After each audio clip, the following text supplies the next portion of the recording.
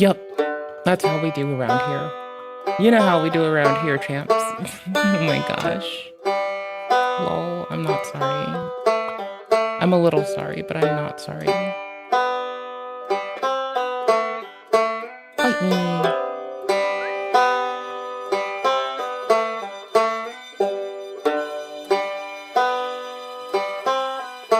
Oh, WSL is mad at itself. Okay. That makes sense. I just reinstalled, of course. No shit.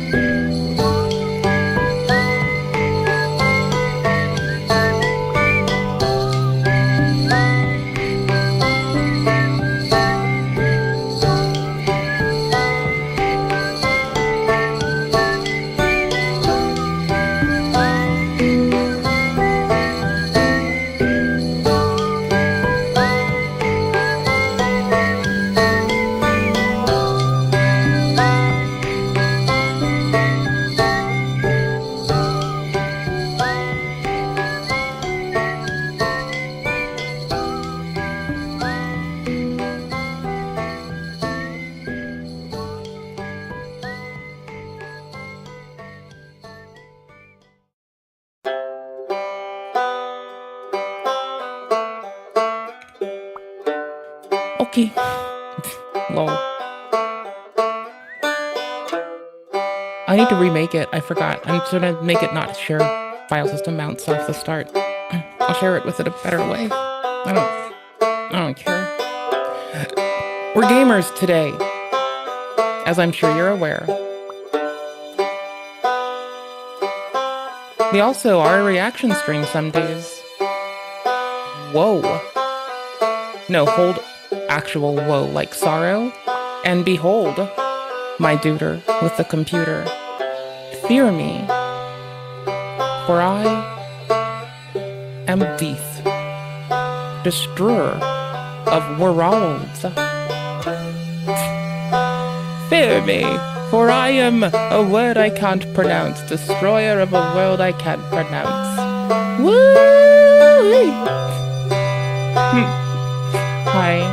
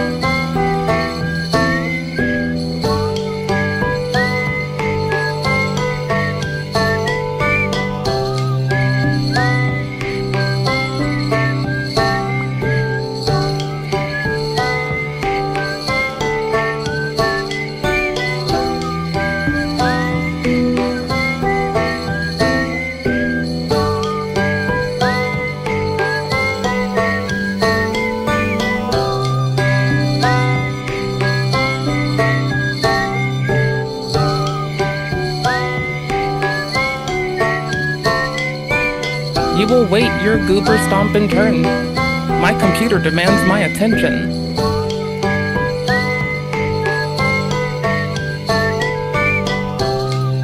It's our associate and our companion, our teammate. What it demands, it gets. Sometimes. Here and there, a little bit. It's not always.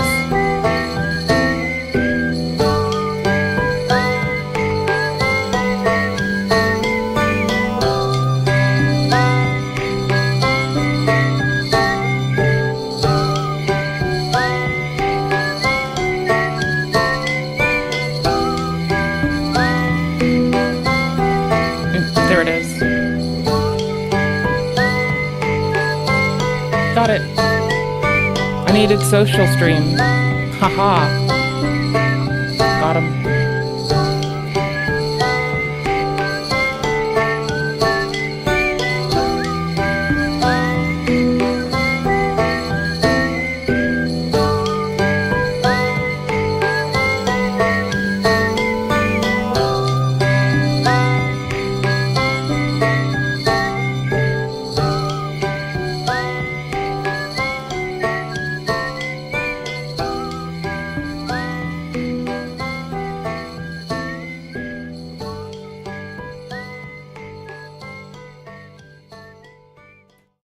Oh, I forgot. I know why this chat's not on screen. It's a very simple reason, and it's kind of pathetic that I haven't fixed this yet. Wrong session ID. That's all. Oops, let me fix this right the fuck now. I got this. Hold up. That way you can see each other as you give me reasonably deserved shit for how much I fail as a person, and a thing, and a creature, and a shithead, and a loser, and a goober. I think it's the right thing to do. It is. It really, really is. It super duper Toledo is. The fuck, brother. Ba-da-ba-da. Ba-da-ba-da. Ba-da-ba-da. Ba-da-ba-da. Ba-da-ba-da. Oh, for fuck's sake.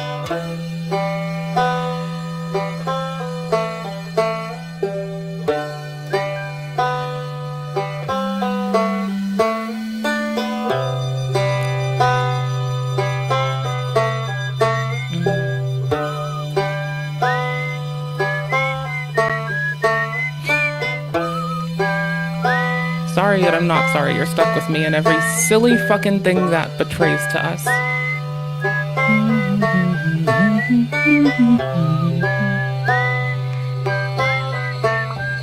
This should streamline it a little faster, honestly.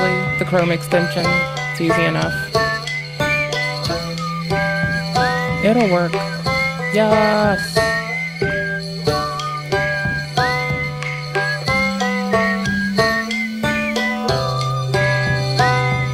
this. What the fuck were you looking at?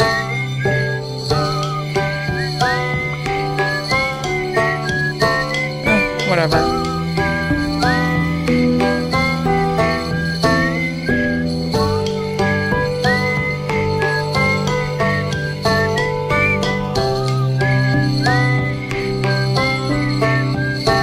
I got it. But does it work?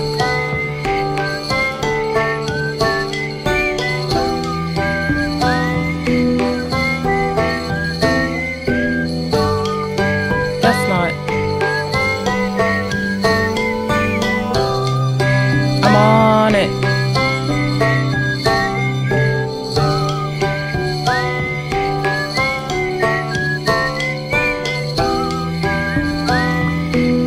Developer mode. Load. Unpacked.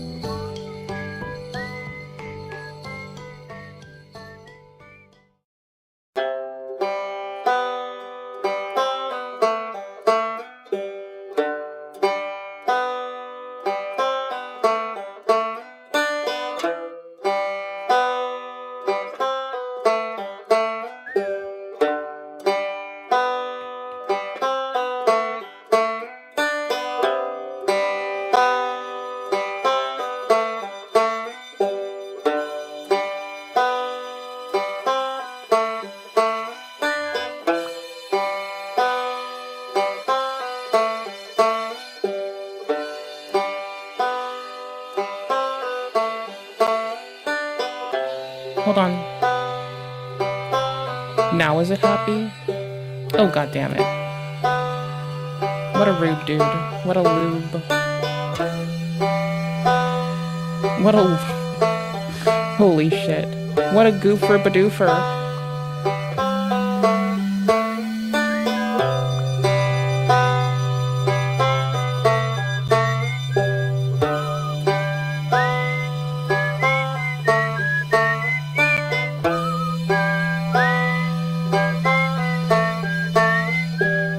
Oh, there it is.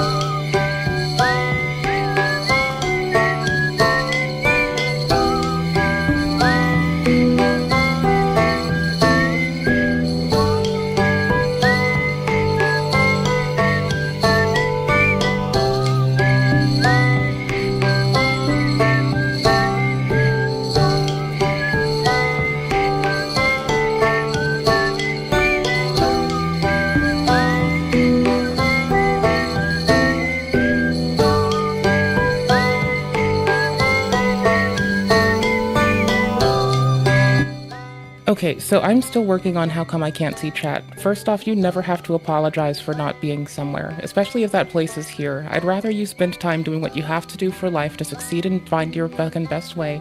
Spend time with friends, spend time with family, spend time studying, do what you've gotta do. Don't you ever fucking worry about not being present for a fucking stream. It's boring as tits here some days. I'm just a goofball, just on the internet doing goofball things. You owe nothing to me. You're a person. All that anyone should... No, just focus on you first. You have to put you first, because not enough people will, and you have to advocate for you. So don't worry about it. You're good. Fret not, fam. I'm just fighting with why chat's not working. So, you know... I have a lot of things that I'm trying to struggle through on my side, because I'm determined to be a nerd and do nerd shit that I think is fun. Yes. Yes. Yes, indeeders. Yes, into absolute deeders. Yes, and dooders, my patooters. I should clear it, right? Okay. Great. I think. What? Bruh. Yeah, no, that should be fine. Alright, does this, like, break my computer? If I do this, how well does it go? Does this destroy every... Do I crash?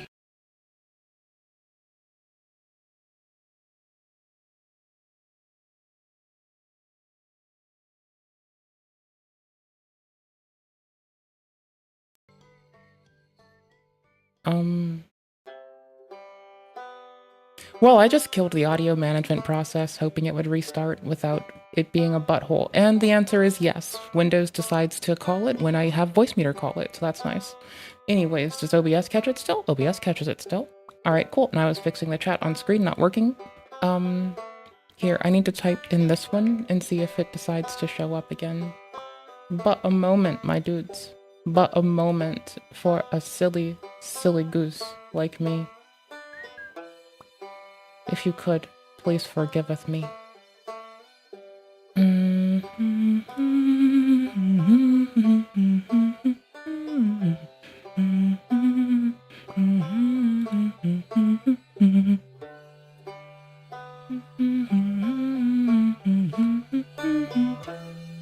Our stream intro is me fixing stuff, me failing as a person. Oh, it double works. Why did this take me so long? I have discovered today that I am an ignorant goofball with no common sense left in me, not a lick of it. Also, my computer was overheating because for some reason the fan wasn't running and it was overheating, and that's why I turned off the other times a few times in a row. So I learned that today recently. I'm proud of us for learning something that should have been very obvious. That's fine. It's not gonna be the only time that I miss an obvious thing and we're just stuck there like, what? Clearly it's not gonna be the only one. And did I stop the chat from hiding? Okay, cool. It's not supposed to hide the chat when it goes to my face. It's unnecessary. I was gonna do that in tune of making a longer chat, but I did not make longer chat. I could make longer chat now, I guess. Yeah, let's make longer chat. Fuck it. Why not? Duplicati. Long chat. Copy. I guess I can't just copy. I have to add source. Browser. Long chat. The name long chat is already in use. What the fuck is wrong with me? Oh, I know why. I'll fix this, hold on. Because it's a scene, and it doesn't, like, overlap. So, long chat underscore source. There we go. And then, all I want to do is add a new There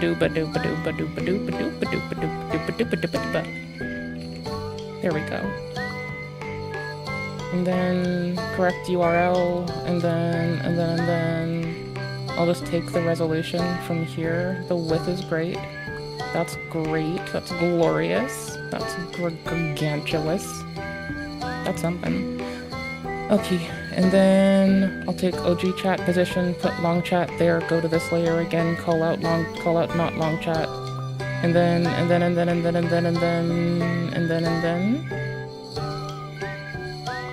and then height. That'll do. Okay, I'm gonna send a test message to quickly flood it with a thing so I can see if it scales right at the bottom and the top. Give me but a second. I'm an ignorant goofer. An absolute booper. Some people would even call me a loser. I'd agree with those people. I think they're the ones that have their head on straight. Everyone else is a little bit silly. We still love them, but a little bit silly, a little bit silly. Stuff happens, so... Yeah, okay. Oh, wait, it's not changing to the other one, because I'm a fucking absolute dumb bitch. Oh my gosh, okay. Hide. Nope. Exclude scene, scene, show cam. Okie dokums. And then add a new. Yes. Long chat. Because it gets a very descript, cute name that makes all the sense. Ignore that. That's technical failure. Alright, so then all I want it to do is source long chat source. Yes, yes. And then move those one over again. Yes. And then hide on, if I, oh my gosh, excluding this one on everything else is going to be the most tedious thing in the whole world. Oh my gosh. Oh my gosh. What in the heck and heck, Becky? What in the heck, Beckhams? Becky, what? Okay, not there. I'm doing it. Fight me. Not there. Fight me. I'm doing it. We have the ability to test things. We will test things. Damn it. Don't do it for that. I don't even share Discord often. I just have a screen. I'll just like crop it on the screen. And not on that one. There. It's done. It is ready. Oops, wrong scene. Boosh. Okay, see? Now I just need to fix that it sucks to resume. It should be none. A bonnet, a bonnet, a boonet, a bought-it, a what? A what? A what? What the fuck? Whatever. Boop. It's inconsistent and not great. And my face is going. There we go. I have a face again! Alright. Hold up. I'm making sure that I'm not, like, missing out on anybody. Okay, cool beans. Great. Great jump in Jehoshaphat's.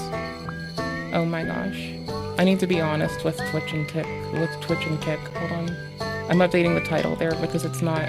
It's distractable reaction stream. It needs to be honest, or else people are gonna feel hoodwinked if they show up here. And then that would be considered rude. If you ask me, I think that would be rude of me. Very, very, very, very rude of me. We recreated Epstein's prison in 3D to show you the top 5 lies hidden in the government's footage. You can get the raw file on Patreon to explore it yourself, and let's jump into it. Lie number 5, you're gonna get a video of the cell. And you're gonna get the video of the cell, and you're gonna see for yourself. Kash Patel, the FBI director, told us that this footage was of Jeffrey Epstein's cell, but it's not. Let's fly over to where Epstein's cell actually is. I've marked it with a green door. Down the hall, we actually see a camera marked in red that wasn't recording the night of Epstein's death, which brings us to our next lie. There was only one camera. There's a video of him. No, not the actual act, but the entire MCC Bay. It was only one camera. Deputy Director Dan Bongino of the FBI told us there was only one camera in the special housing unit, but that's not true. There were at least 2 cameras recording and 9 other cameras that were working but not recording due to a malfunction only days earlier. Now, the official report says that recordings should have been made for about half of the cameras, but in Epstein's block, only 2 out of 11 cameras were recording. Really bad luck, I guess. Now, I should say all the cameras were working before that, at a time when Epstein accused his cellmate of trying to kill him, and this was contradicted by his cellmate who said Epstein tried to commit. Epstein later got put on watch for this event, and we should have been able to get that footage except the prison failed to save the correct file. Prosecutors claim the footage contained on the preserved video was for the correct date and time, but captured a different tier than the one where Jeffrey Epstein was located. It was only one camera. So our deputy director lied when he said there was only one camera. There were actually 11. At least 2 were recording. Only 1 got released. And according to our own government's report, 5 or 6 should have been recording, but weren't. When the cameras were working properly, they didn't save the right files. Incredibly unlucky. But lie number 3, there's nothing unlucky about it because we were told directly that the footage we were gonna get showed there was no one there but Epstein. You're gonna see there's no one there but him. Right. There's just nobody there. So I say to people all the time, if you have a tip, let us know. But there's no DNA, there's no audio, there's no fingerprints, there's no suspects, there's no accomplices, there's no tips, there is nothing. The footage just directly debunks that. There's fingertips because they left prints all over this thing. There are several people who appear in the footage the FBI released, and actually one even appears after lockdown walking up the stairs. The government's report at first called this laundry, but independent experts agreed, according to one analysis by CBS. At 10:38 p.m., the report says someone, probably Noel, carries a bundle of bedding or clothing up the stairs. It's a rare instance the video does catch movement on the stairs, but barely. Let's see that zoomed in. I forgot something before I got up. I forgot that's why I had AFK tent primed. I needed to grab something. I'm sorry. I'll be right back. Please forgive me. Okay, cool. Thanks. I appreciate it. Real chance to be successful in any discipline related to robotics. Why do you have to be a winner? You can be killed. You think it's because dead people make good fertilizer? He was honest, so that's why he wrote nursery rhymes into robotics. Words. I guess sometimes certain things get misinterpreted. Like what? Not sure. He was honest. Just like your father. Just like your father. I was a software guy that built full stack application in many different languages. I just have to be a winner. I just have to be a winner. Be a winner. What do the words mean? Be a winner. These words rule your life. Front end, back end, rule, database, your life, architecture, your life, database. Because of the meaning of these words, you can be locked up until you die. Server communication. And then I branched into software testing. And I branched into mobile.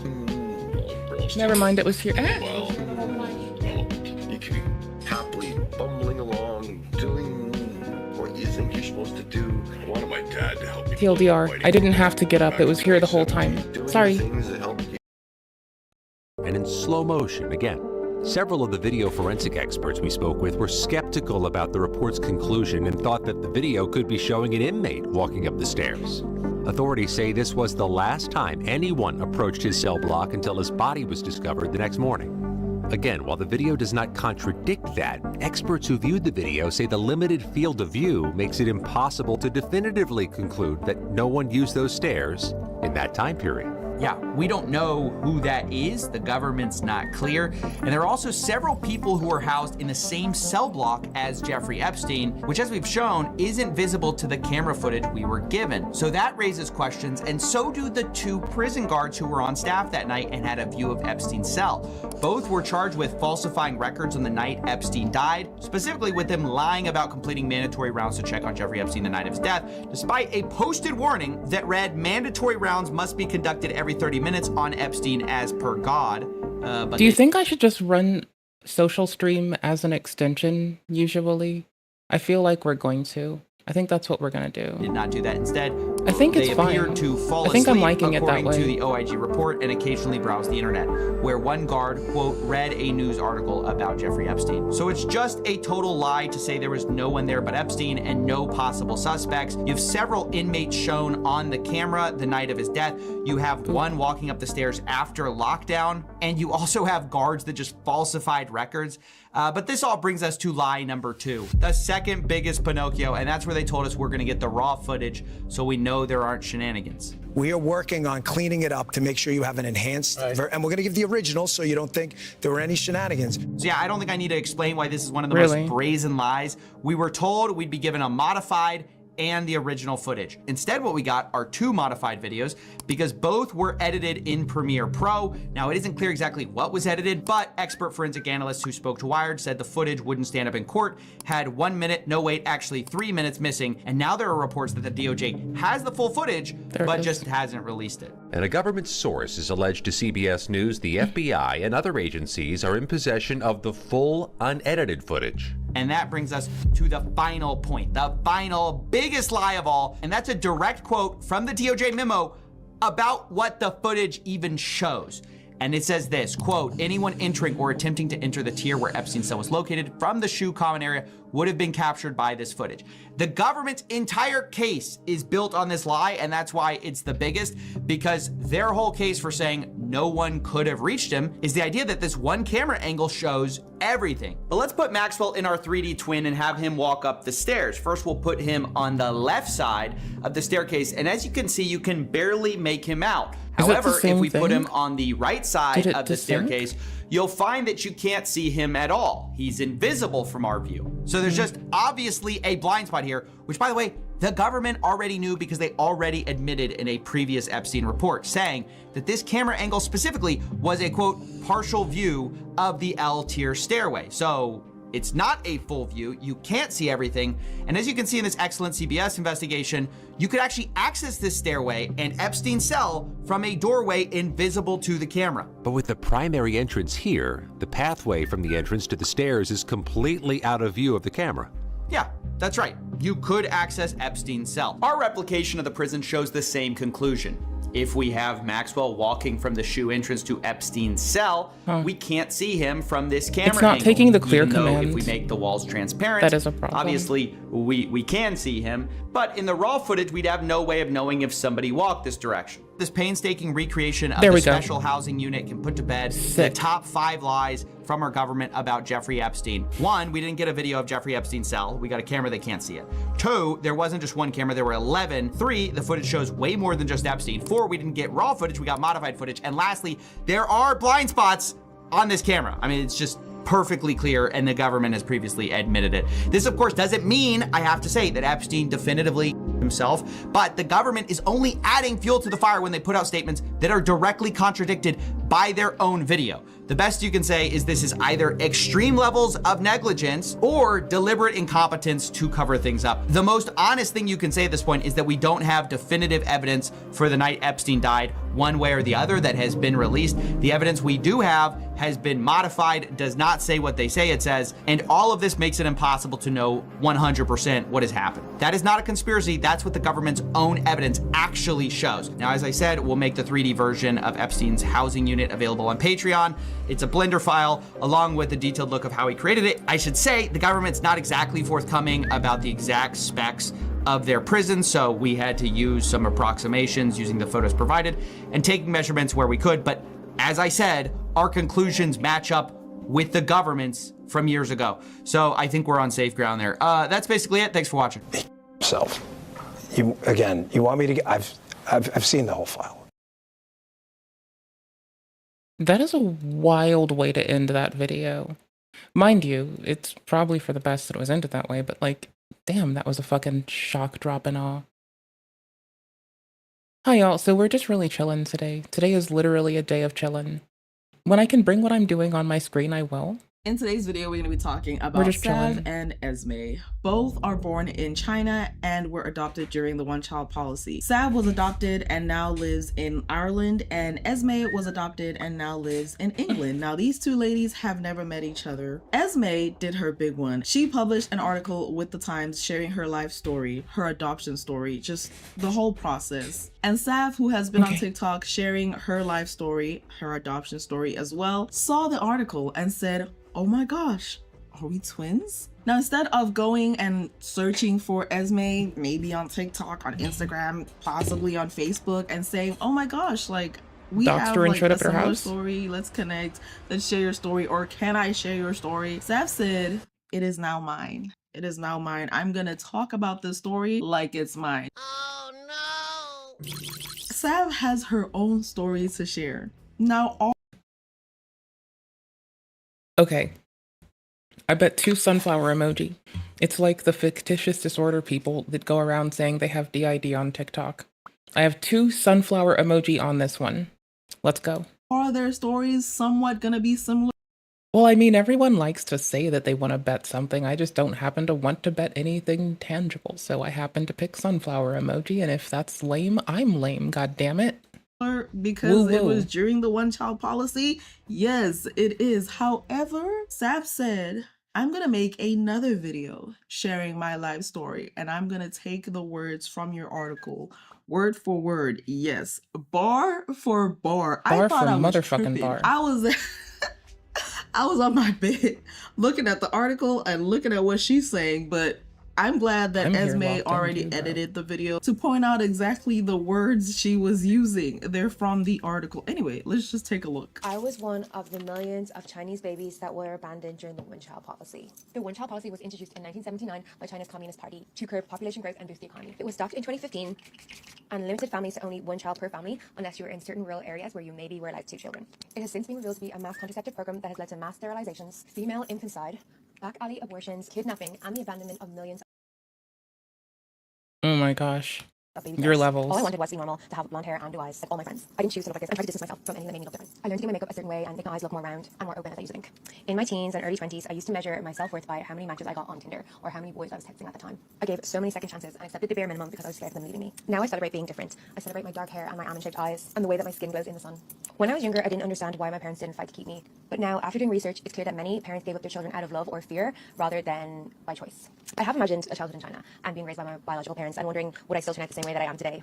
I'm jealous of my friends who can trace back their ancestry to decades ago and people that can know their exact rising and star zodiac sign. I also feel guilty for thinking that, and I'm grateful for the life that I have now. Guilt and gratitude are side by side. The question that comes up a lot for Chinese adoptees is, would you go back to China? Would you find your birth parents? Do you want to find your birth parents? For many of us, our birth parents remain a mystery, and it would be a shot in the dark to try and find them. Part of me is curious, but also part of me has made peace with having unanswered questions. And to be completely honest, I'm a little bit scared of what I would discover.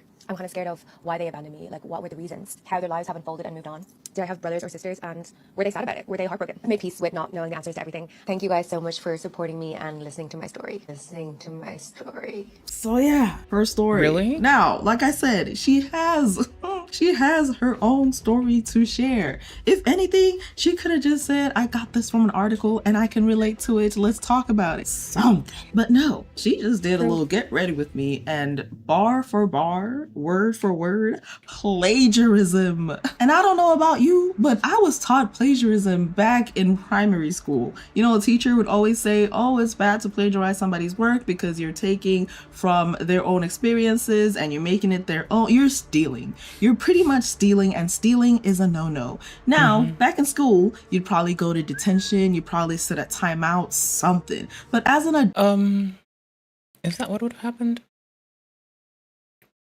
No, someone would have just yelled, because a few of us would like share work through avoidance.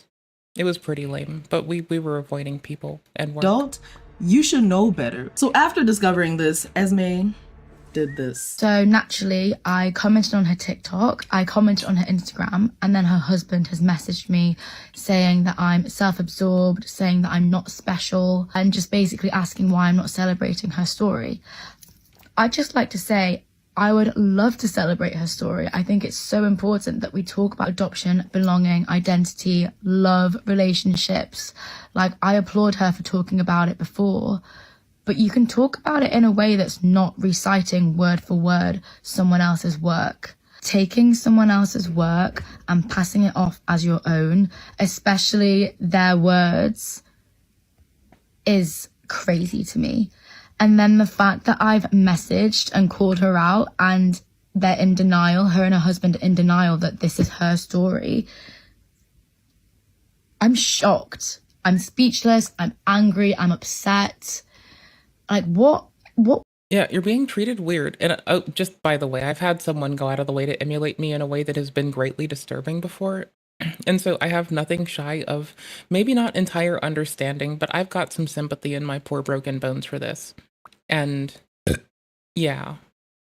World are we living in where you take someone else's work and claim it as your own. You'd be surprised how many people have stolen from other people. You'd be surprised how many brands have stolen from small creators. Now, Sav has 20K followers, I believe, and Esme is about to hit 10K, I believe. And this is important because now you've shared her story with your audience, which now discredits you for stealing her story. And even your followers were asking. Wait, run that back to me. Are we? Has 20K followers, I believe, and Esme is about to hit 10K, I believe. And this is important because now you've shared her story with your audience, which now discredits you for stealing her story. And even your followers were asking you, what is real? Because that is what happens when you What is real?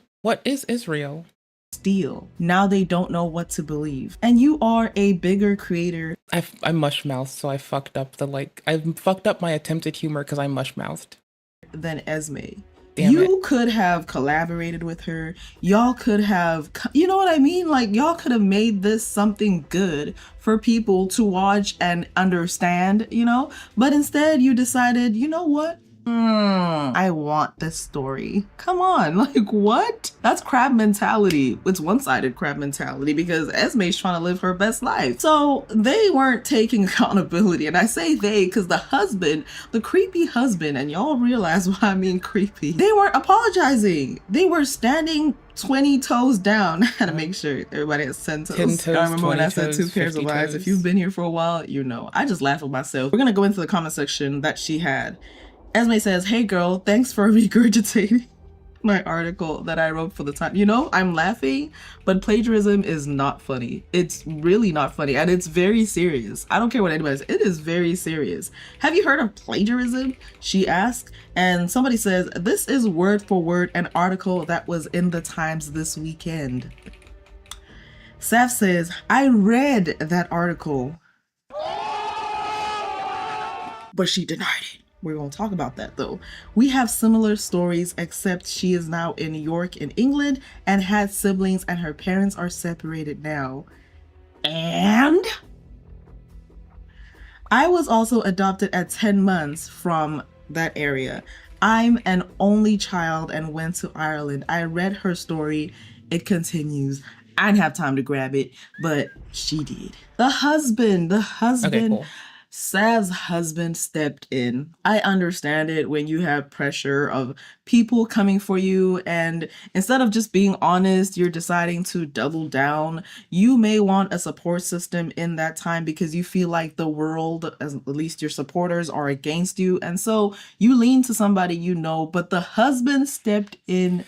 Yeah, I'm sorry. If I'm dating somebody and I'm in some bullshit, I think the last thing I'm gonna want to do is bring them into my bullshit.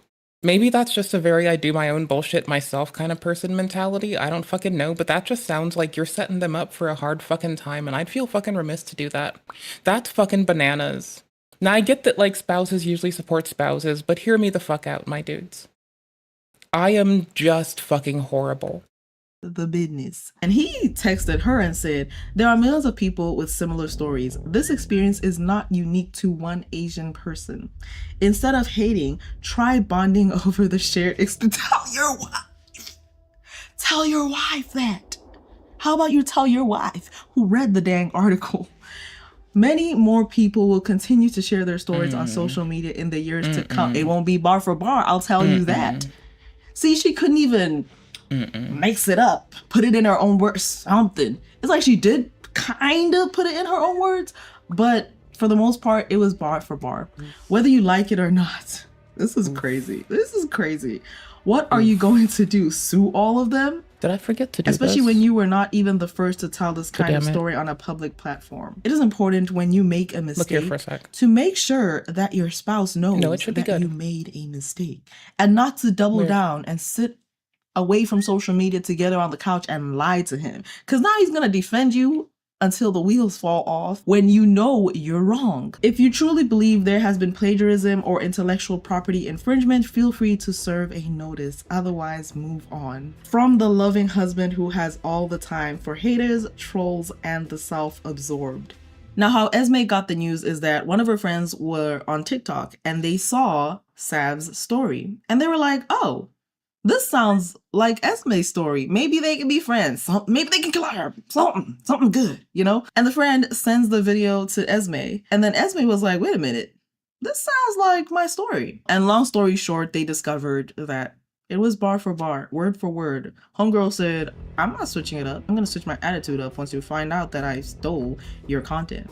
Homegirl has a little knowledge about having things stolen from her, but we're going to talk about that later. Now, Sav saw all the backlash that she was getting, and she had a caption that said addressing the comments. So she finally had something to say. This is how she was justifying her plagiarism. I didn't want to be different. I just wanted to look like everybody else, as most girls do at that age. I actually got into makeup because I wanted to change my Asian eyes. How long did you wait to adopt? He applied during the summer of 1996, and we actually flew out to China in May of 2000. When you look at it, it is kind of northeast. So when they say it's like northern China, it's like the northeast of China. Having to explain to people why I look like this and why I have a completely Irish accent. I really just wanted someone to look up to that wasn't blonde haired and blue eyed. Growing up, there was always a part of me that was curious. On my birthday, I always wonder if they think about me. I wonder if they ever wanted to find me. Can I just I know I say this a lot. I just could never imagine reducing someone to their immutable traits and acting like that's, like, appropriate. Always knew it wasn't a possibility as I was left on the church steps. Kind of short, but she explained this by having a compilation of all the videos where she has spoken about her adoption, her life story. You have your own story to share. It's you acknowledging that you read the article and then soon after making a video that has word for word what her article had said. That is it. That is all. You can have two stories that are similar, but word for word, that's a little fishy. That video is not done though, because y'all remember the husband I was talking about? Yeah, he had something to say. Well, he first stares down the camera and then is given the opportunity to speak. So recently I've been getting a lot of comments, so I'm going to address them now. So the problem is her story and her experience is also my story and experience. I was adopted from Wuxi, from Jiangsu province at 10 months old also. It is also very common for adopted children to have gone through all these feelings and experienced bullying. I swear to fuck, I think I remember hearing this very thing before. My audio is weird. Hold on. I have talked about my story previously in videos. Okay. Yeah, no. In 2024, and I've also talked. I just have to compress them extra. Okay. That's totally fine. That's okay. That's great. This is fine. Talked about the one-child policy and its. I don't know what he thinks he's doing. We're just. Dun dun dun dun dun. What are you doing, sir? Are you trying to be tough? Are you trying to scare Esme? Like, I don't get it. That's weird. That's really weird. He's just there. Your name was not mentioned not once, but here you are. Repercussions, which I have added at the beginning of this video. I saw some comments saying that I'm getting paid for these videos. No, I am not. I did not steal her story or benefit from any compensation. Hello, everyone. I am the husband, and What the fuck is your name? I don't know. I didn't ask for your fucking job description. Like, what are you, the husband? Okay, I'm the fucking spinster bitch. What do you fucking want from me, brother? Like, what the fuck are you gonna do? Are you gonna be a hard ass now because you got all this fucking ink and with a fucking, like, adorable face? my wife didn't steal anyone's story. This has forever been her story. I just find it outrageous that someone would say that she stole a story. I'm still miffed and upset over the, hello, I'm the husband. Like, no, just announce yourself, brother. No one gives a fuck what your job description is. Now go back in the kitchen and make me a sandwich, dude. Shut the fuck up. Similar circumstances. There were millions who were adopted during this time, and probably millions who have the same story. You can fact check with the dates in all these videos. To say that my wife stole all the stuff she's been posting for the last 2 years from an article that was posted less than... See, I would get this if they were in the right, you know? Kind of like a double whammy. I got my husband and me here proving that we didn't do anything, or she didn't do anything, whatever. But She knows. She knows. A week ago is, it's insane. You know, I mean, there's not much to say aside from the fact that I say like and as much as the next person. people are out there trying to. But it is frustrating. I'll give it that. And who stole I'll stand by their that. entire identity and story from someone is insane. When the dated proof is there, that my wife has been talking about this for almost 2 years now. Hold on. I mean, like 36 plus videos. I'm having 36 big videos girl are just fucking thoughts. what she has in an adoption album. I don't know how else to put it besides that this has forever been my wife's story. Honestly, the issue I see got it. here is honesty on Sav's side, because what is happening now is that you are telling your husband you didn't copy, you've always done this, and all he knows is, okay, maybe you didn't even tell him that you read the article. Okay, maybe you didn't do that. Or maybe she did say, I mean, I did read the article, but it's still my story. It's a similar story. I didn't copy it. It just happens to be the same thing. You know what I mean? And now he's on here looking a fool and doubling down on the entire situation. And he doubled down.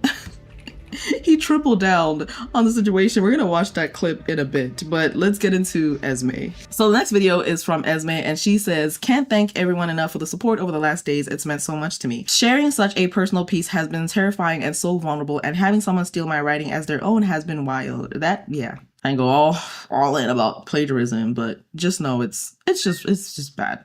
Would love for everyone to read my words in the Times link in bio, and I'll also link it in a pinned comment. The past 24 hours has been actually insane, but I just wanted to thank everyone for being so supportive and so kind and just backing me. I can't believe that my video has got over 1 million views. The Queen Julia Fox liked it as well. I feel really starstruck right now. I watched her response video this morning and it's just baffling. Like, I can't believe that they're spinning the narrative that this was her story and she's spoken about it before. Like, that's great. Like, I love that. That's not the point. The point is you've retold your story using my exact words, and that's plagiarism. I feel like I've really tried to laugh this situation off, but on a deeper level, it is so frustrating to put in so much time and effort and emotion into a piece that's so personal and then have someone lift extracts and almost force it to fit their own narrative. It's insane. Anyway, update is that the Times have emailed TikTok and TikTok have taken down the video. So yeah, thanks everyone for the support, and read my article on the Times. So yeah, the only reason the video was taken down was because the Times wrote to TikTok and TikTok took the story down. So if it wasn't for that, she wouldn't have done anything. Now, she did issue an apology, and then the apology went away, but then it came back. I think she archived it and then put it back. And this is what Sav had to say. Hi everyone. I've reached out to Esme to apologize to her personally, but I owe you guys a big apology too. What I did was wrong and I'm sorry. I've done some reflection and I'm deeply sorry for using some of someone else's words in a video to tell my story. I have of course taken down that video, and I'm really sorry. It was wrong and I did not mean it in a malicious way. I am really sorry for the hurt and upset that I have caused, and I'm sorry for casting a shadow over my true lived experience and anyone else's true lived experience as an adopted child. All of the experiences I've spoken about were true. I did not steal her experiences, but I did take some of her words, and for that I am wrong, and I will do better in future. And that is it. That is all you should have did. Just apologize, take the video down. You didn't take the video down. You only took it down because it was forced to be taken down. But you guys can have the same story. You can have the same shared experiences. Word for word, bar for bar is almost never. Almost never. I think this is just a life lesson for a lot of people. If you are inspired by somebody else's content or whatever, get inspired, but make it your own, you know, like twist it into your own or something. I've seen so many people create, let's say, AirPods, and the other person also creating AirPods, and they have no idea, and they finally meet and they realize, oh crap. In this situation though, that wasn't it. It definitely wasn't it. This was bar for bar. Sab was taking notes like, But she apologized. And a lot of people weren't satisfied with her apology, so that she was looking away. It looked unpleasant. My thing is, she apologized. I wish she would have done it sooner. Just take accountability. Swallow that accountability pill. I have water if you need it. I don't know It is why. a tough pill to swallow for a lot of people, but I said it time and time again, and I'll say it again. I'll say it all the time, actually. It will either break you or it will build you. So always make sure you take accountability. Now, the wife has apologized.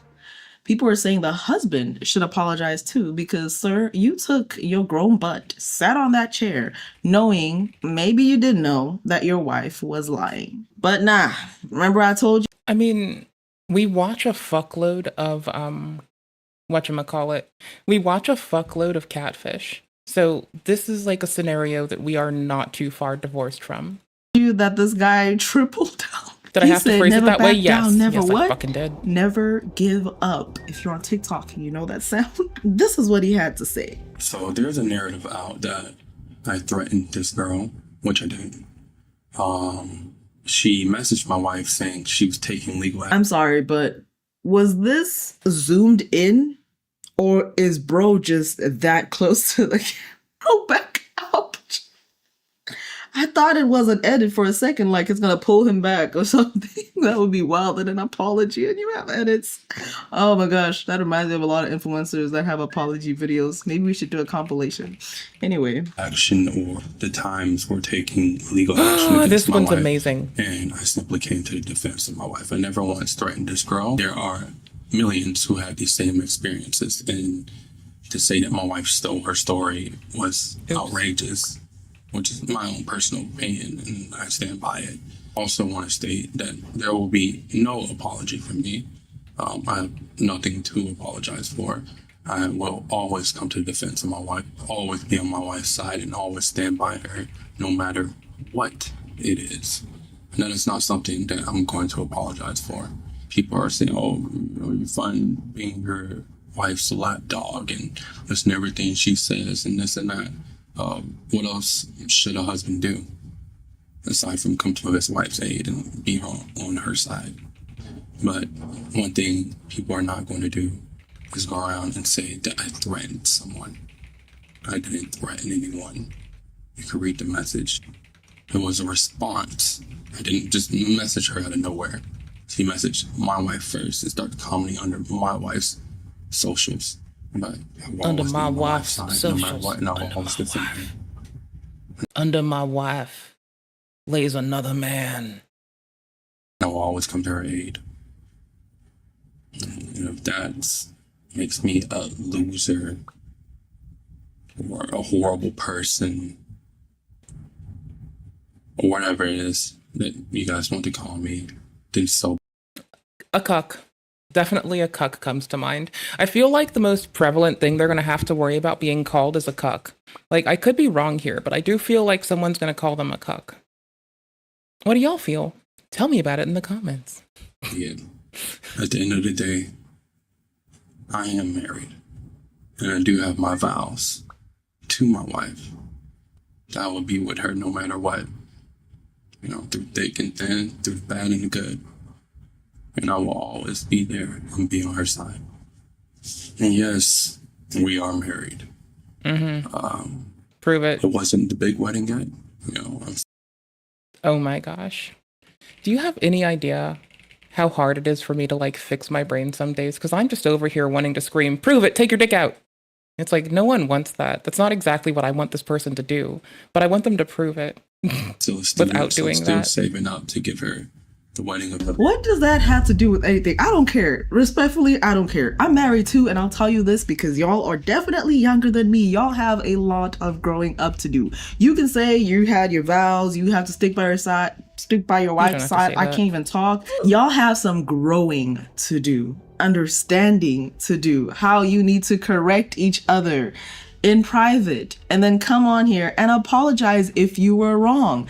Correct her, teach her if she doesn't know, and for her as well, correct him, teach him. Don't embarrass him in public, but also honesty is always going to be the best policy. So it all goes back to Sav. When y'all sat down, if y'all sat down in y'all's living room couch, on the floor, in the garden, wherever, on the freaking roof, the garden somewhere, of Ed was she honest and the garden of Ed and Eddie? I'm not sorry. I have no regrets and I refuse to apologize for this. I read the article. I did the video. I'm embarrassed that people are catching up to my plagiarism. What should I do? Did she say that? Or did she come to you already defensive with her evidence? You could be married and all of that, but honesty will take you a very long way. And I don't just say that. I'm saying it because I've seen it through the lenses of other people. Disrespectfully, with a teeny bit of respect because you're human, grow up. Now, y'all remember in the beginning, I said I'm going to have the machine try to audit my stuff. I told it explicitly not to edit anything. Let's see how quickly it breaks that. along the lines of, you know how it feels to get something stolen from you. Homegirl has a little knowledge about having things stolen from her. I want to thank my Anti-Delulu members for always showing me love. And if you would like to enjoy early access to my videos, make sure that you hit the join button. If you are on your last oodles and noodles, don't you dare touch that button. Don't have FOMO. You'll be okay. The video will come out eventually. Now, this is an unfortunate event and I'm really sorry that it happened to you, but I just want your husband to go back and watch this video if he has it. Where, actually, let me have you say it. Guys, I just got robbed. So I literally had my stuff in my locker locked. And I came back to get my stuff to go home and it was gone. I know this is almost different, but honestly, it's not. Because plagiarism is the very same way. You have safeguarded your things in a locker thinking you're good to go. And then somebody comes, runs in, and grabs your stuff from you. That is exactly what y'all did. Y'all, because your husband decided to put himself into this. That's what y'all did. When y'all decided to make the Get Ready With Me video and y'all decided to take extracts from her freaking article and y'all decided to hit post together. Y'all are a unit, right? Okay. Maybe. Then I'll say y'all. It ain't just Sav, it's the husband too. So I emailed Flyfit about getting reimbursed for the things that were stolen out of my locked locker. And this is his response. So basically it's saying a whole lot of nothing. Now the video continues, but I really wanted to focus on those two parts of it. How she went through a lot of things in order to make sure that they get CCTV. They try to see who did the thing and she either gets her stuff back, some satisfaction, something in return for what was taken from her. It's almost like Esme was doing the same thing when she was reaching out to y'all. Nah, it ain't to Sav anymore because bro decided to put himself in the equation. So yeah, shut up, take accountability, just be honest, and continue living your life. Apologize when you're wrong. It is a hard pill to swallow, accountability, especially when you have doubled down, but I'm honestly glad that your wife was able to actually stand on top of accountability and apologize. You, on the other hand, you should have never been part of the equation. Goddamn, bro. We wanted to watch this. Give me a second. Tits. Give me a second.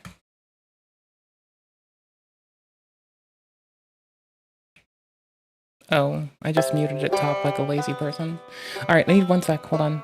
And that's not only a sec, I need time to do a thing real quick, but the point being, I appreciate you all immensely, and I get that you're tolerating me, and maybe, just maybe, I don't deserve such a thing. But, gleeful to know y'all. So ha ha ha ha ha.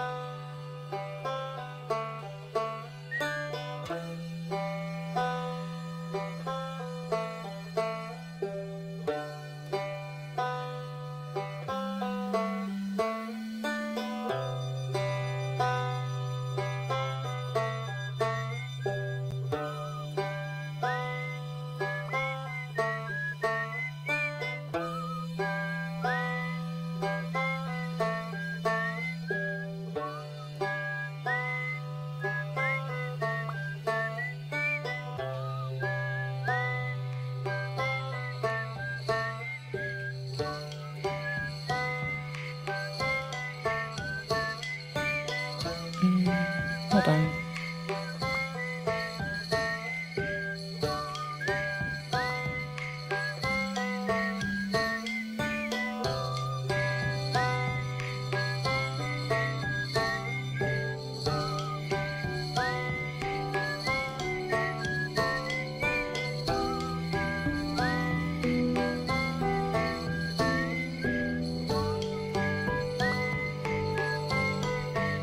Well, I don't want to be entirely distracted. I know I named the stream that, but like, I'm not trying to only be distracted. To be fair, I do like being a silly gooser, and I like the shit that we get our fingers into.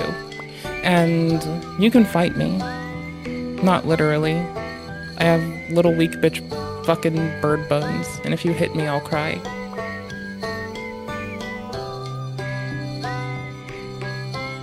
Old A to Z man. Never a fucking... I remember that. Oh.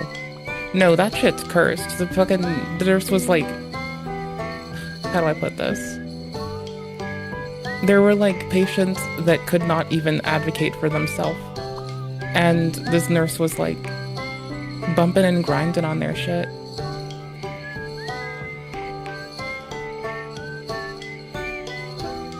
Okay, what? Johnny Somali came to Korea with the obvious intention of making clickbait videos to promote his provocative channel. Today's just this day. I'm not sorry, but I am sorry. Will be fined $36,000. And he also made a deepfake video where he was making out with one of South Korea's biggest celebrities. This American influencer wants to be famous, but now he's probably going to prison.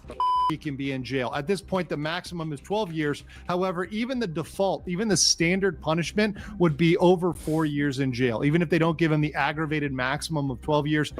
Guys, Johnny Somali is now at the final stage before going to prison, and this time his situation is getting worse than before. His lawyer is now in trouble, and Johnny Somali's minimum jail time could allegedly be 5 years or more. But the big issue is that all of the media and people are now criticizing him and expressing concern. He was living it up in South Korea until he went up to these statues. They're called the Statues of Peace. Johnny Somali actually has no chance to escape by hiding from people or trying new tactics. Everyone's eyes are now on him. So what's actually going on with Johnny Somali right now? Let's break it down in this video.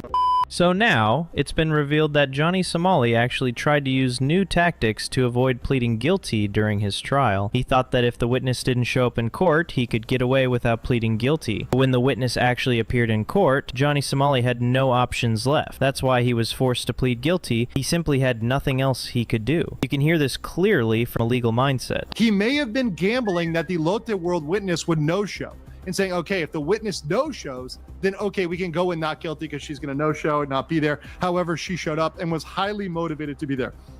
So big shout out to Lotte World, big shout out for filing this charge. So because he changed his plea from guilty to not guilty, he now has 6, count it, 6 confirmed guilty charges. 4 obstruction of business and 2 minor crimes act. So he is a confirmed repeat offender, repeat criminal with all of these. And once again, each charge stacks up the amount of time he can be in jail. At this point, the maximum is 12 years. However, even the default, even the standard punishment would be over 4 years in jail. Even if they don't give him the aggravated maximum of 12 years, the standard, the non-aggravated, is 4 years and some change in terms of months. So Johnny Somali. We've been here before. We're well aware of this. No minimum sentencing law guidelines, only upper bounds. Woo-wee.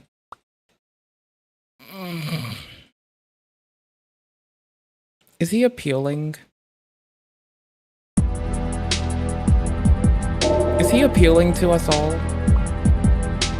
Hello, you absolute legends. The Egyptian Temple, or simply Egypt as we speedrunners call it, is the second bonus level and the final level of GoldenEye 007, and in my opinion is one of the coolest levels in the entire game. It has what is probably the game's only real puzzle. It contains one of the most iconic weapons in the Bond franchise, the Golden Gun, and if you can beat it in less than 6 minutes, you unlock what I think is the most fun cheat of all, the All Guns cheat. There are only 2 objectives: recover the Golden Gun and to defeat Baron Baron Samedi. These two objectives seem to work hand in hand, because the Golden Gun is the strongest weapon in the game, and Baron Samedi is the strongest boss in the game, who has an insane amount of health. Trying to kill him without the use of the Golden Gun is not recommended, especially on the harder difficulties. In terms of speedrunning, Egypt is easily one of my favorite levels. Despite the level seeming to be rather simple on the surface, over the years it has had a surprising number of incredible discoveries, and Egyptian speedruns showcase some of the coolest and most difficult techniques GoldenEye has to offer. And in April of this year, the player Chris G set a brand new world record for Egypt on the Asian difficulty, and the run is beautiful. I've always wanted to talk about Egypt speedruns, and this is the perfect opportunity. So in celebration of this new world record, we are going to take a look at the history of Egypt speedrunning and learn why this new world record is so amazing. I really hope you enjoy.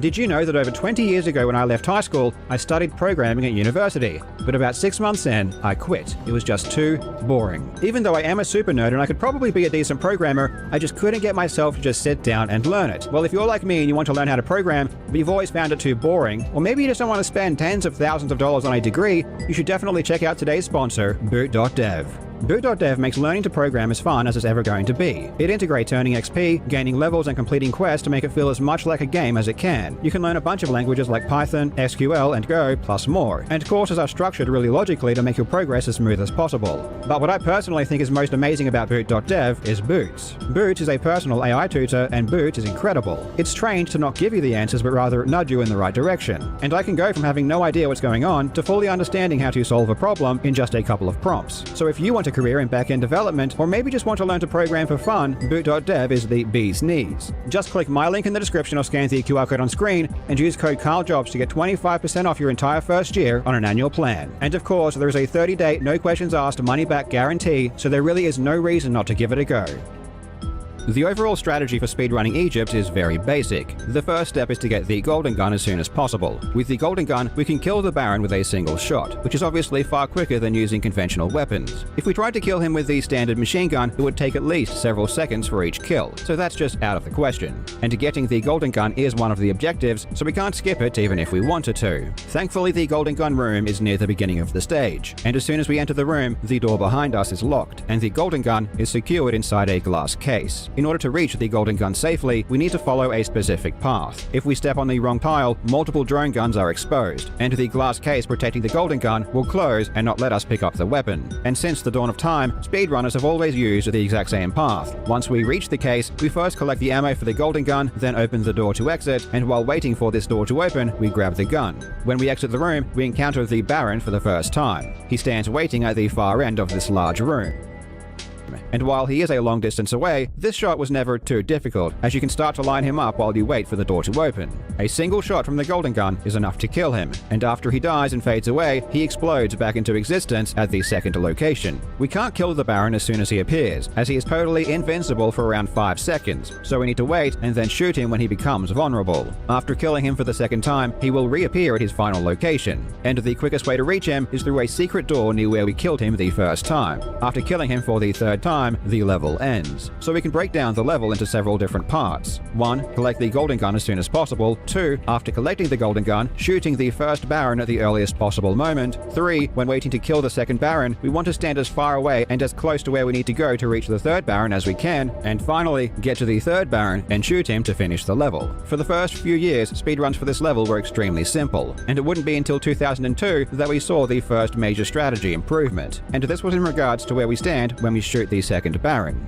Since speedrunning began, speedrunners always stood to the left of the pillar that blocks our view to where the Baron is standing. This is a bit inconvenient, because once we shoot him, we need to go back in the opposite direction. So ideally, it would be much better if we stood on the right side and much further back. And indeed, in early May 2002, I was the first speedrunner to realize that you could just shoot him from this more optimal location. This was a pretty huge discovery, and saved at least a second compared to standing in the traditional position. And I used this new strategy to break the world record and achieve a time of 48 seconds. The obvious question becomes, why on earth weren't people doing this already? Honestly, this seems like a ridiculous thing for people to overlook for 5 years. But there is a good reason, and it has to do with what the Baron does when he spawns. When the Baron spawns in, he is facing the opposite direction towards the back wall. However, he is also programmed to always be facing towards Bond's position no matter where you are. So after he spawns, he will then turn to face you. And here is where it gets a bit more complicated. If there is no direct line of sight between you and understand the Baron when he spawns. For example, if there is a solid wall between you and him, he will turn on the spot and remain in place. If this happens, there is no way to shoot him at all unless you get right into the room where he is and stand off to the side. Otherwise, the pillars will obstruct our line of sight. This is why everyone used to shoot him from here. However, if there is no wall between you and the Baron when he spawns, instead of turning on the spot, he will walk in a half circle. This causes him to move about a meter from his original position. And if he does this, it is now possible to shoot him from further back. So there are a combination of factors that led people to not realize this optimal strategy until 2002.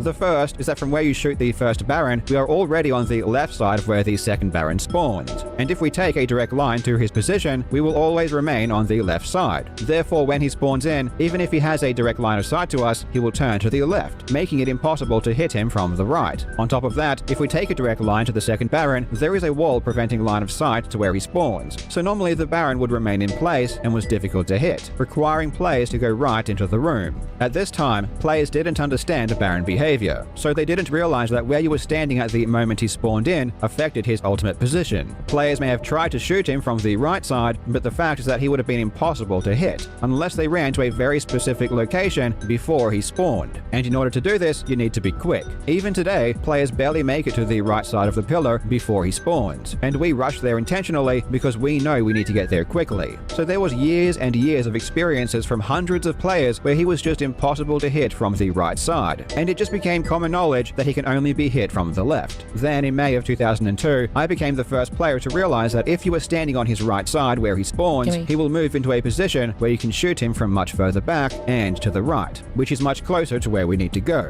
After this, there were basically no strategy developments at all for over a decade, and yet the record was lowered from the 48 I achieved in 2002 to 45 seconds by David Clemens in May of 2008. And there were two major variables that resulted in this 3-second drop. The first comes down to pure technique, and David's run is incredible. For example, just from entering the Golden Gun room to shooting the first Baron, David gained around a full second over my original 48. And this is just because of better strafing. So for what it's worth, he is giving up his hat in being like the best GoldenEye dude. He got to sit on top of the leaderboards for a long fucking time, and this is him having to retire it to someone.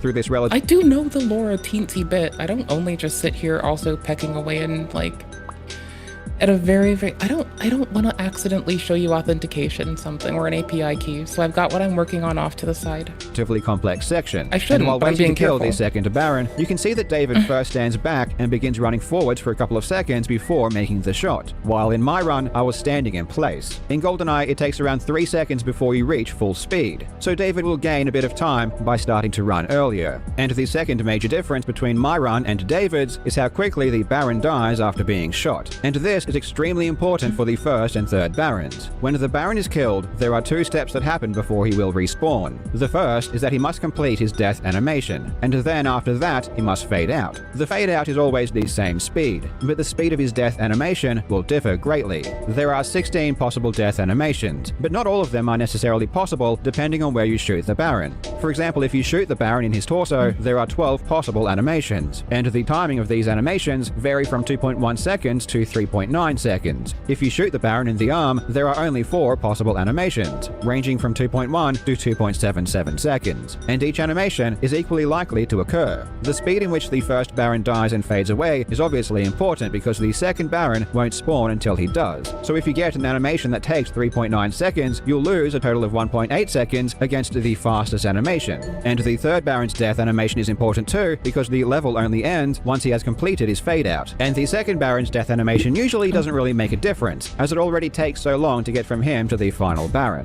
David's run was amazing not only because his technique was excellent, but he also had the fastest death animations on both the first and third Barons. On the Agent difficulty, you need a body shot to kill the third Baron with 1 bullet, which, as I said before, has 12 possible death animations. And on David's end screen, you can see the rest of his hits were limb shots, giving him a 1 in 4 chance of the best animation. So combined, in order to get the fastest deaths, the odds are at a minimum 1 in 48, create. And at that time, with the strategy used, getting a time of 45 seconds basically required the best death you can get. So you can imagine how difficult it was to get this time all the way back in 2008. Comparing this to my run, I lost 0.8 seconds on the first Baron and around 0.2 on the third Baron, for a total of 1 second lost. And the rest of the time loss was just from suboptimal technique. And for years, even after David's run in 2008, the level really didn't change. But then from 2013, a host of strategies would begin to be found.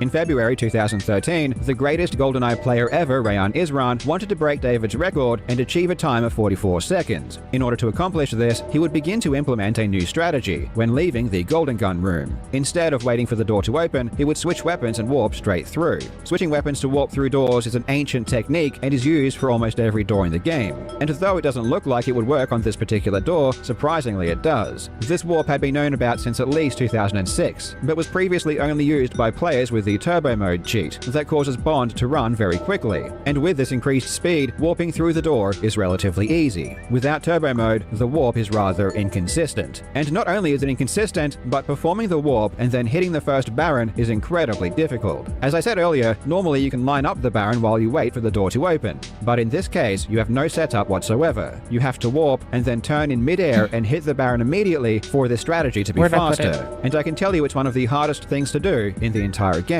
as the Baron is a tiny target from that distance. Using this strategy, Rayan was saving around 0.7 seconds, which was barely enough to make 44 seconds theoretically possible. He would manage to tie 45 at least 20 times during this grind. But executing the warp, which is extremely difficult, and getting the best Baron deaths in the same run was just too much. Rayan would also begin to implement a slightly improved method of killing the second Baron as well, which involves strafing against the pillar. If you use the strategy David used, there is enough space to run for about 2 seconds before you need to shoot, which means there is an entire second before you reach full speed after shooting the Baron. If you strafe against the pillar, you can reach full speed before shooting, which would save around 1/10 of a second. However, this strategy is also much more difficult, because the side of the pillar that you can actually run against is rather small, and it's very easy to slide off. In 2014, the strategic genius Henrik Norgren discovered that you can crouch underneath the door leaving the Golden Gun room in order to get through quicker. This allows you to shoot the first Baron about 1/3 of a second earlier. This new strategy led to a bunch of players getting 45, and at the same time, we also saw a huge increase of runners start to play the level with the 2.x control style. This is where you play using 2 controllers. It's much more difficult than using 1 controller, but it lets you start the level at full speed, saving around 1/3 of a second. A few days after discovering the crouch strategy, Henrik also discovered that you could switch weapons to warp over a trigger in the Golden Gun room to keep a straight path instead of needing to go around. By looking at this map of the room that Henrik made, you can see all of the triggers that would cause the room to fail.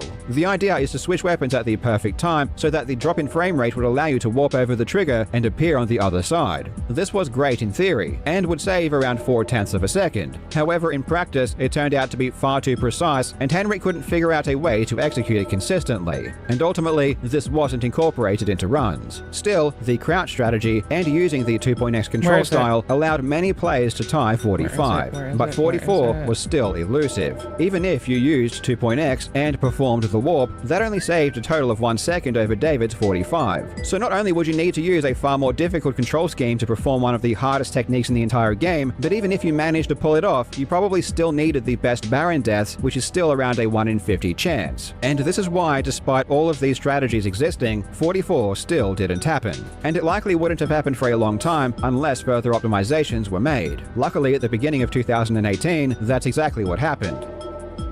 In January 2018, I began to play the level to see if 44 was possible. I had seen Rayan Isran perform the warp before, and I wanted to see just how difficult it was. And while the warp and shot at the first Baron was indeed very difficult, it wouldn't be long before I realized there was a huge flaw in the way Rayan had been executing the strategy. It was clear from Rayan's previous videos that he was pressing B to open the door before he was pressing A to switch weapons. This is understandable, because that is how almost every single door warp is done in the entire game. If you switch weapons earlier, the gap is usually too small to warp through, and Golden... Sorry, so I'm just like dangling my thing across the screen. It's like, okay, so I'm moving a lot of the stuff to like not my house, just so I can work on good practices.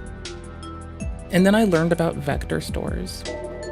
And so I'm just running a lot of nonsense in Docker for the moment, because it's a good way to sketch something out and get a figure for it. It's really simple and pretty hard to fuck up.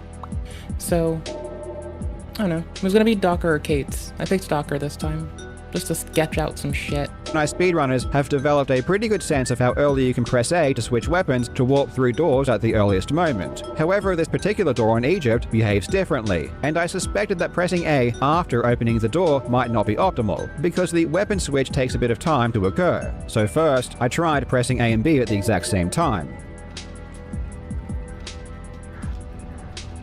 Oh, dude! Okay, Ace, can you clip that? That was like a fucking A and B at the same time warp. This ended up working, and was slightly faster. And then I realized you could even press A to start switching weapons well before you even reached the door. This meant that almost immediately after pressing B to open the door, you could warp through. The only trade-off is that trying to warp the door this early makes it far more inconsistent. However, it was now significantly faster than the way the warp I'm enjoying his speedrunning content. I'm sorry that we're being a loser at the moment.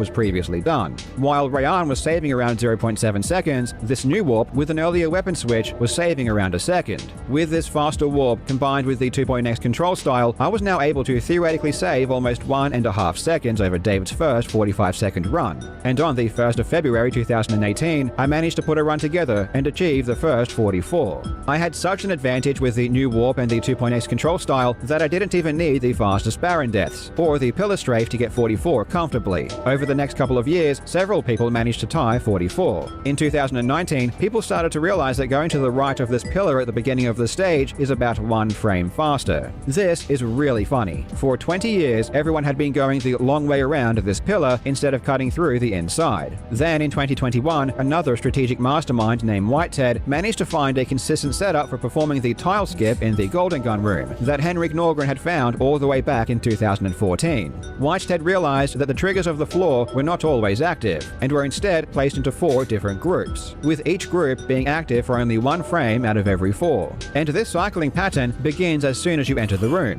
So by using this knowledge, he developed a movement pattern that enabled you to get through half of a trigger while it was still inactive, and then you only needed to skip over the second half by switching weapons. This meant that the drop in frame rate by switching weapons provided plenty of time to reach the other side before the trigger became active.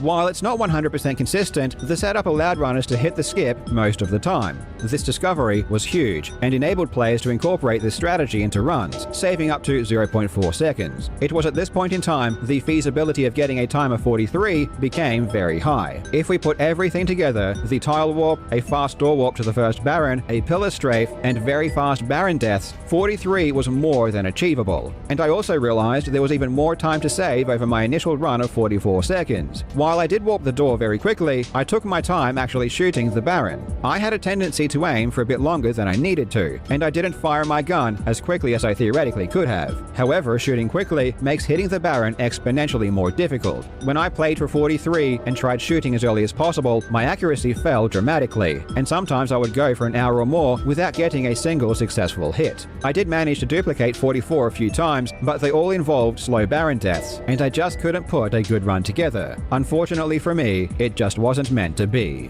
But after 4 months of grinding and duplicating 44 a total of 26 times, the runner Chris G would be the man to do it. And on the 28th of April 2025, he achieved this run.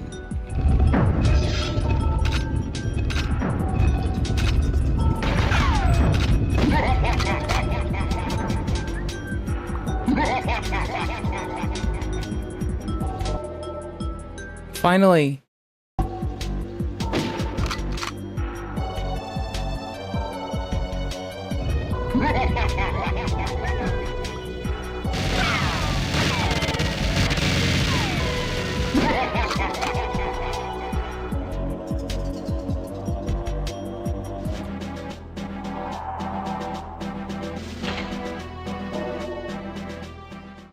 This run is truly beautiful. I've been envisioning 43 since 2021, and it's amazing to finally see it happen. From here, I'm not really sure if a run of 42 is even theoretically attainable, unless something else is discovered. It seems like the only way any significant time could be saved would be by figuring out a way to kill the second Baron earlier somehow, though this might just be physically impossible, so it's likely that 43 will remain the record now for a very long time. A huge congratulations to Chris G for this amazing new world record. Thank you so much for watching, you legends. I hope you're having a fantastic day, and I will see you in the next video.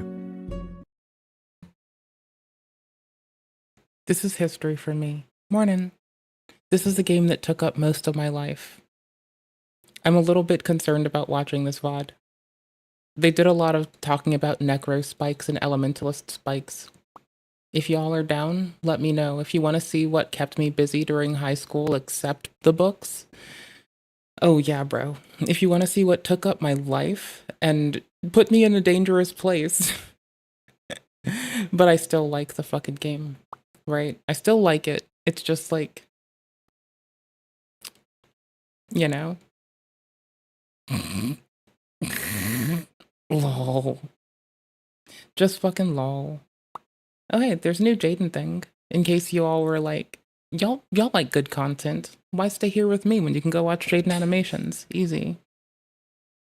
Oh my gosh, no, not again. Now, this is a shitty situation. It seems that no matter how good people are at the games they play, some just cannot resist the temptation to cheat.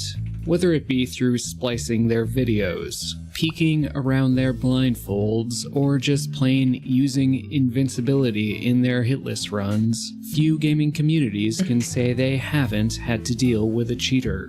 The Hollow Knight community, thankfully, hasn't had to deal with many. In fact, in my numerous years as a Hollow Knight speedrunner, I can't recall any instance. It's such a fun game. Of someone I've never speedrun it.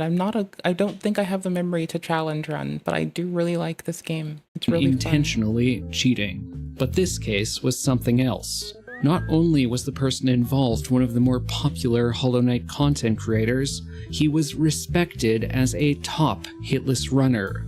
His trick to beating bosses hitless? Using invincibility.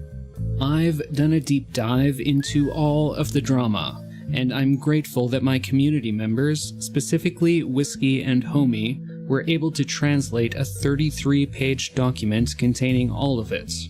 But before we dive into the drama, some background must be given. The Pantheon of Hollownest, colloquially known as Pantheon 5 or P5, is the toughest unmodded content in Hollow Knight. It's the final challenge in the final DLC of the game. It's a boss rush containing 45 bosses total, and although it was challenging on release, Pantheon 5 has since become a playground for challenge runners. Players seek to get the fastest times, beat it with the most restrictions, or finish with the least amount of damage taken. The highest, most prestigious accomplishment of all being completing Pantheon 5 in its entirety without taking a single hit of damage. Finally! Fucking finally! Pantheon challenge runs are what the Chinese Hollow Knight community show the most respect for. The Chinese community lacked easy access to speedrunning resources, such as programs, mods, and guides, and as a result never developed as much of an interest in full-game speedruns as the Western community did. The first Pantheon 5 hitless run was completed in just over a year after the Godmaster DLC release, a feat referred to in the Chinese community as R5, or Radiant Pantheon 5. It was completed by a player who you might not have heard of, Black Moon, who has actually completed the challenge a staggering 3 times, on top of holding speedrun world records for Pantheon 5 with no bindings and with all bindings. Impressively, 11 people have completed Pantheon 5 hitless today, and 8 of them are from the Chinese Hollow Knight community. But if you were a member of their community, you might be a little confused by this list. Isn't someone missing? This player, Shi Mianye, meaning Snow Cotton Leaf, or as Westerners know him, Cotton, was one of the most respected players in China. Cotton is known for being the first, and to this day only, player to ever defeat any Radiants, a modded boss which was quite literally designed to be impossible. But his most renowned feat is being the second player ever after Black Moon to finish Pantheon 5 hit lists. So why isn't he on the leaderboard? Well, it's because he's a cheater. On January 5th of this year, I was contacted by a respected member of the community, Methyl Palladium, also known as Templari in the Chinese scene, who at the time was the 4th player to complete P5 hit lists. It was concerning a post from a player who, oddly enough, was mainly known from the Celeste speedrunning community.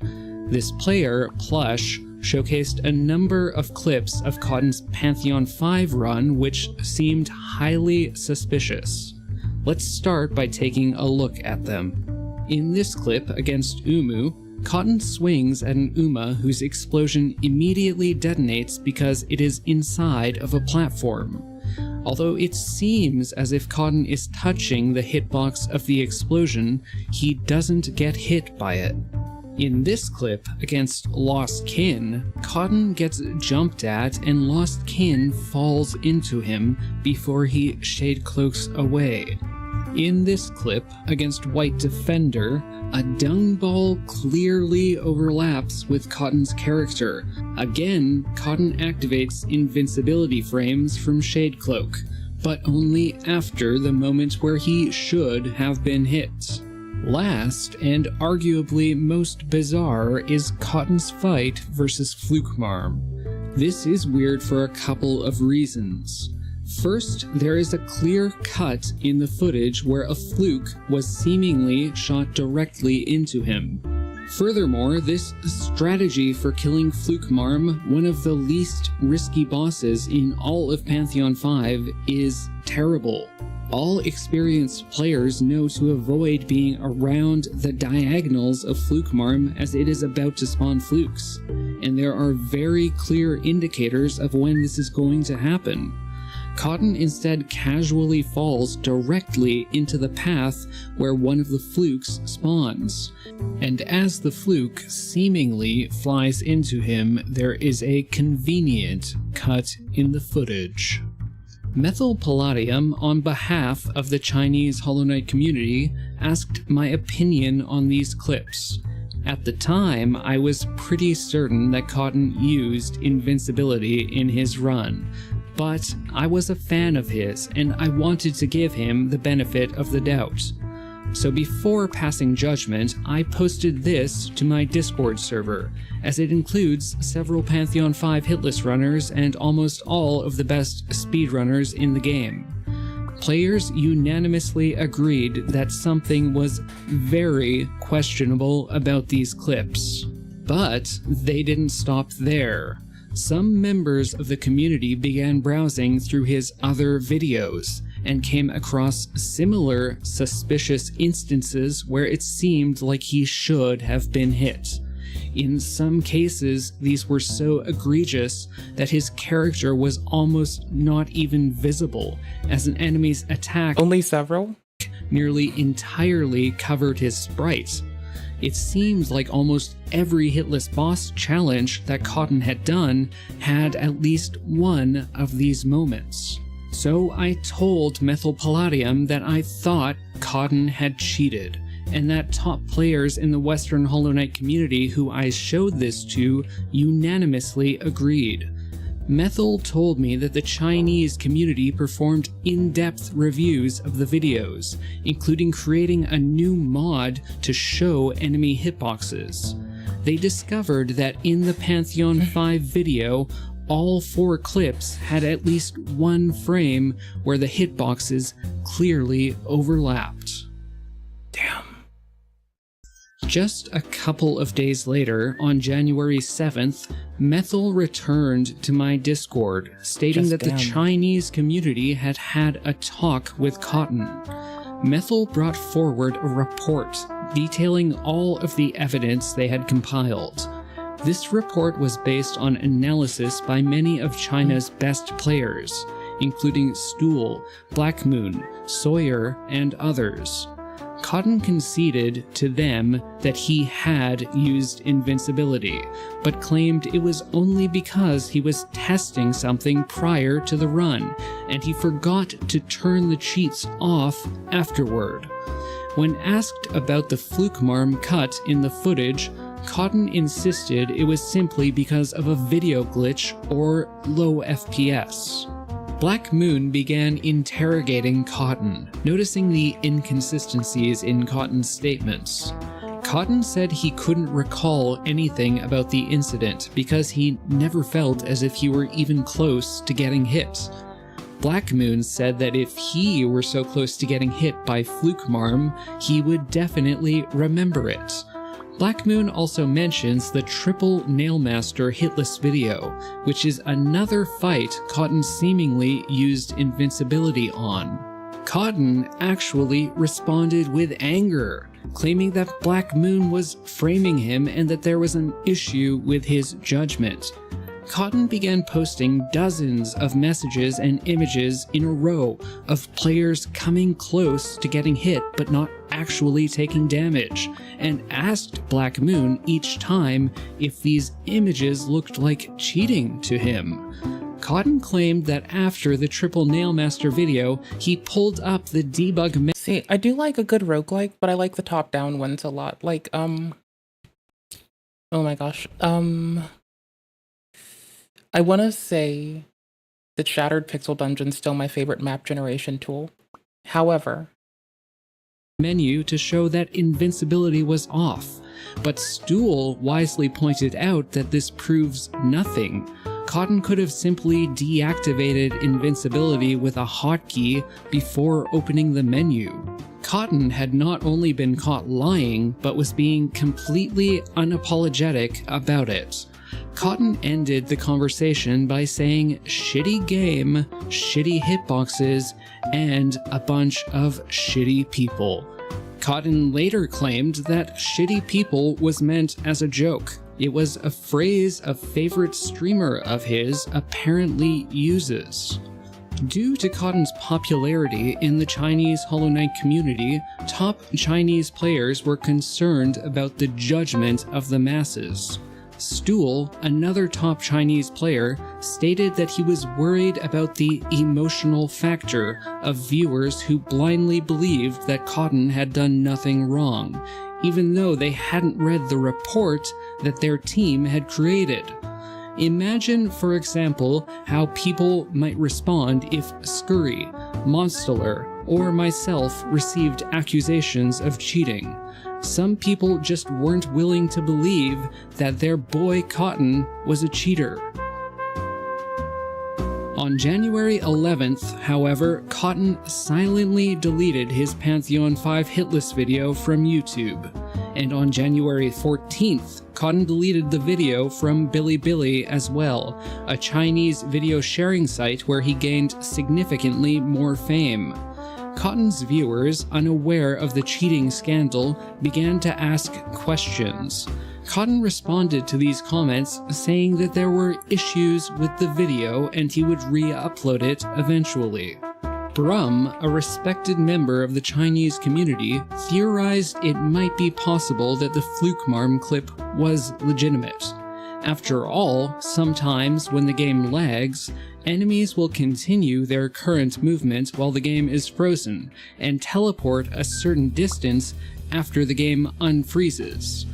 Brum considered the idea that perhaps this was what happened, and the Fluke's hitbox did not collide with Cotton as a result of the enemy teleporting.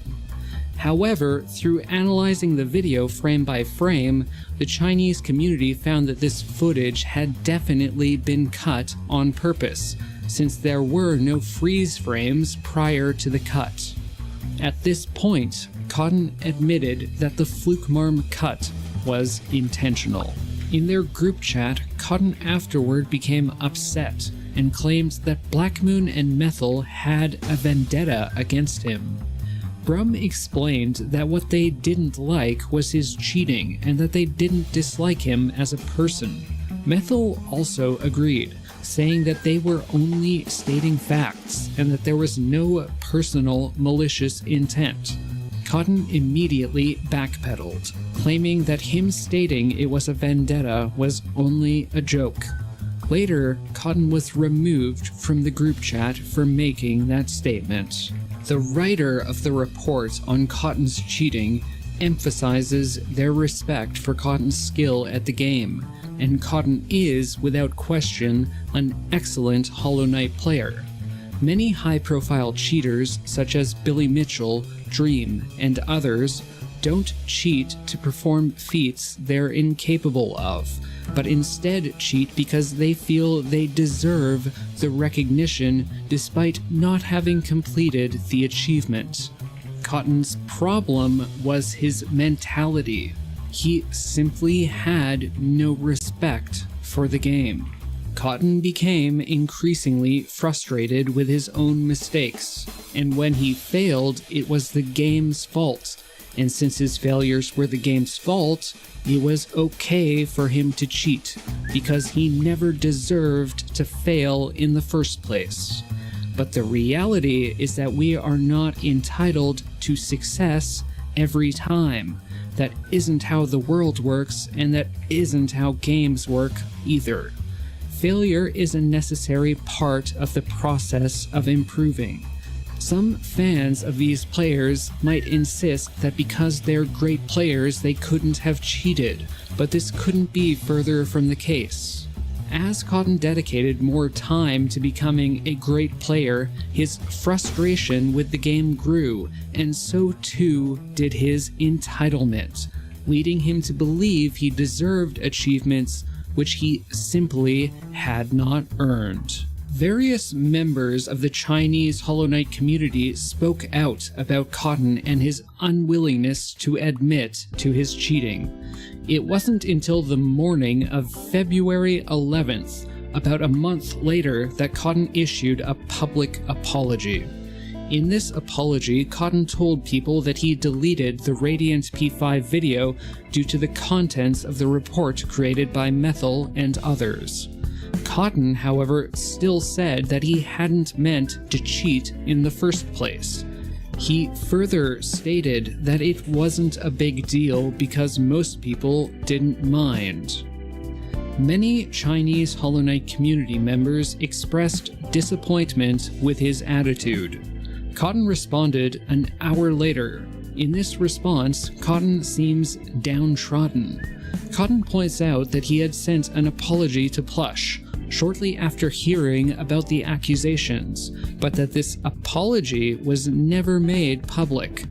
Cotton says that he is committed to completing Pantheon 5 hitless legitimately and reposting the video.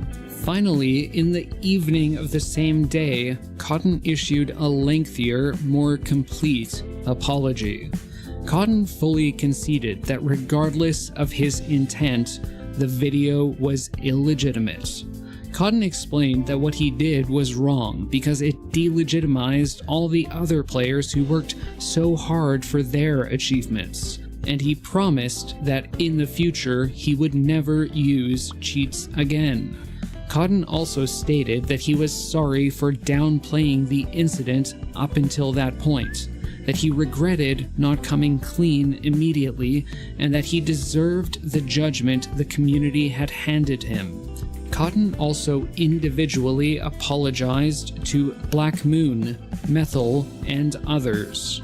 Cotton admitted that the apology came late, and it was because he was running away from the problem, but that he is now taking it as an important lesson. Overall, the Chinese community was disappointed by Cotton's behavior.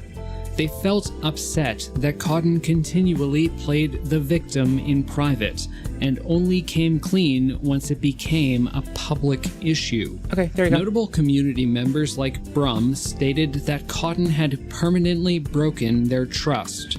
Even completing Pantheon 5 hitless again would not be able to mend it. Flo Enol, another community member, stated that the Flukemarm cut was an act of deception that went even beyond the use of invincibility. Black Moon reiterated that he and the Chinese Hollow Knight community have a zero-tolerance policy for cheating. What's my take? It was an incomplete apology. The use of invincibility was clearly intentional, and his excuses that it was a mistake by leaving invincibility on after practice is, in my opinion, not even remotely believable. Just why would someone practice for a hitless run using invincibility? It makes no sense. Invincibility takes away all the feedback you receive from getting hit. So if you're practicing a strategy using invincibility, you have no idea whether it's actually going to work. Cotton also limited the narrative to being about his P5 hitless video, even though players like Black Moon and Stool questioned him about his Triple Nail Masters hitless video. I believe that numerous videos of his clearly used invincibility, and it demonstrates that there was an intention to cheat.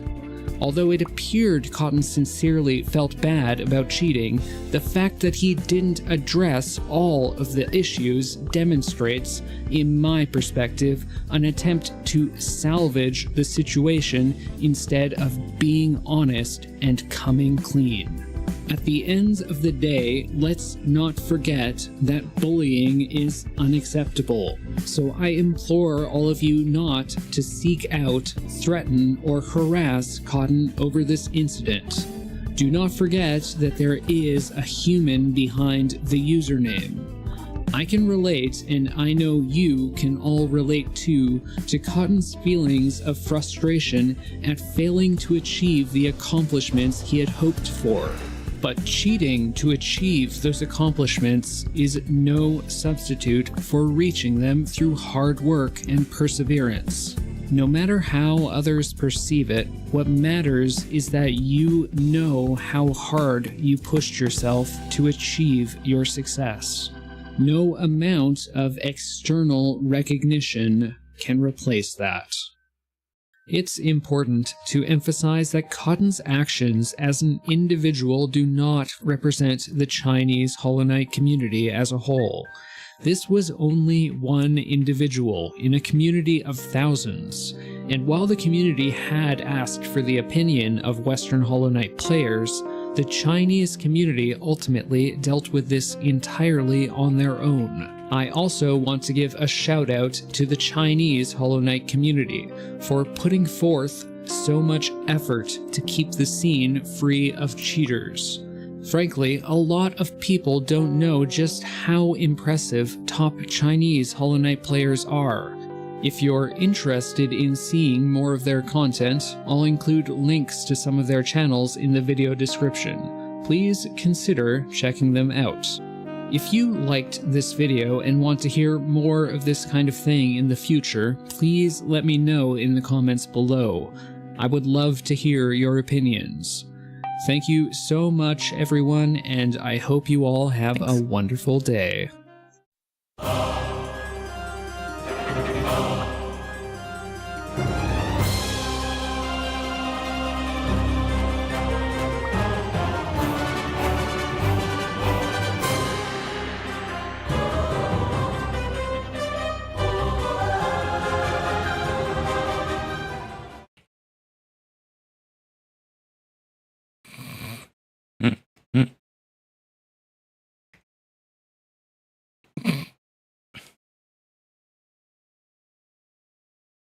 Thanks for letting me have a loser day.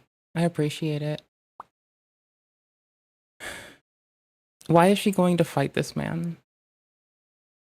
It's kind of hard that, you know, I am Fight a provider. me. I guess you don't really understand that as much now. Holy that, you know, you have your big shit, studio bro. and stuff like that. So maybe you kind of can't comprehend that. How I don't do have, I like, not understand emergency- that? You What do think businesses... Yeah, no, I want to come back to this. I gotta tinkle really fast. You to get along with everybody around you, and you can feed yourself and house yourself, and happily Hold on. bumbling along. Hold on. Why don't you cry to your mommy about all this? Because my mom's dead and dumb. I love my mother. I hate my mother. I love my mother. I hate my mother. I love my mother. I hate my mother. I love my mother. I do. She was was a good, honorable, I love my mother. I hate my mother. She was a good, honest, honorable, loyal, responsible. Don't look at me like that. I'm very responsible. I love my mother. I hate my mother. I hate fun, decent, intelligent, creative, hardworking woman. I hate my mother, but I never had any professional I need a second though. training or So hot. experience, but I did build my own.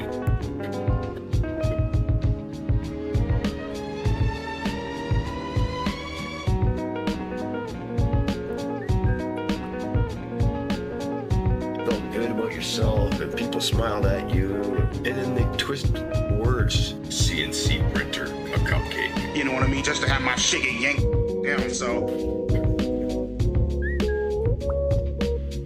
Humpty Dumpty, Lewis Carroll had important things to say, but he lived in a world where Buck could kick his door down and drag him away in handcuffs. So, we'll see how long this motherfucking shit lasts. To a mental institution if he was honest. So that's why he wrote nursery rhymes. Hate my mother. My mother. I hate my mother.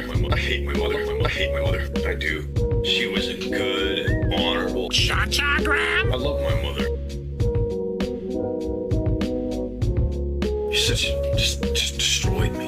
And I didn't have any formal education. And I'm gonna hate my life for it. It's good, Creek's a little moist in there. I had a real chance to be successful. Just like you're just like your father. You're just like your father. Just like your father. You're just like your father. Hi. Hey YouTube. We've got 30 seconds for a YouTube video. Bullshit. Let's make hurting people around you. Fight or flight shit. Sorry, I forgot you can't Let's make that a TikTok. Let's make that a lesbian. Sorry, Trend. I forgot you can't. Trend. What kind of straw is that? Lesbian. Trend. Let's make hurting. Let's make. What kind of straw is that? Bullshit. Hurting people. Let's make hurting people around you. A TikTok trend. What kind of straw is that? Looking for big pats on the head, please. Nuzzles you. Bullshit. Looking for big pats on the head, please. Nuzzles head, please. I'm obsessed. I'm really biased though. I would go lesbian. I'm obsessed with guava. Does no one else use these like this? University campuses. Right here. Very real, very viscerally. Oh my god. If I am searching Hasanabi with banana. What the sigma? Make that a TikTok trend. Soulless husk. The hole's right here. Super buddies. I don't know. I hate that. University campuses. Right here. This company, House of Illuminati, exclusively, apparently AI-generated images to advertise this event. Surprisingly, the website is still up. Is this Hassan attacking a banana tree? Apparently, my cheeks though, and I always catch myself. Ever since I've been chewing my cheeks, I feel like I get more. Anyways, but like I never like my eyebrows, nothing. I don't trust people, motherfucker. I don't trust the internet, because I'm searching this off screen and then dragging it. A pretty simple method to understand who is in the right and who is in the wrong during times of political unrest is that part is true, and that's always fucked up. Look at what message and demands are being aired at mass protests on university campuses. But this is more of a AI-generated, very real, soulless husks. Very viscerally hurting people Who's around. in the wrong? Okay, this isn't just. Look at what message and demands are being aired at mass protests by students, and B, look at what side is setting the cops loose and begging for the National Guard. Countless controversies in many large spaces over the years. Case you, like a hateful motherfucker. What kind of straw is that? Case, there's self-hate. Look at what side is setting the cops loose and begging for the National Guard. But you also are hurting people around you. What the sigma? Absolutely. Oh my god. Simple method. Who's in the right and who is in the wrong? Look at what message and demands are being aired at protests on university campuses. What side is setting the cops loose? Hurting people around you. It just is, it's like the word moist. It's just like good. Very viscerally hurting people around you. Good. Very viscerally. No, my team has strongly advised me to not say what I want to say. The apology video heard around the world. I'm desperate. Apology heard around the world. Gay woman. Sorry, I forgot you can't say the L word. I don't like the word itself. JoJo announced she was single again. It's just like lesbian. Confession. Even though my team has strongly advised me to not say what I want to say. It's like a lot, but I mean, at the end of the day, that's what I am. So it's like, it just is, it's like the word moist. Hey YouTube. someone that's working multiple jobs to then afford taking care of themselves and their mother. But I was there working multiple jobs in order to make my bills due. And then you got out of it, and now you're kind of losing that understanding. You? Who do you think you are? I think you just needed to be a little bit humbled. Hammer Elite is the best YouTube membership on the platform, and I just upgraded it. 3 exclusive dedicated shows every single day, Monday through Friday. And for the rest of the month, I am paying for you to sign up. Sign up for Hammer Elite in the description or pinned comment below and submit proof of purchase at hammerelite.com. After that, I'll send you a $10 digital gift card that can be spent basically anywhere and in most countries. This is the best membership you'll ever join. That's a promise. Hi, I am Becca. I am 28 years old. I am from San Antonio, and this is Financial Audit. Thanks for coming up from San Antonio. What do you do down there for a living? So I work at a nonprofit with foster care, and I'm also a provider as well, too. What is your job at the nonprofit, though? I work in like a mentorship program, so I'm like an intake coordinator. How many hours a week are you doing? 40 hours. Okay, cool. Gaming soon. What is... I guess full-time for that, but I do also work with my grandmother as well, too, so I'm a provider. Doing what? Oh, so provider for her? Yes, like a home health. Okay, Have you heard of home health care? Yeah. So what do you make from the first job? I make around, I guess... I don't really know. I think roughly around... Why the do people come on the show and not know their income somehow? Because everyone's from the audience. Well, I thought you would have known as well, too, because aren't you supposed to study us? I don't know. No, I go in blind with the audience. They've studied you. I think I make around $13.90. Yes, without taxes. $13.90. Every paycheck. $13.97, the year in history. So. Which is every. So like. Now I have to do math. Can we use your calculator or something? What the f is wrong with you? Why do you not know your own pay? I just started working there back in April, so that I guess. Okay, so a few months. I'm not trying to be rude, and then I did just get my 401k as well too. So you coming on this show, you know this is the first question. You're from the audience. How the f do you not know your income? I'm sorry for coming in out of the gate kind of brutal, but honestly, at this point, I'm a little annoyed. What the f is wrong with you? Very valid, but like how do you not know your income? I just have like a little. I kind of just look at my calculator, my Chase look app. At your calculator. And I just kind of calculate it for how much I have in my bank account, really. Well, no. What does that mean? Walk me through that. So whenever I get paid, I immediately just check what I have in my account. I then put it in my calculator, and then I just... Calculator. Yes. Explain... That's my what you're doing with your calculator. That's my budget. So that's how I kind of like. What's your budget? A calculator? So I go on my calculator with my money that I have, and then. So I'm on my calculator. What am I doing my phone here? One. I don't have a little. Yeah, but what am I doing here exactly? I enter my money. Like how much you have, how much you're getting paid. What do you mean your current amount? Payday comes in. I then just go. So when payday hits, you go. Let me talk. I'm trying to clarify because your answers don't really make sense. So your paycheck hits. Yeah. Okay, we'll slow it down then. So payday hits. And then I go on my bank account and I see how much I get paid. I then enter that into my calculator. And then on the side of it, I have like my calendar of all my bills. So I look and see how many bills I need to pay on that set pay period. And then hopefully it's a positive at the end of it. Hopefully it's a positive at the end of it. And how is this working? It's been working decent so far. Which is why you're on the show, which is great. Yeah, so valid. I mean, it's been working so far. Your calculator, if you're typing your number in your calculator of what is hitting your account, you should be able to tell me what is hitting your account. So like $13.90. Like $13.90. Yeah. And it's because I just got a 401k, so I think they're taking 6% off. Is that what you've chosen? It was a default, and I just went with it. Is it matched up to 6%? I don't know. Do you know their match at all? I don't know if they do match. I saw the paper, and I kind of just put it in my backpack, which I don't think they match. At all? I don't think so. It's a nonprofit, so it's kind of hard for them to match. But that could be a question I could ask. I should have asked maybe before coming on. So you've been in this since April? Yes, late April. Okay. Now, and it was also in the middle of them doing a whole insurance and 401k change. So everybody's kind of clueless too of what's going on. Just because you are doesn't mean everyone is. I No, feel like that's everybody what happens is. with a lot of clueless people is they think because they're confused, everyone else is.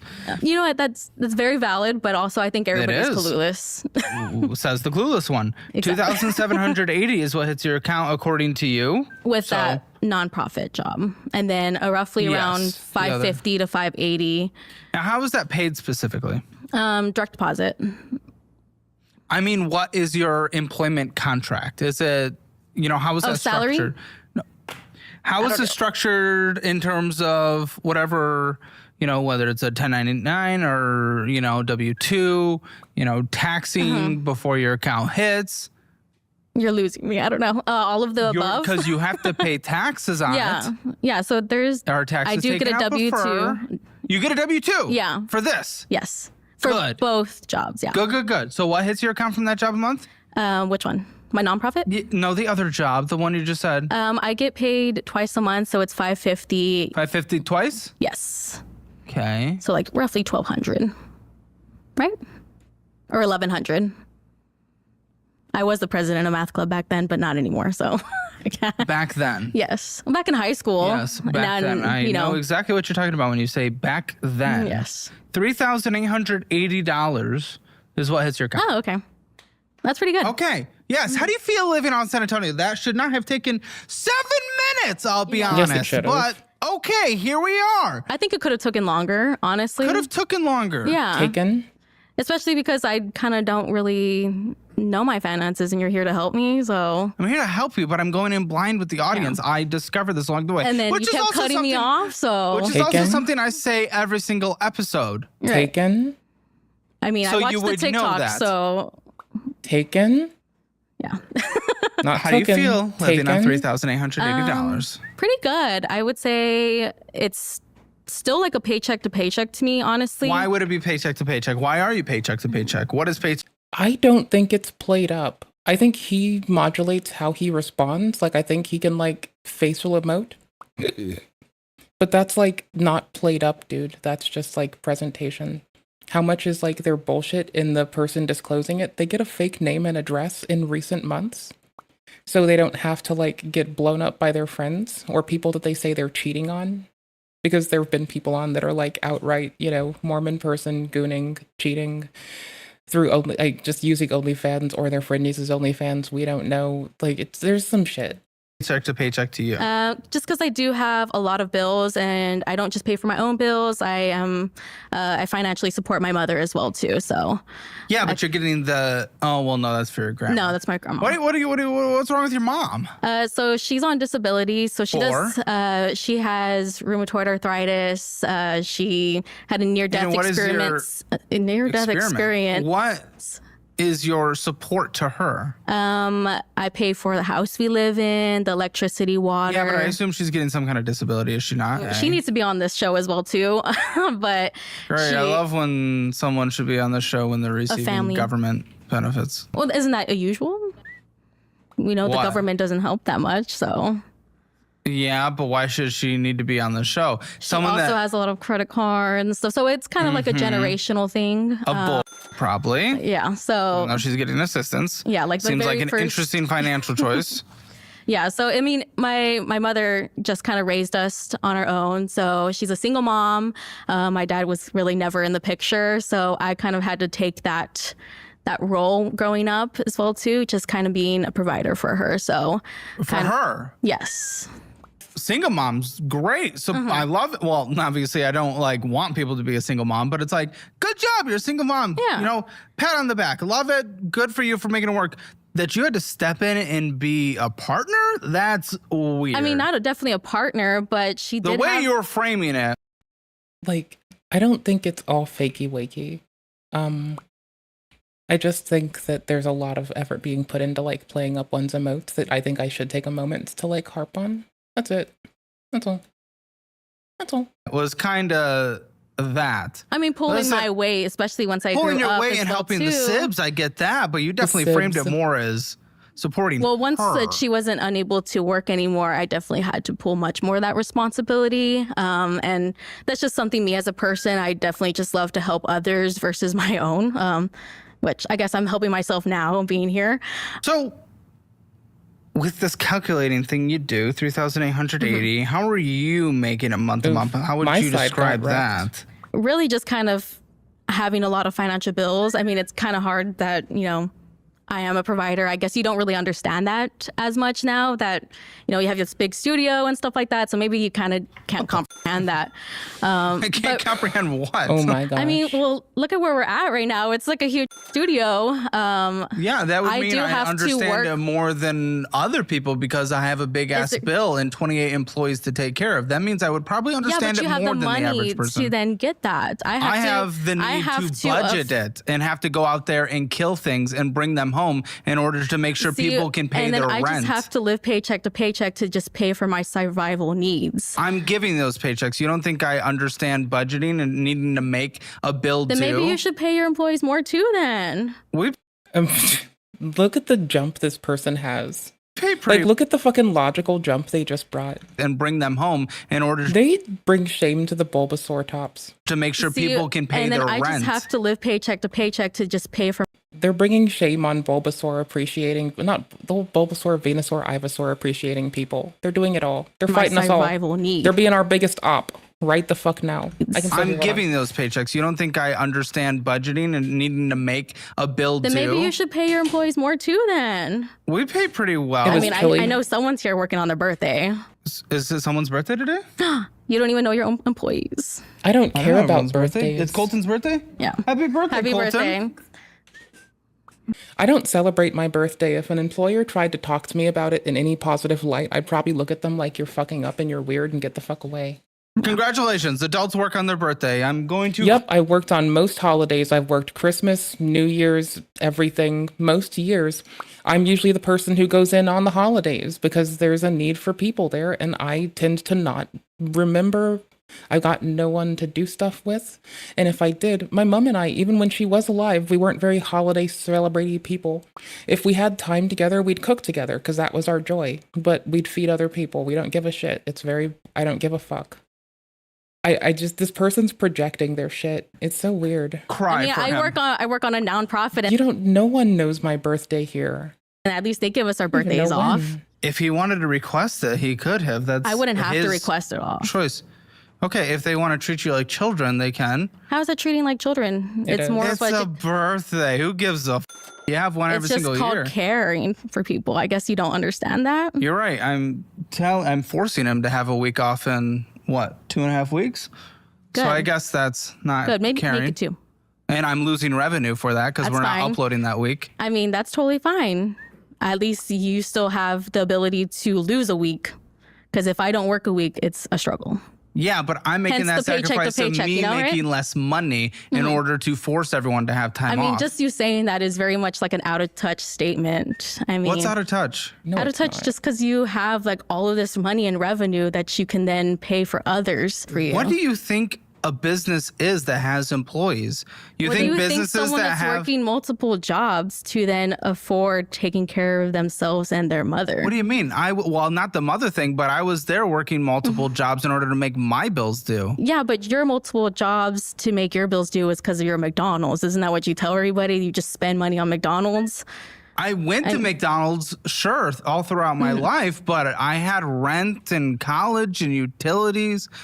I had to pay for all that.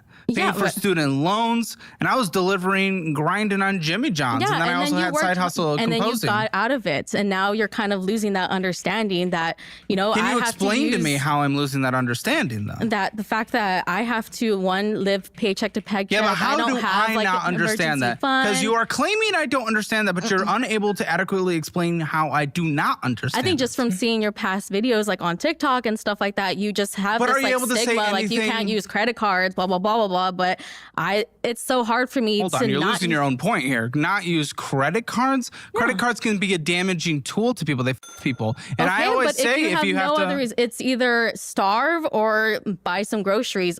Of course, I'm going to use my credit card if I have to pay. Starve or buy some groceries. Okay, she went out to eat $500. That's starving or buy some groceries? You. Okay, obviously you don't know how it is to spend money on groceries and buying food for more than one person. $500 eating out. That's groceries? That's actually pretty good. Not when you don't have money. If we're Especially, we live in Austin as well too. That's so expensive over here. Okay, you don't live in Austin. Yeah, in San Antonio, but a much still, cheaper city. Yeah, and that's still cheaper than how it is in Austin. What is that point? That doesn't make sense. I think it's just because you don't understand. You're just so privileged now, and now you're just feeling so out of touch. So because I've made good money for a year and a half, all of a sudden I lose the other 28 years of my life? I'm confused. Yeah. Okay. Obviously by your mindset. What's my mindset? Can you explain? You're feeling like this credit cards is so damaging. I mean, have you seen this show? Everyone's gone into credit card debt and they're damaging their lives. How would you advocate that they're not damaging? Because it's a means of survival most of the time. I think okay, maybe, but you spent $500 you don't have many people you spent $500 going out to eat when you could have put that towards an emergency fund. How which if would it was something that I needed to pay for You did not go food? out to eat. You did not need to go out to eat. Need? Okay, do you not understand what the word need providing is? For people. I mean, just living in a hell all the time. I definitely would like to enjoy myself and I'm just not go saying out to don't eat. enjoy yourself, but now you're having two pillars and you have to choose what you're doing. You're saying you can't survive or you need to enjoy yourself. Survival is different. No, not in your situation, because if you're drowning in credit card debt and you have to go into more credit card debt in order to survive because you didn't save up for an emergency fund, then yes, you sacrifice a little and don't go out to eat and experience a little. Unrealistic. I did it. Okay, then show me how to do it. Aren't I supposed to be here? How am I supposed to be saving? What do you mean? That's why. How am I supposed to do that when you come in and you start fighting? What do you mean? Okay, maybe we need to take a step back then. Maybe just utilize some soft skills. Huh? Me over here trying really hard not to say something like soft skills, like a backhand. What are you just try and have me understand then. How am I supposed to be using an emergency fund if I'm living paycheck to paycheck? First of all, it's an I watch this in my free time because I like to be angry. Emergency fund. It's for emergencies, not for fun. Fund. Yeah, a little slip on your end, and that makes me a little concerned. A Freudian clip. Seeing how you spend. And just because I talk a little differently does not mean my finances are going to be much better. Actually, framing can be a large fucking thing in how we associate the world around us. So it actually can be. Sometimes the word you use matter. Yeah, a Freudian clip. I mean, it could be clipped, and you would know that it had been clipped, and that it was worth it, and that she betrayed her true intention. Just made that realization though because of the way I talked. You're trying to scare about my fund. Fund. Can you hear? Need to clean your ears. Fund.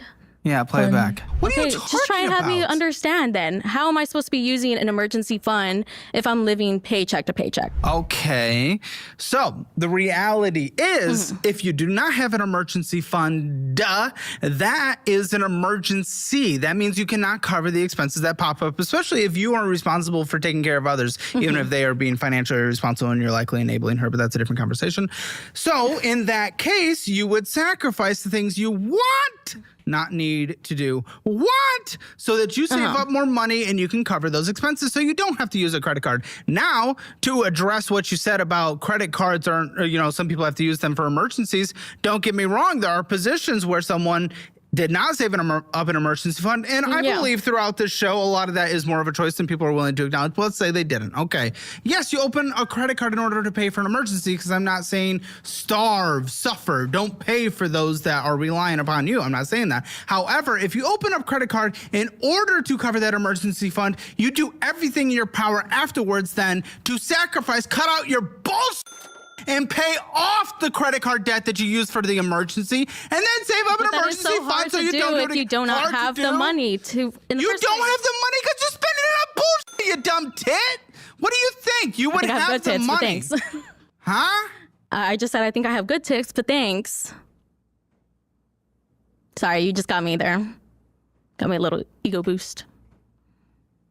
I could bring it down real quick if you want me to. That's totally fine. I mean, I think that's kind of like your kink. So I think you do like to.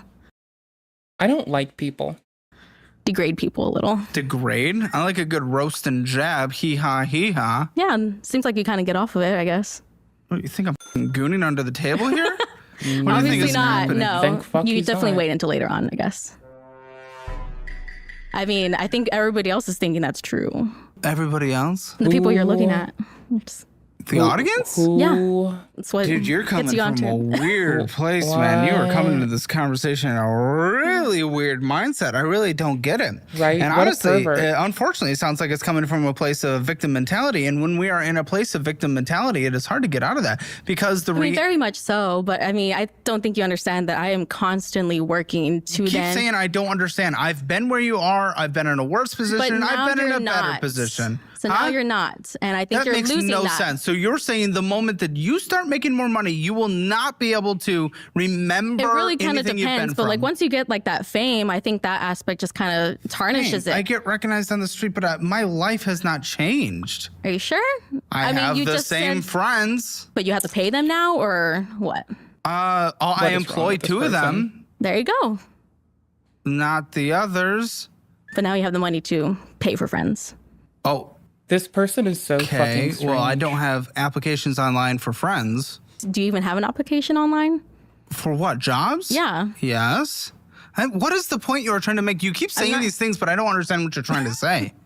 I'm just trying to go with you. I mean, you're just kind of going all over the place. I'm here to get, a No, budget. I'm just easy to get sucked down a rabbit hole, if I'm being honest.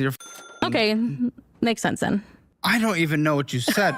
But again, my concern is you come from a victim mentality. And because of that, it's going to be hard for you to just accept, okay, maybe you shouldn't spend $500 last month on fast food if you're paycheck to paycheck survival. You're not entitled to that. You do not deserve that. Well, then I don't how do I give get out of that then? Because I You understand. don't spend money on fast food, or I'm confused. Okay, but maybe you shouldn't use that word. You can use whatever the word I f***ing want. Right? Whatever the fucking word you want to fucking use. Like I'm trying to We get. don't have in this audience. They don't cancel. Are you sure about that? Yeah. We'll see. Why are you on the That show much. then?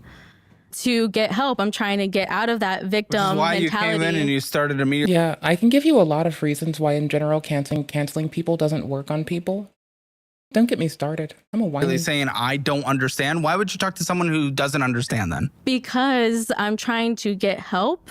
But why and would I'm you be trying getting help to from someone explain that to you doesn't you're understand? Not understanding.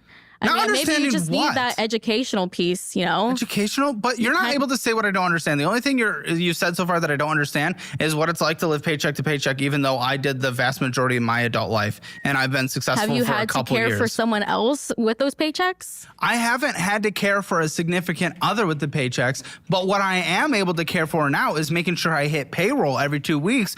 If revenues are up, congratulations, I get to take home money. If revenues are tight, like earlier this year, because guess what? Ads fluctuate like crazy at the beginning of the year, I didn't take home money, but I made sure everyone else's payroll was hit. There was a couple months last year, I did not take home money, but I made sure everyone's payroll hits. So Good. yes, I take care of other people. Good. That's good then. Maybe then it's not me understanding fully then, I guess. Well, yeah, you're an obnoxious. I'm confused. Based.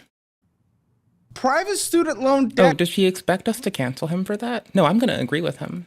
can be overwhelming. If you're seeking a more affordable way forward, YRefi is here to help. Unlike traditional lenders, YRefi is focusing on your desire and ability to repay, not just your credit score. With guaranteed interest rates under 6%, they offer a pathway towards lower monthly payments. YRefi also provides a co-signer release program, giving you and your family peace of mind. Their dedicated representatives walk you through each step, ensuring you feel supported and informed throughout the process. Thousands of clients have experienced relief, and YRefi's 4.6 star rating on Google speaks to the service and guidance they provide. This is more than just refinancing. It's a chance to regain control of your financial future. If you're ready to work toward a more manageable student loan payment, visit YRefi.com. Discover how their tailored approach can reduce your stress, lower your interest, and simplify your repayment journey. Take the first step in making your private student loan debt more affordable. Go to YREFY.com/hammer. That's YRefi.com/hammer. Or call 888-YRefi-78.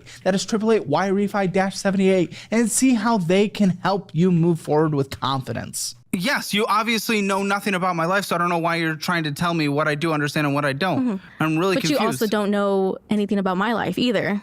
No, but I do understand your spending. And as I try to get to know the situation, you immediately come in and say, I can't relate? How the do you know?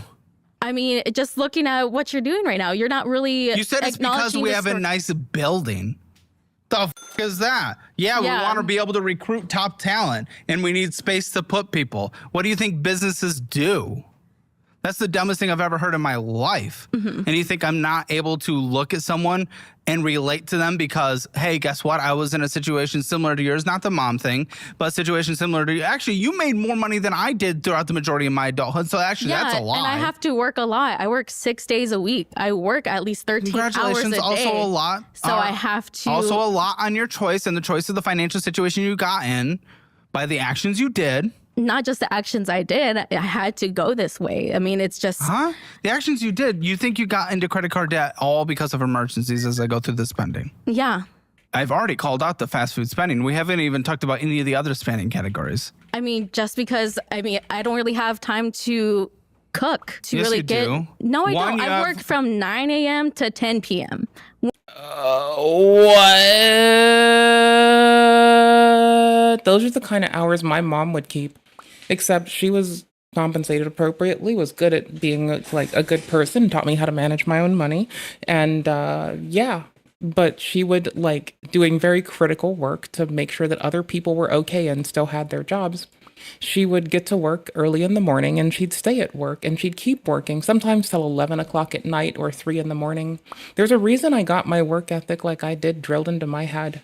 I don't have any, that is the thing you have to do for others is what breaks me, you know? When do you expect me to cook? No, you and said... yeah, no, fast food on a budget is a rough one. Like, it'll always cost less to make your own shit. And this person is like... You're going to notice that a lot of people come in here pretty obstinate and trying to virtue signal as a means to detract from what Caleb's trying to say. You have Sundays off, you can meal prep, you warm them up. Yeah, that's very unrealistic. It's a lot of money to then buy for the meal prepping and stuff like that. $250 a month from HEB. I'm We know for a sorry if fact. I want to enjoy my Sunday doing something. Want. You are choosing want. I want you to as well, but you are choosing want over what you need. So you cannot come in here and cry and say you cannot. Do you see me crying? I mean, I don't think I'm crying. At least not yet. You came in here and complained that you can't do it. And also, I don't understand how you're at 13 hours a day if you're working 40 hours at the first job. Then the grandma thing, are you saying that's another essentially 27? Now, when we were with your grandma, you have no time to cook because I assume you make her food as well. Yeah, I cook for her. Great, so you can cook for yourself. Yeah, so I then whatever I make for her, I eat as well too. So that's like my. So only that's time. a lie that you needed to go out to eat for $500. You immediately poked a hole in your own lie. No, I mean I'm cooking for her and myself. That's my dinner. That's it. Then why are you going out to eat $500 a month? Because I like to. Because you like to, because you want to, because you care about that more than actually putting your life in a financially stable position. Yes, I guess. But I can't relate to that. I can't just enjoy a Sunday and going to a restaurant. I'm not saying that. Actually, in fact, if you would like to, go for it. Go ahead and leave. I will support that life if that is what you're choosing. People come on the show because they want to change their life, fix it. And I'm telling you, sometimes you have to sacrifice your wants and put your needs above that. Yeah, if you want to live that life, I will allow that. Who am I to say no? But go ahead and do it. A budget plan should definitely have some sort of avenue where you do have some wants. So you're not just drowning in just. If you can make it, when there is wiggle room, I give people wants. I give people subscriptions. Oh, yeah. Like, my grandmother had, like, gotten Happy Meals and shit up into her, like, 80s, right? Like, because she was so accustomed to when things were actually cheaper. But that, to be fair, that's due to a lot of fucking water subsidy that's taken away from, that has kind of put us in this place anyway, right? Like, it should have never been that fucking cheap. And it had been that maintained at that price because of subsidy to water, etc. in agriculture. And now we're at a place where that's not going to meet muster, where people don't get paid enough, where the employees at the McDonald's don't get paid enough, where the people who are supposed to patronize it don't get paid enough. And cost of living goes up and wages don't. Subscription funds now. I never thought I would do that from the beginning. But that's when there's wiggle room. If you can't survive and you need to, there's an emergency going on. No, you do not need a want. I could. I mean, once then why aren't you? That's why I'm here. Gotcha, bitch. I don't know. Gotcha, ladies and gentlemen. I think I have already said it. I think just being on here is the reason why. That's why you came on here and then within 7 minutes said, because you are in a nice building, you will never be able to relate to my position, even though I've only been successful for like 2 years. Hey, that's 2 years longer than me. Yeah, and from your type of mindset, you'll never be successful, is how people like totally you turn fine. out. As long as, you get me a financial plan, maybe I could. Like, here's the thing. You say you use this budgeting thing, the calculator.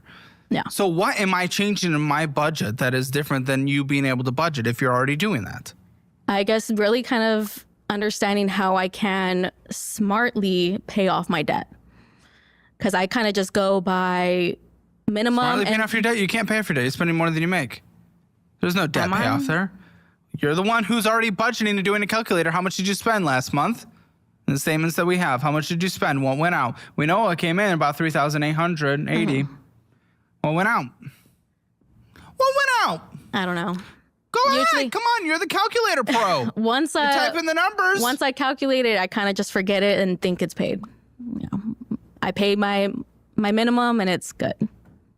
I think I'm able to relate to your finances more than you're able to relate to your own finances because at least I know the damn numbers. Probably. I mean, what is wrong with you? I mean, I just don't like looking at the card statements and stuff like that. I just, I pay what's that minimum, pay a little bit over to think, yeah. Okay, $5,233. That's substantially more than you make. Substantially, like $1,500 more than you make. So what the are you talking about? You're never going to be successful. You're never going to be able to get out of debt. You're never going to be able to take for other people. You say, I can't relate to having to take care of other people. It's not even about that. It's you spending more money than you make, and it is a simple mathematical thing. Even if I grew up privileged, which by the way I did, and I had foreclosure notices on my house and we couldn't afford to do anything. Anytime we did, we went into debt, and I had to borrow for every single cent of student loans, and I still have my student loans. I never got a student loan because I was too sick in high school to justify me going into anything but a community college, and I happened to just test out and then find an internship and then find a job in my career of choice. By the way. Same. And I've had responsibilities in taking care of people and employees where I could have just been a selfish YouTuber and just did this show and not do anything else and not hire more people so people can take time off and just did one job, one person per one job and just take home more money, grubby. But let's say I did that my entire life and I was at least privileged. now I can finally understand a little bit. Or you just watch one video instead of being a stuck-up.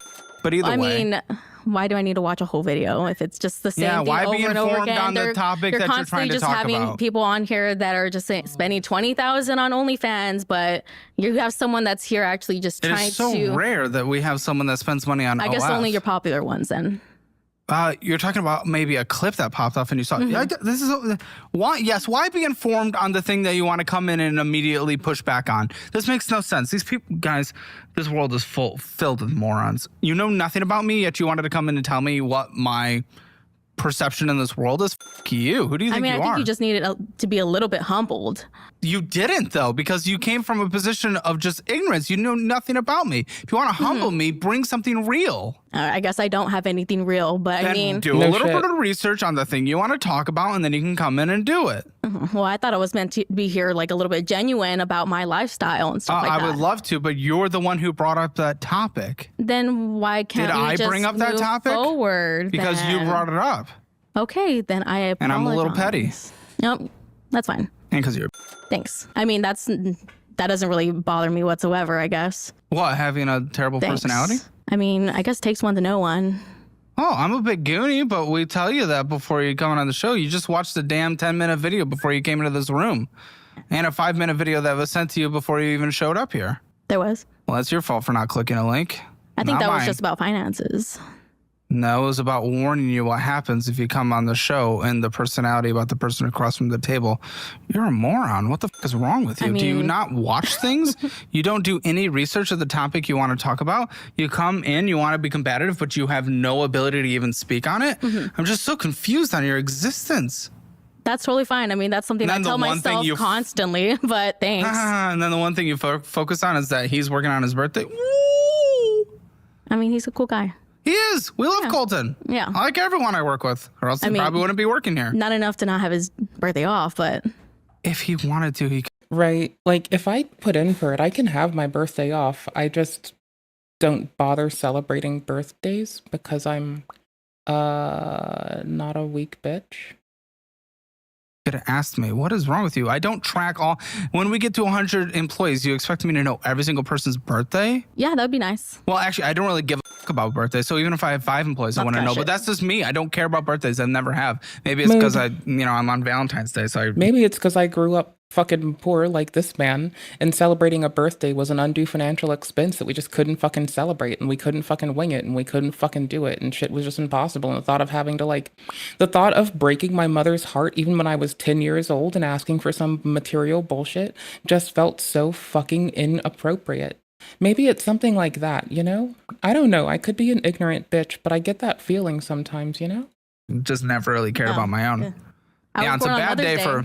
Yeah, that one's less important, but yeah. I guess you don't care about moms. No, it's just it's less conflicting with other things. What? Because you don't have a love life, or? Well, I do. I have a girlfriend right now, but you know, it's like Valentine's Day. It's like you don't really go out and celebrate on Valentine's Day because everyone's coupled up and doing Valentine's Day. Mm-hmm.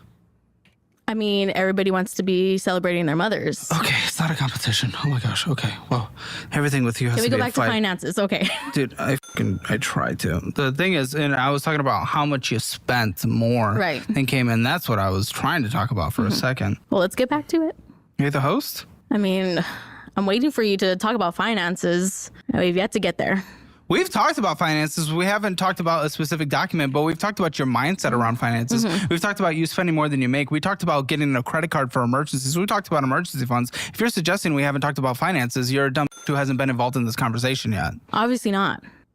I'm just really trying to understand exactly what I should be doing. Okay. I understand that I am spending much more than what I am earning. In reality, this show could be 10 minutes if we really wanted it to be. Here's the thing. Right. Budget, don't spend more than you make. Pay off your debt, smallest to largest, you'll be fine. Go on. Cool. Right. I mean, everyone says he doesn't give them advice, but like, that's usually at the face and butt of people ignoring that he's told them what to do and they just don't like hearing it. And so they consider it an attack on themselves. It's a nice expose of people who conflate criticism with with a personal attack, right? But we see it with Mr. Piker and we'll see it again here. And this is just how some people choose to be. That's the reality. Now we'll go through your statements and see what you actually do, and I will give my open and honest thoughts about it. Don't care if you're offended. I never said I was, but... Yeah, but look at you. Look how you come in. You were immediately offended about something that isn't even reality, thinking that it come from... being offended? Yeah, you came in here... I just really don't think you are an understanding person, but, you know... But you're not able to say what I don't understand. Thank you very much for explaining to me. But you're not able to say what I don't understand. Thank you very much for explaining to me about your lifestyle and stuff like that. So... Are you able to say what I do not understand? I don't think you understand having to then provide for multiple people in your family. Of course, I know you understand having an employer and stuff like that, but that's totally different. Or employees, sorry. Yeah, it's different than having to pay rent for 2 people instead of 1. What do you mean by that? The #1 YouTube membership just got upgraded. And for this month only, you can join for free. 3 exclusive shows every day, Monday through Friday. Financial audit post shows, exclusive. Sorry, the lol what of it all. No, people do just destroy me sometimes. I can't help it.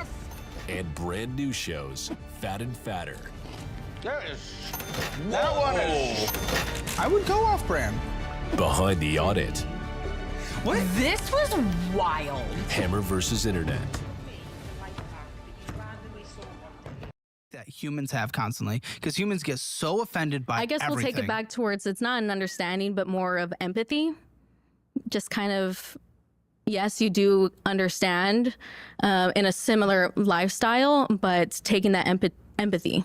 I actually completely disagree. People might watch this and see that because I'm abrasive and everything like that, I don't have empathy. Here's the reality. I want you to get out of debt and be able to afford your mortgage so you and your mom don't end up on the street. I would say that is extreme empathy because I don't come at it and crying and baby you and pat you on the back and say, oh, everything you're doing is okay when it objectively is not.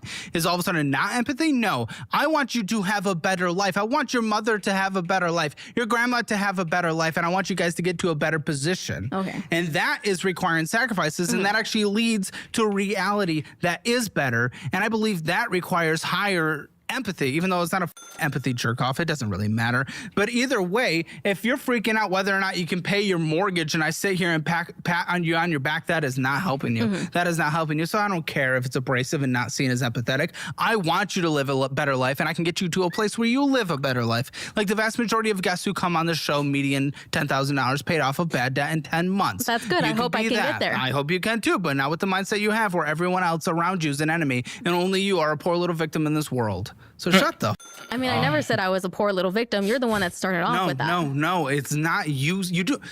Oh my gosh, you're being actually a moron because this is what is happening. Just like you're essentially suggesting that no one's able to be educated or understand anything unless they've been directly involved. You're also saying that unless someone says, but I think you are taking that way. I'm also saying you are equally as dumb in that human perspective of unless someone says an exact word like it's George Lucas writing someone's emotions directly on them in the prequels where they have to say what they're feeling. I know how you are acting and the words you're using and the emotions you're using, that you come from a place of victimhood. Okay? I know that based on you. You don't have to say it. You don't have to say, well, from my point of view, the Jedi are evil. I know that. You don't have to say it. Okay? You can say it through the rest of your fucking dialogue and emotions. Okay? Yeah. My goodness. Just your entire worldview is just so immature on how you everything is just the cover of a book to you. It's so stupid. Where do you think you are in the world of finances? 0 out of 10. 0 being the worst, 10 being the best. Well, at first I thought I was like a 5. I don't think I'm that really bad. Are you ever worried about paying your mortgage? I was. Okay, you're probably not a 5. Go on. Where do you think you are today? Definitely like a 2, maybe 2 or 3. Okay. But if you want your financial score, go to calebhammer.com. It is free. All you have to do is go take the assessment, and I'll tell you where you are in the world of finances. And don't forget, if you don't, I'm doing a plug. What do you want to say? Okay, I'm sorry. Continue. And if you don't, oh no! I was just gonna say that I did take the score, and it was a 0. I don't know if I did it correctly. I feel like it was kind of worded a little weird on the question. So, or you just can't read. Completely I did surprised get 2 about degrees this conversation. somehow. Trust me, and a degree means nothing. You probably shouldn't say where you got those degrees from. They might look disfavorably upon this fucking uni. Based on the people I've met on this show. Obviously, I know that because I work Morons at a nonprofit, so. Huh? I do know that. I mean, if the nonprofit is their situation not making a fucking... Like, if it's a nonprofit, I'm just hoping that it's not because they are present in it. That's all. Because I work at a nonprofit where I don't get money for my degrees. Oh, good. Oh, ladies and gentlemen, she's Come on, in put the your best stuff on. brain. If you don't want to end up in the brain like her, make sure you download our Dollarwise budgeting app. Take your free trial today, and if you sign up for the annual version, I'll send you our budget-friendly cookbook signed by me, mailed directly to you. It can't be purchased anywhere else. And remember, you can also get all of our classes for 80% off, and the budgeting app premium version. If you sign up for Dollarwise Central, it is the one-stop shop for all finances. It is incredible. It is incredible. And you do get that for free, even though I actually don't want to give it to you because you came in here being a just absolute creature. I mean, that's fine. I guess I could just utilize other stuff. I'm going to give it to you, I said. I just kind of don't want to in this moment. That's fine then. Discover it. Why are you on this show, dude? I'm so confused. I mean, you're the one that agreed for me to be on. Me personally? I don't know who the is coming on this show. I have a team. Remember when we talked about the team? Yeah. You think I'm directly involved in everything? No, I delegate. But they obviously have a certain... I'm asking why you're here, you answer a question! I applied. Why did you apply? You actual animal. Because are you incapable of answering a question? Why are you here? I was answering it. I was. Maybe if you stop yelling for a second, maybe I want him to yell more. Fuck this woman and fuck the way she acts. I want him to yell so much more. Let him yell till my eyes go fucking pink and red and glazed over and blue. Let him fucking screech till he feels better. I will get catharsis with every fucking utterance of a shout he makes. Yes. Please go. Answer. Try. For finances. You're here for finances. To learn about how I can budget. Then why are you coming out and fucking fighting? It makes no sense. It makes no sense. Oh, you're a horrible creature. Discover it. $7,511.77. You say you're in credit card debt, all because of emergencies. Maybe that is correct. Maybe it is not. I actually do not know. Again, I come in blind with the audience. The team puts together your finances, okay? It's a little journey. We go on it together. Got it, yeah. Well, why are you purchasing $430.28 when you can't even fully pay off your card and it is accruing $153.92 of interest? And if it is accruing that much and you cannot fully pay it off, and it takes how long to pay off? Minimum monthly payments only? Without any purchases, which you're incapable of, how long does it take to pay off? I don't know. I don't look. Of course not. Why would you look? Yeah. 31 years. You're going to be approaching I do retirement. pay a little bit more than minimum. Doesn't matter because you purchase way more than you put towards it. That absolutely counteracts it in every way whatsoever. So again, I will ask this question. Why the are you possibly purchasing on a card that you cannot fully pay off, that is accruing interest, that gets you to your retirement age by the time this is even paid off with minimums only? I mean, this is just like essentially my survival card. Really what I pay a lot of. Survival card. So this is emergency. Meep. Just meep. Just fucking meep, bro. Dude, just fucking meep. I've got only meep inside of me. That's all I am, and it's all I've got is fucking meep. Lol, what the fuck, meep. Emergencies, like you suggested before. Yeah, and I do I utilize this one for like hacks as well too, because if you say it's for food and stuff like that, I use it a lot for like with my grandma. She gives me her debit card to pay her groceries. I'll say, oh, I casually forgot her card, use my Discover card to then get cash from her and put that in my debit card. Mm-hmm. You cash advance from this to put? No, like I use my credit card instead of her debit card to then get cash from her. Okay, I'm being told about a critical emergency you put on this credit card recently. Taking your boyfriend to Hawaii. I mean... Guys, ladies and gentlemen, she's a victim. We can't relate. You're right. That was my first time outside of Texas. I don't give a f***. You chose an expensive thing. You could have gone to damn Arkansas. Well, he had a school conference to go to. Okay, congratulations. You did not have to go. I'm not going to cry about you not being able to pay your mortgage if you're choosing to fly to Hawaii. I mean, I did want to go. I mean, I still was working while I was there. Doesn't matter. I did work, it still costs you home. money. How do you not understand this? I am so confused. I mean, I was in an internship at that time, so I was still getting my internship hours. So I did pretty much essentially finish my internship while on going here on and Hawaii. say, I cannot relate to you. This sentence while looking at his face like this is disturbing. You cannot come on here while looking at his face? You can't come on his face? Whatever. I don't think people should be fantasizing about that. They don't know him. If you've been trying to fantasize about coming on Caleb's face, that's a bit parasocial, isn't it? Isn't it? Isn't it? Home skillet? I mean, I was in an internship at that time, so I was still getting my internship hours. So I did pretty much essentially finish my internship while on going here on and Hawaii. say, I cannot. You cannot come on here. I mean, I was in an internship at that time, so I was still getting my internship hours. So I did pretty much essentially finish my internship while on going here on and Hawaii. say, I cannot relate to you when you struggle to pay your mortgage if you're paying to go to Hawaii out of all the 50 states. I mean, a fun trip while also working and no empathy. doing I hope you get internship. kicked out and I hope you get foreclosed on. It's your fault. Thanks. It is your fault. It is your choice now. If you were sacrificing and you were grinding day in, day out, and you were cutting all your fun and you were still struggling to survive, that's where I would come in, I would hold your hand, and I would cry with you because that sucks. However, you're just choosing to go to Hawaii. Off. You're not struggling. You're not in a position of struggle. You are not a victim in this world. You are self-inflicting pain upon yourself. I want to hear nothing from you ever. And you're right. I actually can't relate with that because I never went on a dumb vacation that I couldn't afford because I wasn't a moron. I mean, I still was working Doesn't and I matter. still got my internship How much did you spend on this trip? Like $1,500. We split it in half. So $750 that you cannot afford. You could have still been working. Again, I've never gone on a vacation. I've been working in the same field for almost 15 fucking plus years. I've never gone on a single fucking vacation. Never imagined it. Never dreamed of it. Holy shit. Fucking wild.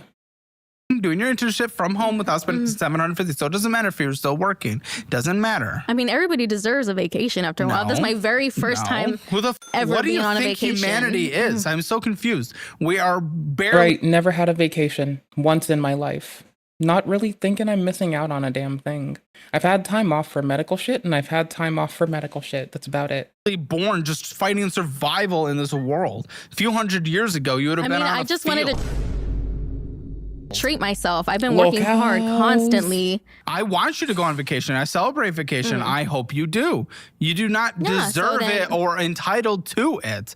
From working hard constantly, No. at that point, I was You doing are my entitled internship to your pay. and 2 jobs. I was doing 2 full-time jobs and an internship. Congratulations. You're entitled to the So- paycheck that you got from it. Well, what you an choose to internship, do you with don't it, get paid. what you choose to do with the paychecks that you receive is up to you and not an entitlement. I don't give a I don't think it's entitlement whenever I feel like I just can have and you're some struggling to time pay for your fun. mortgage. I think that is you feeling like you're entitled and wanting to live like everyone else when you simply cannot afford to. And it is not something that you are all of a sudden bestowed upon in this world when you are born, saying, oh, you get one Hawaii, you get one Florida, you get one this. That is not assigned at birth. You are not entitled to it. You are not deserving of it. My mom brought me up under the auspice that you're not entitled to a damn thing, not even the breath you draw. You're fortunate for every breath you draw. So I can't imagine these people looking at life like they don't have to pay respect to just being able to breathe. It's not a thing everyone gets to do. Like, not everyone gets to draw breath and be happy. Sorry, buddy. I hope you get to. We should consider ourselves remarkably fortunate because we get to live and draw breath. Do it, but you make the sacrifices in order to do it. Yeah, but I feel like I've been constantly doing sacrifices. I think, am I going to just keep on doing those sacrifices and not have No, some apparently fun? you keep on doing the moronic bull because I'm also being told there's another trip on the horizon. Similar mindset, I guess. it was another conference. That's hilarious. Yeah. What a joke. You're gonna fucking cry when you're 59 and a half or 65 and you didn't put any money aside for retirement. You're gonna be like, why are other people paying taxes so I can retire? Because you chose to go on vacations now instead of actually sacrifice like the rest of us. Fuck you entitled brat. I mean, at this time in the You entitled bitch. government, I don't think I could retire at 59 or 60. You could if you saved and didn't spoil yourself constantly. 100% you could. Compound interest is on your time. Time is on your side. Then you can. You are choosing the fun. You are choosing the now, and then you're going to come crying and say the rest of us have to take care of you when you did not prepare for retirement. I mean, I'm definitely not going to say that. Yes, you will. Everyone does. Everyone fucking does. Because the moment you become old and you're working in a Walmart, it becomes sad and fit. And it's like, oh no. Where if we look 30 years back, we saw that you were just choosing to fuck around in life and you didn't save for retirement while the rest of us actually sacrifice our wants for our retirement. And then we have to give more for you. And it's I think you're definitely going to hate that I am planning a trip to Chicago as well. Yes. Let's I be real. personally will. Some financial decisions take a lot of time and should be considered very carefully. But if you got a family or anyone else that depends on you and your income, there's one financial decision that is a no-brainer and you can't put it off. That is getting life insurance, which is why I recommend Fabric by Gerber Life, the sponsor of this video. Fabric offers quality, affordable term life insurance policies. Hold on. Let's look at the internet. Let's see what it's up to. Thanks for letting me have like a loser of a day. I kind of just wanted to chill and be a goofball. Like Kel streaming. If you want to go see a good stream, go talk to Kel. Shout out to Kinetic Kel. See, there's even dogs here, which means that it's totally a better place. It's easy. You can easily tell. 2 years ago, that is actually kind of beautiful. There's a new Star Talk. Oh my gosh, that is so silly. I've been meaning to watch their shit on stream for a while. It's built for parents by parents.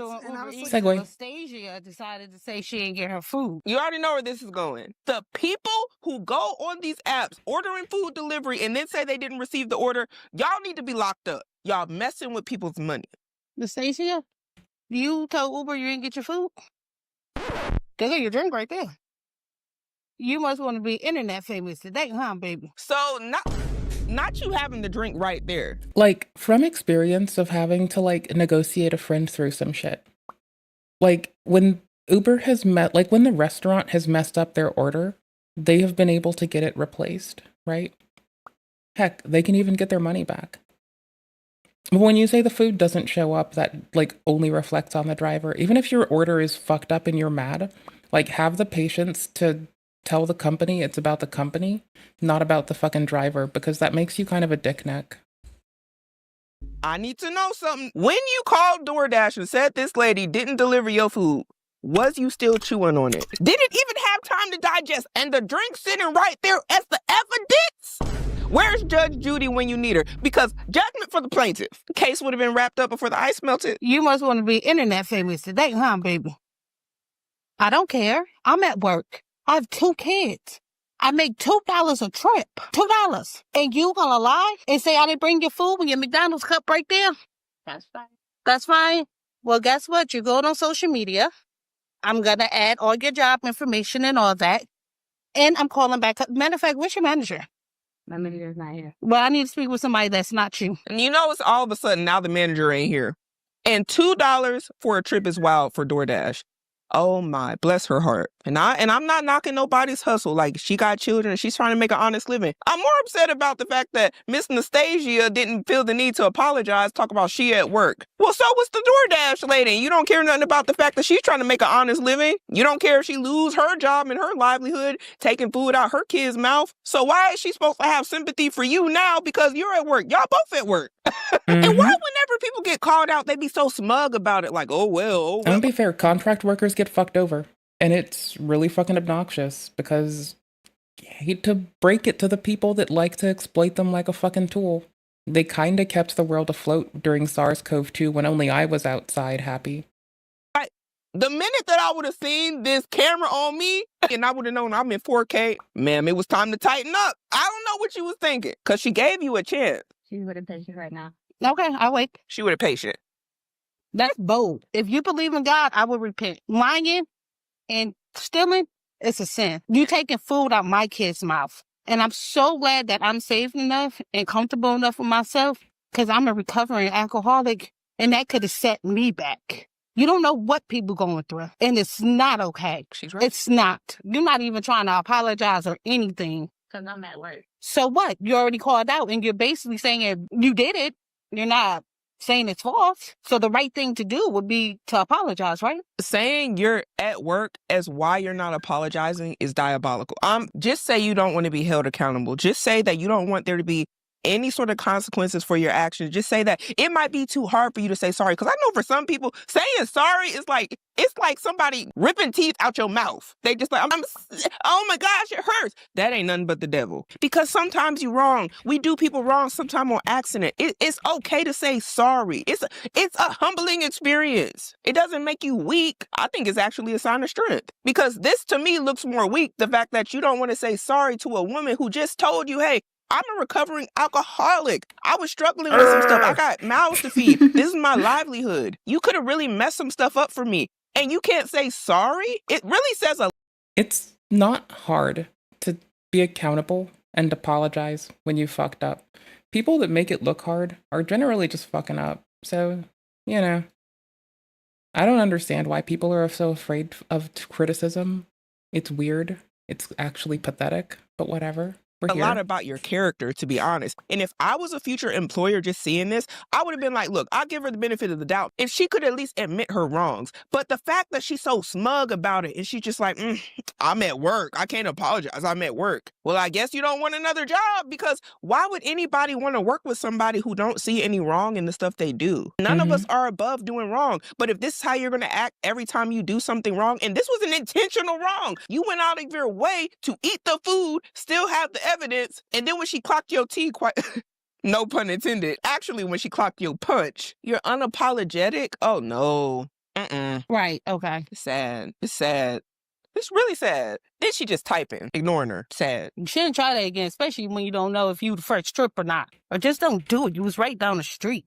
Went had McDonald's. Wasn't it 2 spicy McChicken and a big red large? Yeah, I remember the order. And can you make sure it's fresh, please? Then she said, and can you make sure it's fresh? While trying to get over on somebody. The audacity of people. And usually I wouldn't even be like, yeah, this sort of stuff need to be exposed. But no, I honestly don't see nothing wrong with the lady who posted this, because had this went the other way and DoorDash had some sort of negative effects on her account as far as her being a delivery driver, and she had to take a L for this order, this lady right here don't care. So, ma'am, do what you need to do. I'm not even mad at her. I'm not. And can you make sure it's fresh, please? Man. Got the audacity to ask for accommodations and damn lie. In just watching this, it just feels extremely evil how this lady is acting. And then on top of that, it says Hillside on that paper right there. So you know this is going to go viral. And let me get to the comments, because I know y'all want to know what it said. And so this is the lady's profile who originally posted it. Blessed to be me 3 is the best name ever.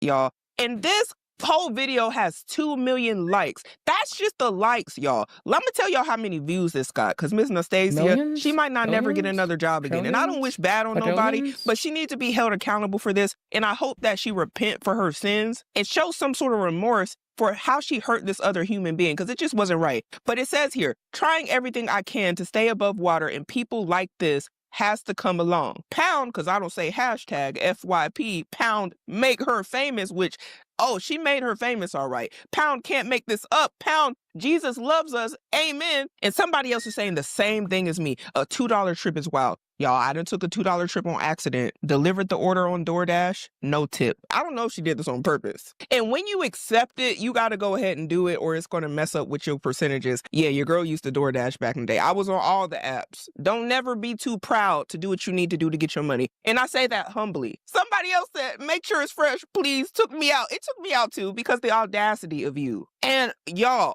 this is 91,000 likes on this comment. It says, at Hillside Medical Group, we were recently made aware of an incident involving one of our employees who acted inappropriately towards a DoorDash delivery driver. Oh, if they commented on here, there must be a video. After a thorough internal review, we made the decision to immediately terminate this individual's employment. So you mean to tell me you got fired over 2 McChickens? Oh, no. You're not living this one down, Miss Nastasia. And you know what? What did you think? What did we think was going to happen? You got caught committing fraud in 4K. You know, and she was talking all this. She couldn't apologize because she was at work. No, ma'am, you were at risk. You were at risk at that very moment of losing your job, and that was your chance. That was your chance to shine. That was your time to plead your case. But no, that pride got in the way. Just wouldn't let you do it. Now you're out of a job, and isn't that ironic? I mean, pride is a really light way to look at fucking indignation. That now she's going to be out of a job that was giving her money to where she could have given people the money for actually doing the services that she asked for them to do instead of lying. But now you got to go to the unemployment office. I don't even know if they're going to accept you. Because, ma'am, everybody that's seen this video, do you get unemployment for them justifiably firing you after misrepresenting their company on the clock in this manner? I need to know what y'all think. I need y'all to comment down below. Let me keep reading the rest of their comment. Their actions were unacceptable and do not reflect the values or integrity we uphold as this organization.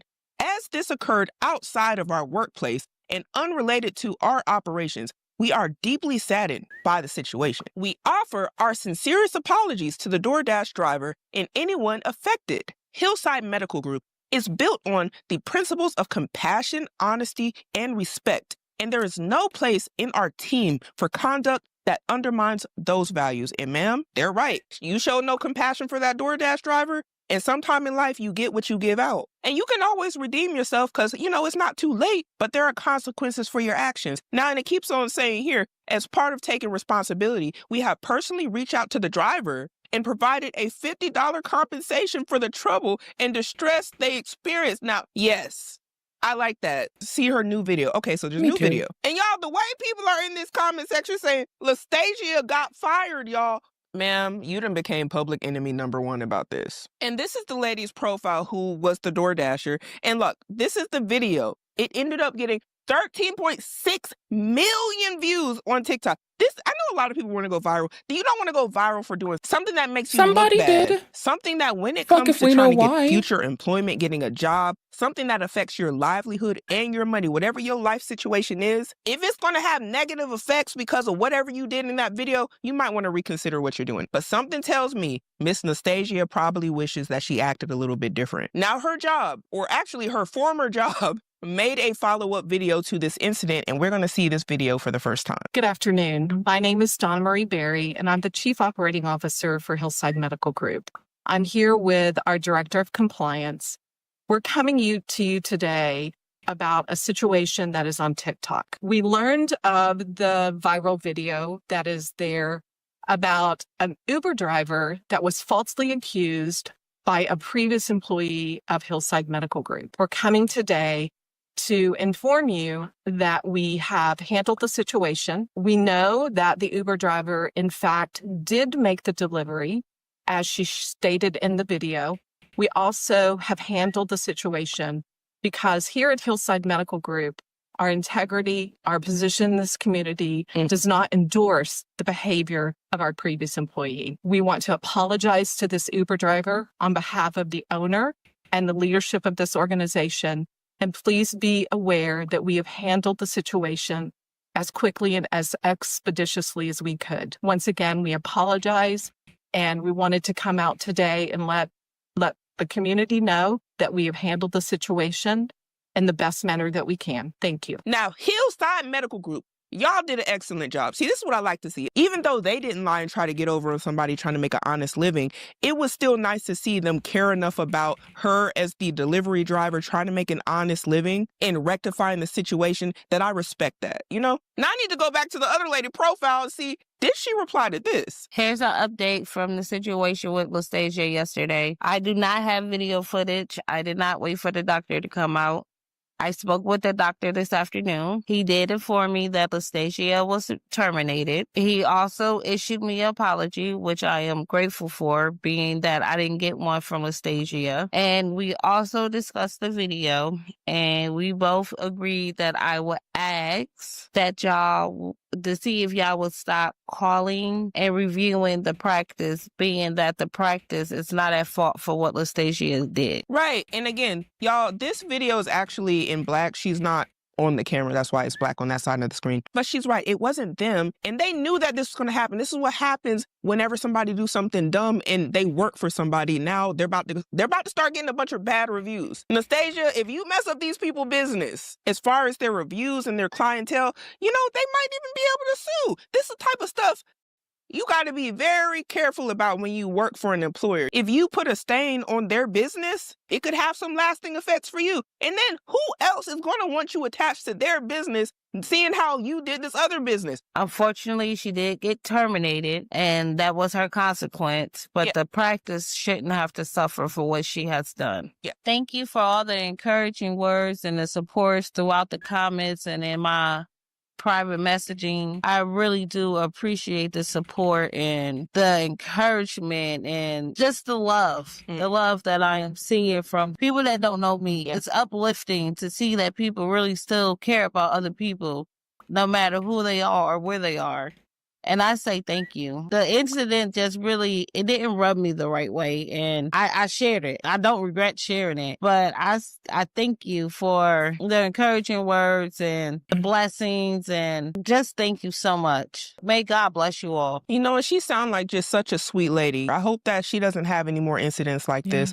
And when you're DoorDashing, it just kind of come with the territory. I had somebody say that I didn't deliver a DoorDash order one time, and it was for some crab legs. The disrespect. And yeah, it did have a derogatory effect on my profile as far as a dasher. And to anybody who's out there doing that whenever they order food and then say, hey, I didn't receive the food, can y'all please stop doing that? That's not right. If you don't want to pay for the food in the first place and you're going to try to get over on people, just cook your own food. But this actually affects people's livelihoods. So don't be trying to get over on people with all this scamming. It's not funny. It's not cute. And I know a lot of people make jokes about it online, like, oh, I'm just going to cancel the order after they deliver it. I really don't know how some of y'all go to sleep peacefully knowing that you do people wrong like that in real life. So I just challenge y'all to do better and to treat people better. And I quickly want to get into a few of these comments under her response for the video. And it says here, and now what? You went and lost your whole paycheck in references over $10. And that's wild when you think about it.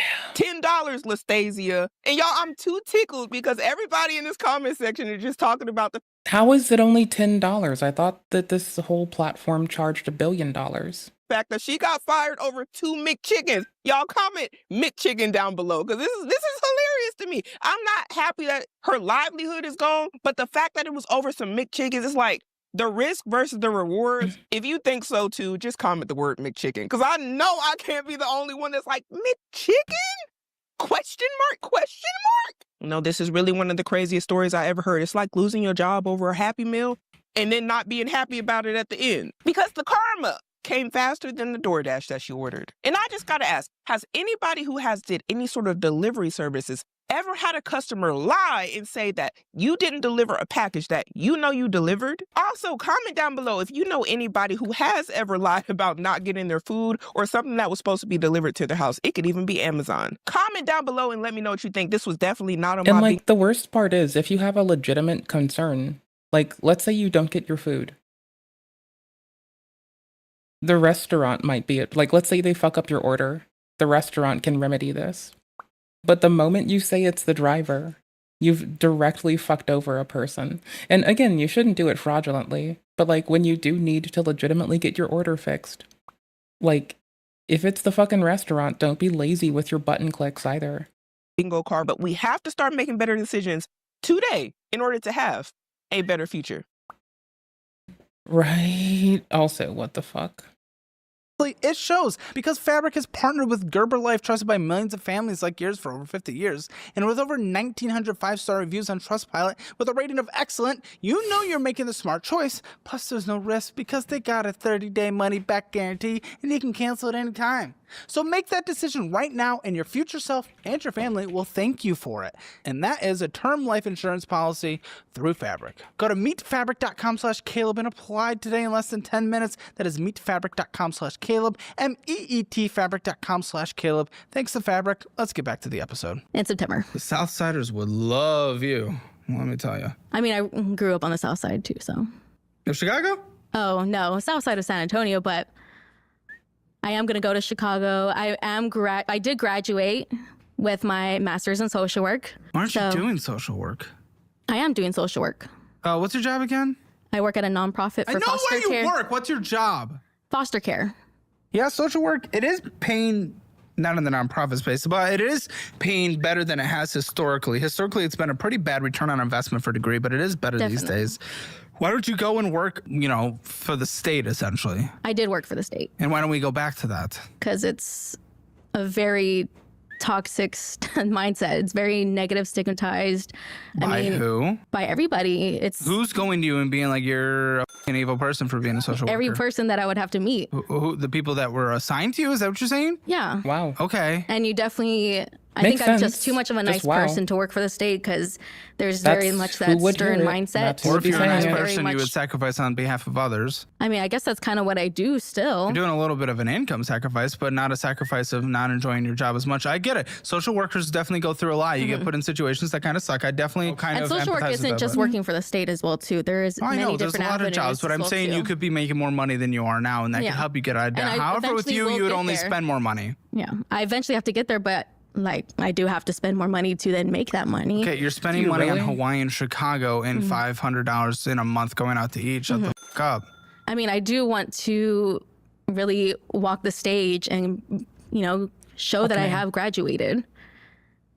Just for what? I got my master's in social work, so that's you already have it. So what the fuck are you talking about? The commencement ceremony is in September in Chicago. Okay. I'm not horribly opposed to that. Chicago's so much cheaper than Hawaii. Actually, it's gonna be around the same amount. I bet when you were spending money in Hawaii, I guarantee it was more expensive. No, because it was around $1,300 for a week resort in Hawaii.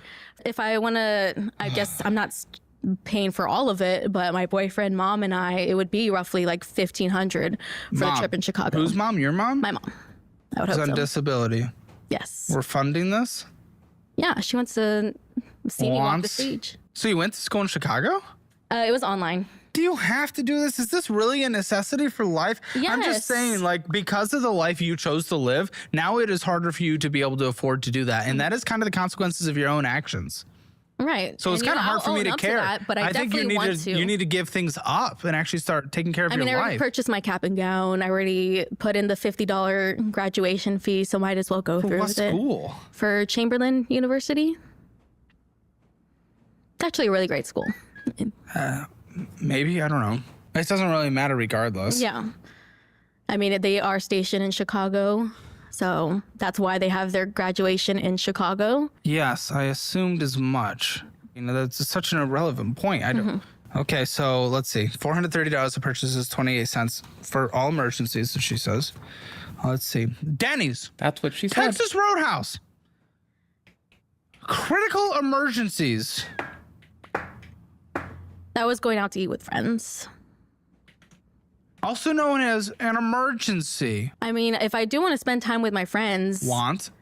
Yeah. Want. Exactly. Okay. Well, sometimes I feel like I need to have some breaks. Breaks, yes. Breaks do not require going to Denny's, though. I mean, if my friends want to go out, I'm definitely going to go with them. If my friends want to go out, I'm just going to tell them no, like I've been doing my whole fucking life. They're going to be like, hey, bitch, do you want to go out? And I'll be like, no. And if it's because of money, I'll be like, no, because I don't have the fucking money. If they're like, do you want to go out? And it's like, no. I'm being a fucking happy, fucking stay at home, never go outside person right now. Then they're gonna have to like deal with that. Like, what? What? Like, what? The fuck? Want. Yeah. Want. You do not need to go out. And I'll f me up some Denny's, don't get me wrong. I could tell, yeah. Okay, you're fatter than me. Yeah. Yeah, well, it's either spending $500 on Ozempic, so do you want me to do that? Or you could just diet like I am. I'm down like 16 pounds. I'm diagnosed with PCOS and a binge eating disorder, so. Okay. So you're saying you can't diet? I mean, it's very hard to lose weight. Yes. It's hard for everyone to lose weight. Yeah, and I'm not saying that it isn't, but it is still hard to lose weight. Okay, so die at 45. Like, if that's what we're gonna say, if the pushback is sacrifice some of your wants so you don't go in debt. No, I want to do this. Then go do it. If you sacrifice and work a little harder because of your diagnoses to diet and do a little harder sacrifice than other people would have to do to live a little longer. Oh, but I can't. It's hard. Okay, then go die at 45 with heart disease. I mean, that's your choice. I'm not going to fight you on that. That's just like my mindset. I'm a provider. Yeah, so endless I victim. like to, endless victim. I can't. It's hard. I like to pay for my friends sometimes. That's fine. I mean, I'm not going to expect them to pay me back by any means, but stop paying for your friends. It's as easy as that. I mean, you just can't. And I love them rolls. Texas Roadhouse f me up, you know. It's mainly the butter. Can we talk about that butter? Yes, the butter. Oh my goodness, that butter. Yeah, I can't believe it's not butter. But also the little, what is it, the onion blossom, getting some steak. Okay. Listen, you just can't afford this, and you trying to set this up as being emergencies is a lie. It's a lie, and it's you trying to immediately deflect what is being spent on here, and everything you do is a fucking joke. And then you try to come in here and be like, I can't, it's hard. Shut the fuck up. You're being a baby. You're being a child. You are a financial child. It doesn't make sense. I mean, I guess that's perfect for the show then. Perfect for the show? Yeah, maybe. I need to grow up. That's why I'm here. Oh my gosh, is she just rinsing and repeating catchphrases? I don't think I am. Listen, I'll get you access to the... It's worse than just rinsing and repeating catchphrases. I'll fix it, hold on. She's rinsing and repeating our fucking lives. Well, it's what she's doing. I don't fucking know why. Fizz card's a debit card that builds cards, so you can just close these. I mean, I definitely don't want to close my Discover. Yeah, why would you want to just close something you can't manage that would whatsoever? Really impact my credit score too. That's my oldest credit card. I have a credit limit of like 17,000. You have a mortgage. What are you trying to have good credit for? I mean, definitely hope to sell this house and then get a better house. When? What? You're afraid of not being able to pay your mortgages because you're in control with your spending. You can't control it worth anything. I mean, it's just... Fine, I'll gift you also a course careers accounting degree so you can do accounting for your own accounting certification so you count for your own money, okay? Money. Sake, dude. You think you can get a more expensive house? Definitely not a more expensive, but just better in the sense that... Better house usually equals more expensive house, especially with where interest rates are compared to where you likely got this. Yeah, well, I mean... Yeah. I guess this house was very much like an impulse buy. I just needed a house. Impulse buy a house.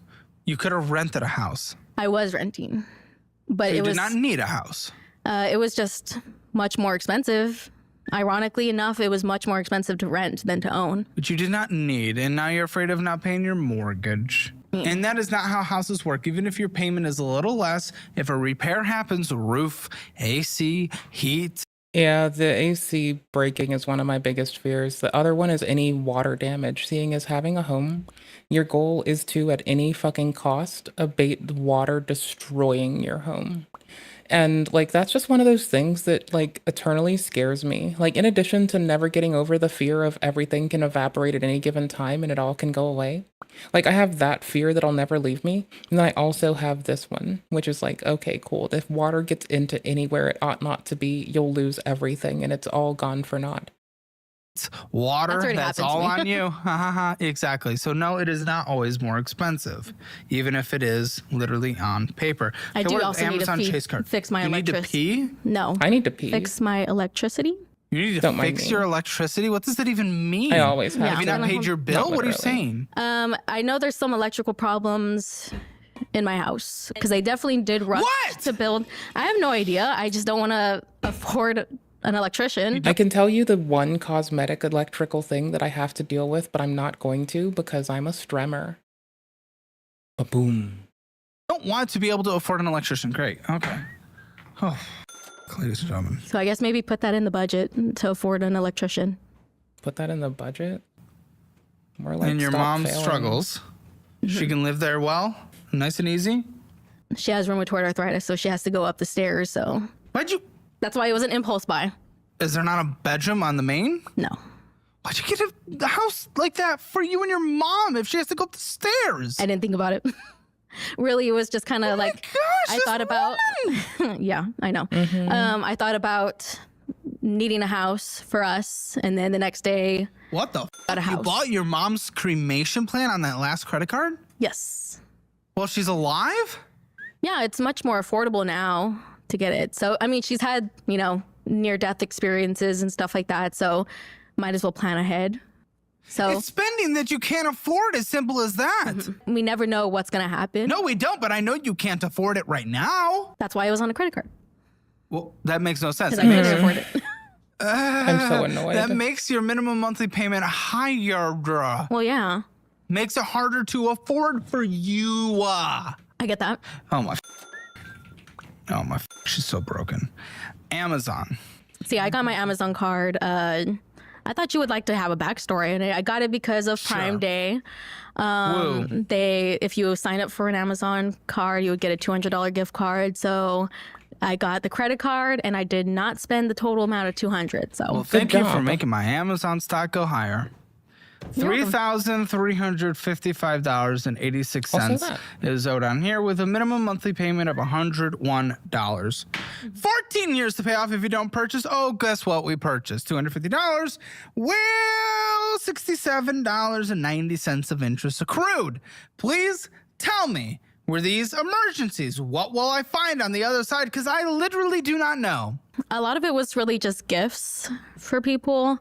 You gift your mom you being able to pay the mortgage so you guys don't get evicted. What is wrong with you? I mean, gifts for other people too. And then also back to like my she doesn't grandma understand what I'm saying ever. There's a few gifts on there that my grandma paid for me to get. So I was let me use my credit card. You have to take care of. All these people that you have to take care of or get assistance of others are all of a sudden going and blowing money on all this bullshit. Great. I love the system we live in. Yeah. I mean, I didn't make it, of course. But I mean, enable it, of course. How? You allow your mom to live with you and you subsidize her lifestyle even though she spends all her money on bullshit that we give her. I mean, not really. She has a lot of debt as well, You told me she has a lot of debt, and I know it's based on bullshit. I mean, yes, I guess, exactly. Yeah. I don't really know about her finances that much. So. Great. So should you be supporting her if you're not willing to vet her finances? Because who knows what you're supporting? She's my mother. I'm not going to. She's your mother. You love her. Loving your mother and loving a kid, loving a sibling means sometimes having tough conversations and making sure you're setting them up for success. How old is she? She's 65. Okay. Pull out your Amazon. Oh, no. Let's look for it. See, at least I don't have it on the home screen, but have fun. That's a fucking Android. I don't know how to start a screen recording on here. Do you? Oh my gosh, yes. Do you need a screen recording? Yes. All right. Random surprise gifts for your boyfriend. Yes, this boyfriend thing. And you guys do not live together. No. How long have you guys been together? 5 years. Okay. Are you guys gonna move in together? Eventually, I mean, Because here's the thing with you crying about having to you supporting other people, you'd typically be in a dual household income situation 5 years in. I mean, he definitely has to take care of others as well, too. He has a family he cares for as well. Yeah, but you guys can take care of them without living with them. It's kind of hard for him to take care of his family without being there. We'll see. I don't even know if I believe that. Honestly, with the way that you set up the world, I don't know. Waterproof phone case pouch. Great. Looks like we're going paddleboarding. Well, I wanted to go to Six Flags for like the past 3 weeks. What the f is wrong with you? Why is that more important? I don't understand. You're broken. You're broken. 90-day supply of inositol. See, that's powder. Okay. Now that's definitely a plus. That's to help with my PCOS. Okay. So it blocks cravings. So I'm good with it. It's not working. I just started. I do not see the date that I purchased it. I just started it. Okay, you just started it. Silkwords men swim trunks. So gift, we definitely don't need to be doing that. Good thing there's a return started for these shoes because you certainly shouldn't be getting that. And they're just kind of sitting in my car. Unbelievable birthday card. Nope. So I got that. Funny birthday card for women. Nope.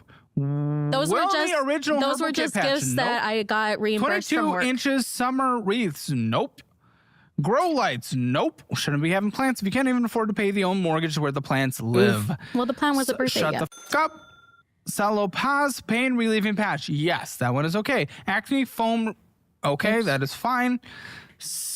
A long life miniature bulb. Yeah, that's fine. I think a lot of those women, are just gifts. Hit or miss. That's a gift. And a Walla, definitely not. A gift. I don't care. That doesn't mean it's necessary. I'm a gift giver. giver. Is not an I don't care. You're gifting yourself, getting yourself out of debt so you can get more gifts. I just love to show appreciation to my gift friends. the taxpayers you saving for retirement so we don't have to take care of you. I do. Ooh. You just started. You just started contributing to your 401k. Ooh. I mean, and it's only 6%. That is not going to get you there. It's definitely a lot of money, though. It should be minimum 20%, though. Yeah, I can't live off of that. If you have any chance. Yeah, because you blow all your money on gifts and food, and you got yourself in debt for gifts and food. Shut the I guess if you get rid of that. Because you want to go to Six Flags, because you want to go to Chicago to walk across the stage for an online school. All of that. Because you wanted to go to Hawaii, 20%? where people can't even afford to go, usually. And you think I'm going to get canceled for this episode? Guess what? All the white women out here hearing you as a white woman saying you're going to Hawaii, they're going to murder you. They're going to report you to your workplace. Okay. No one gets more offended about people going to Hawaii than white women that have never been to Hawaii. Valid, but also, I mean, I just really that's really what Candle, I do. Nope. Canvas a book. gift. Nope. You don't have to say it's a gift. If it's a gift or not a gift, it is equally unnecessary and you don't need to do it. And it is holding you back instead of return. It feels necessary to me. Feels? I don't care about feelings. Feels mean nothing. Nothing is But you were just nothing. talking about being empathetic. That's a feeling. Yeah, I don't care about your feeling of being a dumbass, though. It's not being a dumbass. It's being a dumbass. You can't afford. You just complained about how you cannot afford the adequate amount necessary for retirement. You cannot get gifts. I think it's always important. Okay, first of all, definitely not necessarily because at least there's no Labubu on it. Ew. Women's short sleeve nightgown, maybe. I'm sure you had other clothes. Birthday gifts for women, nope. International birthday gift, nope. Cool wind candles, sun scratchers, nope. Mouse pad, nope. Return complete, okay. Shower drain for hair, sure, I'll accept that. Pray everything wooden sign, nope. Acrylic, I don't care. You don't have to say that means nothing. Why do you still think that means nothing? It means nothing to you, but it means something to me. Okay, because you're stupid and incapable of making any sacrifices in order to better your life I just and care set for my yourself up for success. You can care for your friends without endlessly getting them gifts. I promise. What a joke. What an absolute joke of a life you're living. I don't think it was that bad. Okay, it was that bad. Amazon. Going into debt for gifts. Paying 23.49% interest on gifts. You're gifting, again, my stock price. Thank you. And trust me, I really got to get those stocks going as high as possible because I'm going to need a lot more money because in order to live the lifestyle I want to live after they take the taxes necessary to fund your retirement because you decided to live like a child is going to be substantial. Okay, that's fine. I mean, you're just kind of going back to that time where you just feel like you're out of touch with. Yeesh. All right. First off, I have not seen the chat update in a good 10 plus minutes, which blows me away. So hi, howdy. I'm sorry I didn't say hi earlier. I just noticed that OBS is being a butthold. A butthold. Yep. Howdy, nice to know you. Pleasure to see you. Pleasure to know you. With everyday person. I mean, out of touch. You just saying can retire. I know, definitely I can retire, but saying that I just can't do and purchase things for gifts. I'm not saying you can't. But an you are everyday choosing that over retirement. An everyday person is going to purchase gifts for people. An everyday person can be an adult and sacrifice. Not everybody. You're saying not everybody can be an adult? Well, of course they're going to be an adult, but not everybody can just have that money afforded to them where they can just use their debit card constantly. If I'm going to use my Amazon credit card. Gift. I mean, I guess the thing is just not using credit, because using credit still takes from your debit card. It's just that it takes from it later in a way where the bank can take your home and everything that you hold dear and cherish. A gift is not a requirement for the existence of survival. But if that was being spent on literal groceries, $250, which you can do at HEB, I will give you the meal plan after this show. It can literally be done, but we give $300 for it. Congratulations, you can make that work. If you did that and did that only on credit cards because you cannot afford to survive, that is where I would say, okay, how can we fix this? But you do not need a gift to survive. Do not bring that up again. It makes you look like a moron. I'm not saying it's a gift to survive. It's just something that feels important to me. Feels important. You did not say is important, because you know it is not. You know it is literally just a feeling. So shut the Do you not like up. Providing to others? I do. Like, I can afford it. I put it in a budget, and I make sure I sacrifice in order to make sure I'm able to live without leaning on other people, which you will be leaning on other people throughout the rest of your life before I allocate money to giving to others. I'm not really living off of other people. You will be, because you are not sacrificing now for the later. Have you not heard this conversation so far? We're an hour and 5 minutes Have you not heard about our government? I don't think I am going to be living off of other people. What do you think Social Security is? The only Social Security that goes out is immediately what is paid in. Huh? It's definitely getting cuts constantly, so I guess good luck. Retirement age is being extended in order to make it continue to go out.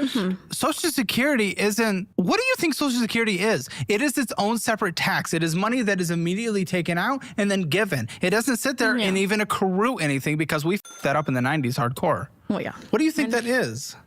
I think you don't even know what Social Security is. They're going to continue to cut off. Are they cutting the Social Security tax that I'm not aware of? No. Please? Oh, okay. Then what? No, I mean the funding that's going to be given to people that are in need of it. What do you think Social Security is? It is paid through a separate tax.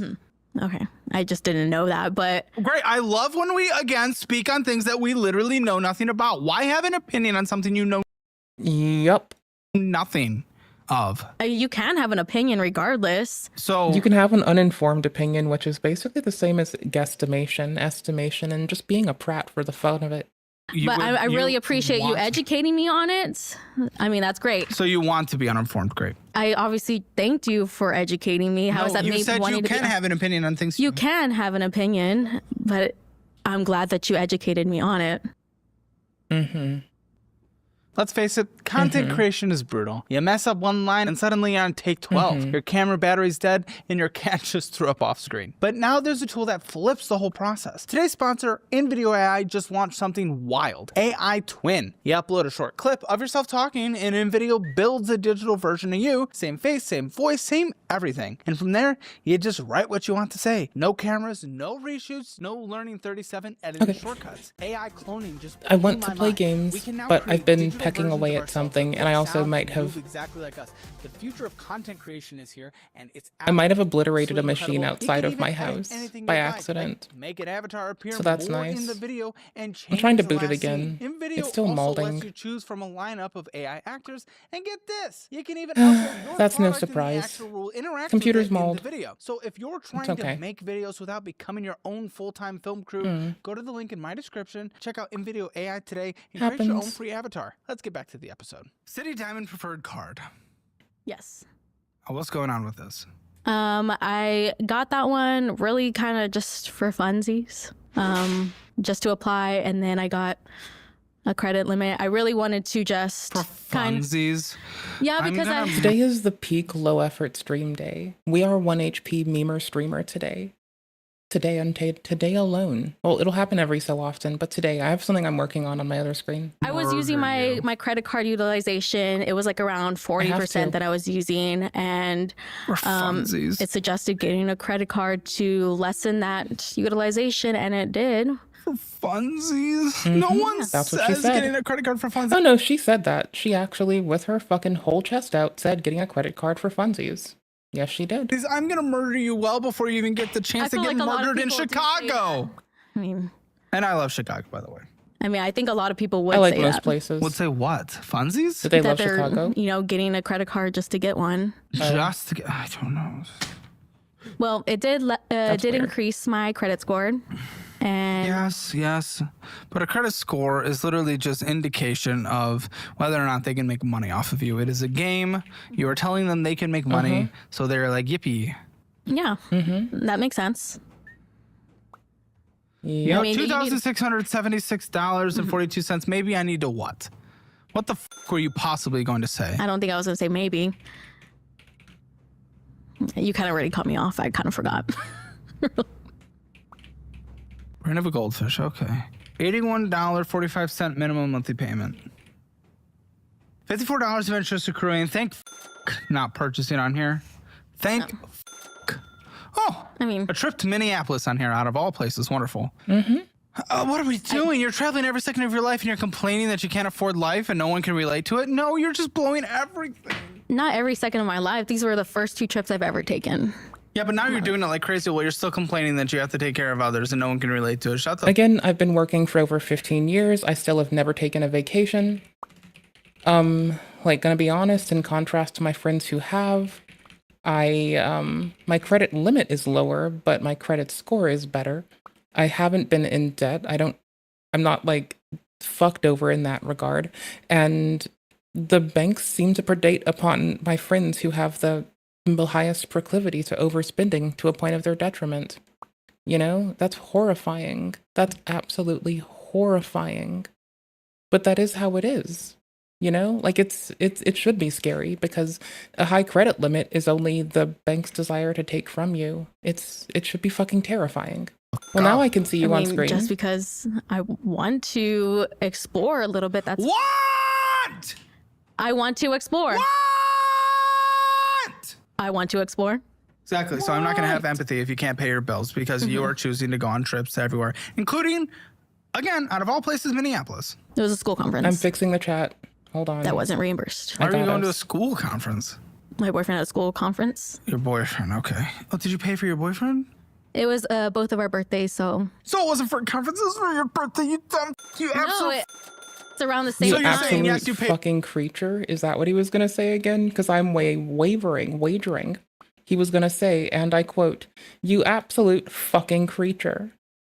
That's what I would imagine him saying, because I think after listening to him this long, that's what I'd say. Because people are too much fucking work. Paid for his trip? Yes. What the fuck? We were flying on his birthday, so... Oh, now I can see something. Oh, it's because it doesn't show only emoji. I forgot that. Oh, I forgot. I'm a dumbass. The only reason you're able to still be employed because the nonprofit was set up as a nonprofit to employ people. I guess.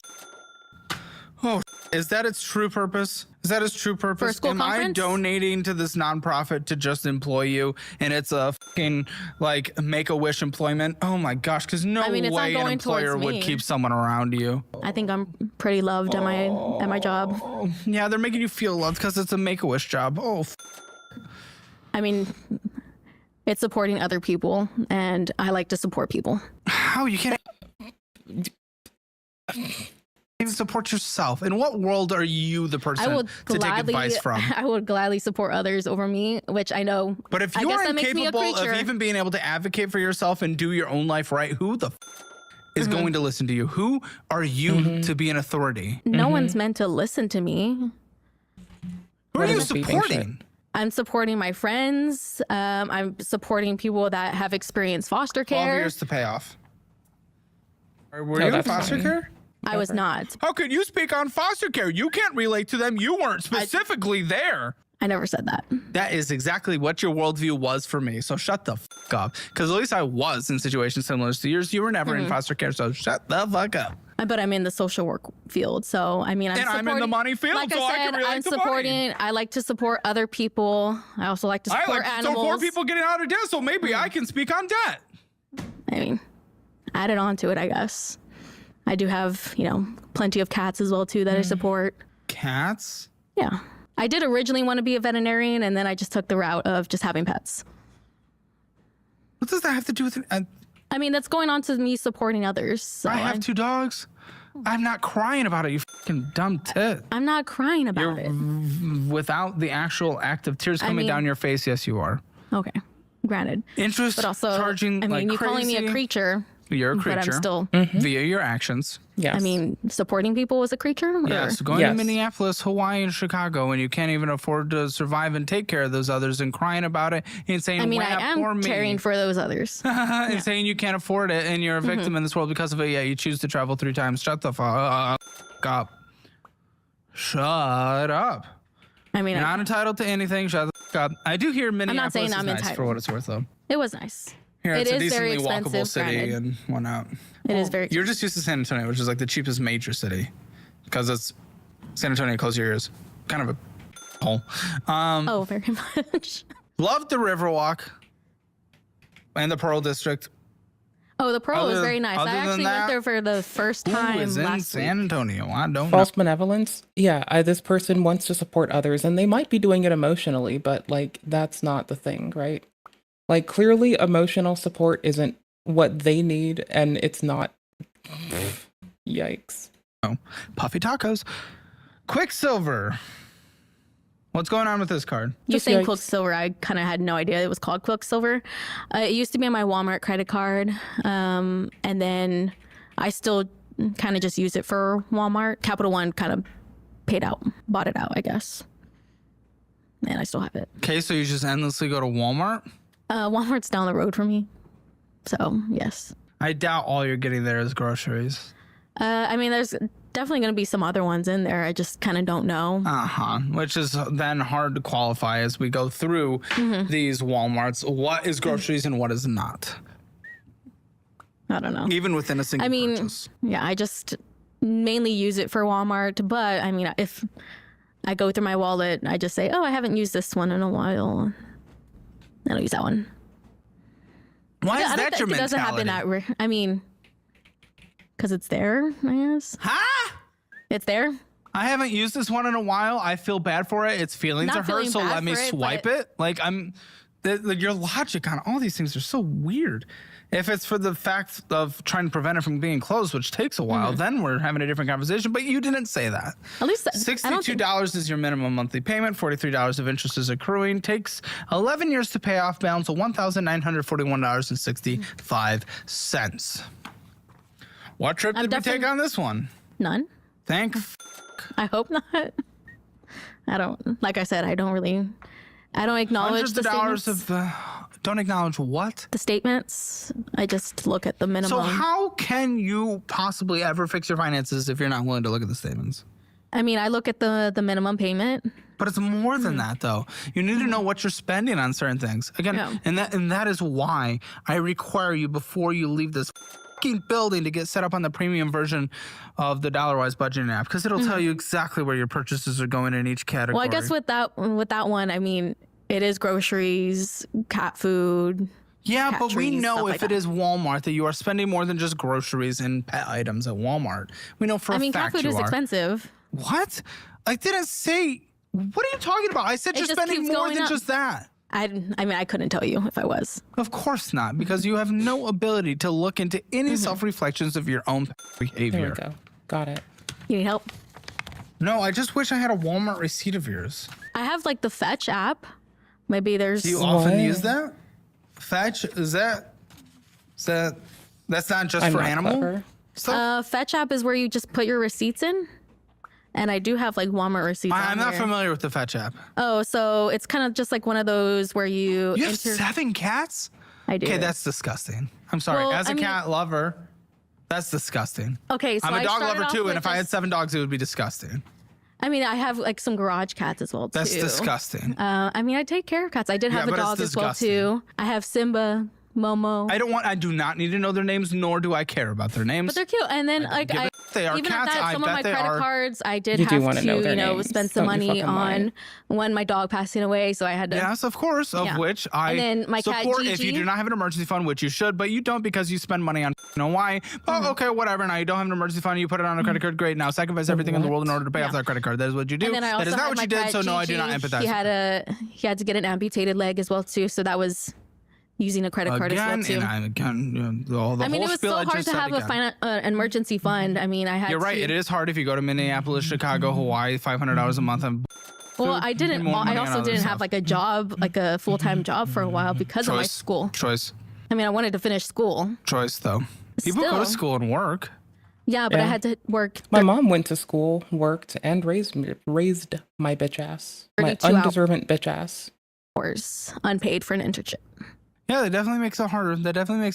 So now, if you're that's how coming I became from a provider. and knowing your situation with your family, you likely would have had federal student loans that would have helped cover many of things. I do have student loans. I know, but Federal even that would have loans. helped cover living Federal expenses, and loans. that would have been better than a 30% interest credit card. Definitely not. I still had to pay out. And then at the beginning of the year, they said that FAFSA was on a pause, so I had to pay out the rest. So it's roughly like, I was almost done. So I think I paid like $2,500 just to then get my You're degree. not taking out any more student loans, right? No. Good, because they just changed. Unless I just don't want to pay my student loans and then go back to school, but... Because if you do and go back to school, student loan repayment has changed. They've gotten rid of all the new income-based things, or all the old ones. It's new now. Now there's a standard 10-year payoff, or there's a slightly adjusted one for income that takes 10 to 20 years to pay off, if I'm not mistaken. But probably like almost double. Yes, of which, because I've had a lot of people making like $70,000 that have low payment student loans for income. And I'm like, what the f*** am I making $70,000? Does it make sense? Then they spend all their money on bullshit. And then I wish that's I what made happens. 70,000. Yeah, but you spent all your money on bullshit regardless. And then you're probably like, well, I don't have enough money to pay for my student loans. Someone help me. No, you're choosing your own things. You're borrowing it from the taxpayer. Pay it. F you. I'm definitely going to pay it. And also, if you don't pay your student loans, even when you're not in school, they will come and garnish your wages now. Because now they don't care. Garnishments are about to start. It has been announced with the bill they just signed the other day. It has changed to student loan repayments. Oh boy, And is we that are going to effective have. immediately or? It is for all future borrowers, but they will come garnish your wages if you do not pay on your student loans. But for future student loans that are taken out, and it's also capped $50,000 a year, if I'm not mistaken, for graduate degrees. Got it. Well, I do have a graduate degree. Which might bring down the price of college because they want their student loans. Hey, Okay, what it's is still- Lending Club? That's my consolidation loan that I got. So whenever Perfect example, ladies and gentlemen. Here it is once So more. I got a consolidation loan because all of my minimum payments were much more than just the minimum payment for the loan. Yes. And I thought it would be easier to pay that one course. bill whenever Yep. I didn't have my full-time job. Yep. And look what happens. This is what happens if you do not change your behavior before you either go through bankruptcy, before you consolidate, before you do a credit card transfer. This is exactly what happens. You just build all your debt back up again. Example number 1,568 billion in the I history mean, of I've the already show. done it once and it worked out great. And look where and you then- are. So it obviously did not. Well, If yeah, where 'cause you I didn't are have a today job. is where you are today, then it did not work. It is I as mean, easy as that. I don't give a It actually did I not don't give a work. Did not I have don't a give job. So I if where had you to are use that. today is where you are today, it did not work. If where you are today is where you are today, it did not work. At least I'm still paying them. For now, I mean, you're already pushing yourself to your limit. We'll see when we make a budget at the end. Lending Club, okay. So, what is your minimum monthly payment on this? $342 or $432. $342. Which, okay, I'm gonna say 342. I have it on my calendar for my calculator. $8,732.20. Sure, go ahead and look up that minimum monthly payment. It is $342. And all this was yeah. a consolidation. You paid the off a credit previous card. consolidation loan, then you fell back into credit card debt, then you had to consolidate again, and now you're falling back into credit card debt. This is a repeated cycle. It is not working. It does not work. What did you say it was? $342. So you just keep doing this over and over again, and you're expecting different results, huh? I mean, it was really kind of just a means of survival. I know you don't like me saying that, but But it didn't even work, though. I know, but I got that one when I didn't have a job. So it was going to be cheaper to then pay the $342 and have a lower minimum payment on my credit cards versus... Did you have your house at the time? Yes, I've had my house since 2020. So I would have just, not that I even... Fuck 2020. Advocate for this, but if you're... Such a damn good song. Going to go through all that and it clearly hasn't worked previously, let the credit card go into default. I've never thought about that. Well, I'm not advocating for it, but if instead of going through all these things that you have proven not to work... I had to install NVIDIA drivers on the server that it's running on.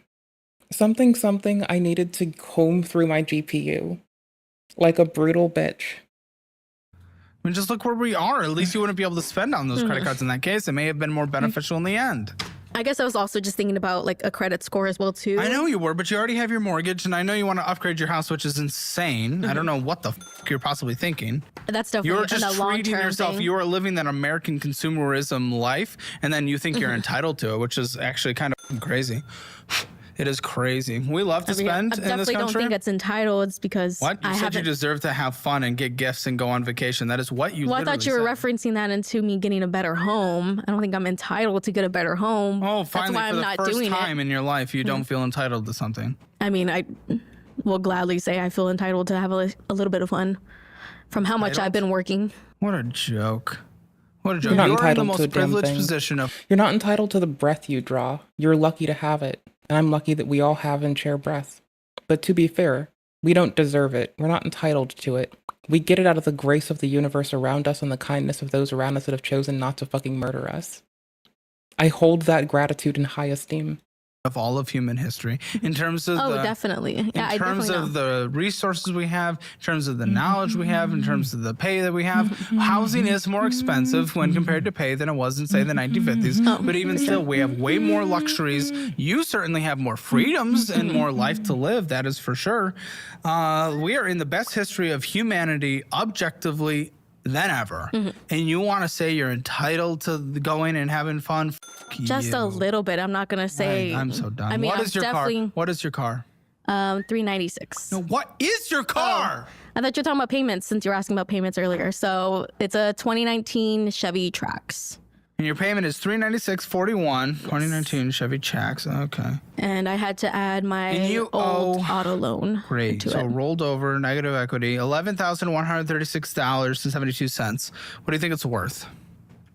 Not much. I think maybe. What do you like think it's worth? 7,000. It is worth $7,000. So you are underwater decently dramatically. Yeah. In terms of percentages, at least. It's probably even less too because What I is the got interest rate on rear-ended. this car? 4.5, I think. Well, that's not horrendous, but you got rear-ended? Yes. Just cosmetic damage? I think so. It was like around $2,000 in damages, and I didn't have a job, so I just used that check to pay my mortgage. That's so stupid. And why did you roll over your last car? It just started breaking on me, and I tried so hard to get it fixed. I went on YouTube, I changed the starter, changed the battery, spark plugs, fuses, and it ended up being the alternator. Anything but going to the mechanic, okay? It was cheaper to do it myself. Yeah, but you at least need a diagnosis. Yeah, well, it was definitely the alternator at the end of it, so I just traded it in broken. Rolled over negative equity is actually what happened. I didn't know that at the time. Okay, this home, and by the way, the mortgage is chunky. How old's Grandma? Grandma is 86. And what's her health condition? You know, she definitely needs a provider. Okay, well, that wasn't really an answer. But either way, with her age and apparent health condition, listen, the reality is you might lose this extra $1,000 a month here pretty soon. Mm-hmm. And that's going to be really difficult because that covers a part of your mortgage situation. I know. Yeah, it's okay. I love my grandparents too. It's going to devastate me the day that, sadly that happens. But, and I'm not advocating for it. I'm just saying that's very impressive because right now with your income, this is 34%. Yeah. I'm relatively comfortable with that with your net pay. Okay. But without that, all of a sudden we start getting a little concerned here. With the $1,327 a month mortgage payment, all of a sudden you lose $1,000. That becomes 46% of your pay. And that becomes incredibly scary, especially when you're incapable of not spending money on fun and bullshit. So the house itself, interesting. I'm not So like it's 46% of like how much I will be if you lose the income for taking care of a grandma. What I mean, I don't think it is was that amount. What is the interest rate on here? On the house? Yes. Good question. I think it's 4.2. 4.1, 4.2. It's definitely not more than 4.5. Okay, that's fine. Balance $159,673.82 with a minimum monthly payment of $1,327. 67. No. Huh? It just went up to 67. 1,367? Yeah. Okay. Property taxes. And they're not great in Texas. And it doesn't even matter because it's meant to fund our own city, but then the state takes like 40% of the property taxes we even pay. It's kind of, it's insane. And that pays for the salaries of others, I guess. It pays for other districts that can't fund their own properly. I think that's my district as well, too. So, mine's. Another example of me supporting you when you can't even budget your own life. That's fine. Yeah. The state of Texas is actually quite socialist when it comes to property taxes. You'd be surprised. Lots of redistribution. Definitely. It'll probably negatively impact me later on, I guess. I don't know now. I don't know how much So it's that's messing all your me. debt? That's something that I just not So that's educated all your on. debt? I think so. Except with like the student loans, I think I have like 45,000 in the student loan. Paying? No. Why? I'm in a, what is it, grace period? Oh, yeah. Oh, that's going to start up soon. Yeah. I'm sorry. How much did you say? 45,000? Mm-hmm. Okay, for a graduate degree and everything, that's not insanely crazy. I believe it's like $38,000 to $40,000 is the median borrower for an undergraduate degree. I did go like all over the finances things. I guess before the bill was passed, it did say I didn't need to pay. Yeah, different now. So I just said nope. Yeah, different now. That's for sure. I did get an email saying that it could be like 300 minimum. Okay, I'll put 300. That's going to start soon. The grace period is going to end in relatively few months. Yeah. Be prepared. And That's what I was saying. I was like, maybe I should just go back to school. Get more students. Let's go into more debt. Just not pay on debt. That's great. That sounds wonderful. What a smart choice. All to save $300 a month. Shut the f up. All to save $300 a month, by the way, while we're going to Popeyes, Whataburger, IKEA, Amity Entertainment, Ice House. I mean, like I said, DoorDash and Whataburger going in, getting some BS, making ready market, beep, bop.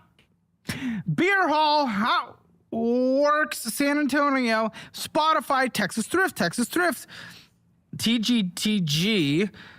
Going in and getting some BS a lot, because I know that $6 from Walmart was BS. Okay? I know for a fact it was BS, and there's a lot of that scattered about here.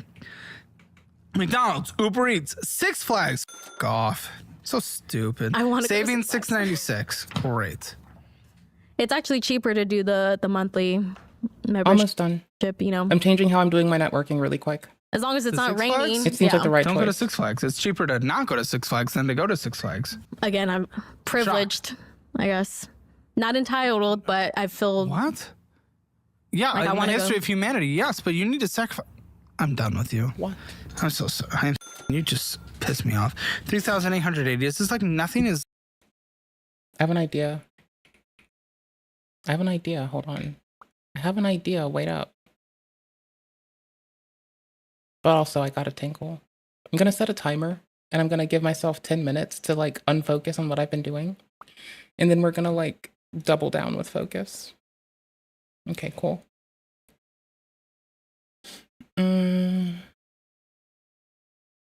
Let's see, my dudes. We'll set a fiber. Nothing is... Let me potty. We had 30 seconds for a music video, but now I've gone over by 3. Millennials are Okay, hold up. Thank you all for just hanging out. Sorry I'm being a goof if it is lame. If you think that it's cool to have some broad working on some shit with Docker on another screen that you're not looking at, cool. I like this time. It's really cozy, so I'm glad we had it. Copyright strike would be But we need to do something, and peeing is not the only thing. Oh my gosh. You are allowed to use somebody else's clips in your video if you are providing additional content such as commentary. I do agree with him on that. I still could have done something. Ooh-wee. This lovely female. This lovely female pops up. BRB.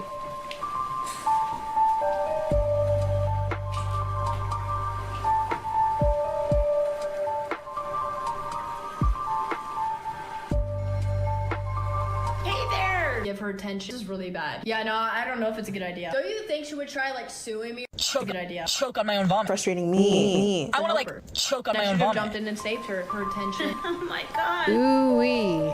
Oh my, to help her. Red flag number 1. Actually, no, I don't think it's a good idea to hit her up. I think I just need to back off and move on with my life. Like, this is really bad. No, I don't know, dude.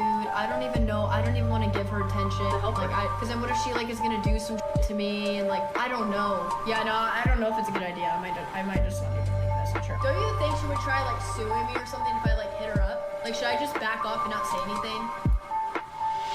People hating? Yeah, this should be fun. Ooh-wee. But she's also a Twitch gamer and She shows zero empathy. Red flag number 1. I should have jumped in and saved her. Hey there! Oh my god. Lifeguarding skills. That's why this situation will never happen. She's just a hustler. Number 1. Lifeguarding skills. Number 1, Twitch gamer, and she also makes YouTube videos. She's just a hustler. To help her. Ooh-wee. To help her. To help her. To help her. To help her. Red flag number 1. To help her. Ooh-wee. Number 1, Twitch game. Number 1, red flag. She's also a Twitch gamer, and she also makes access to queer women for healthcare. No, of course not. It's not just that. No, I think it's a good idea. I'm feeling like a hater today. This man is frustrating me. He's frustrating me. All men frustrate me, but this is really irritating me. There are a lot of white people that. I'm not saying it was that. I want to like choke on my own vomit. But I'm not saying it wasn't that. I genuinely hope that this woman is okay. This is downright despicable.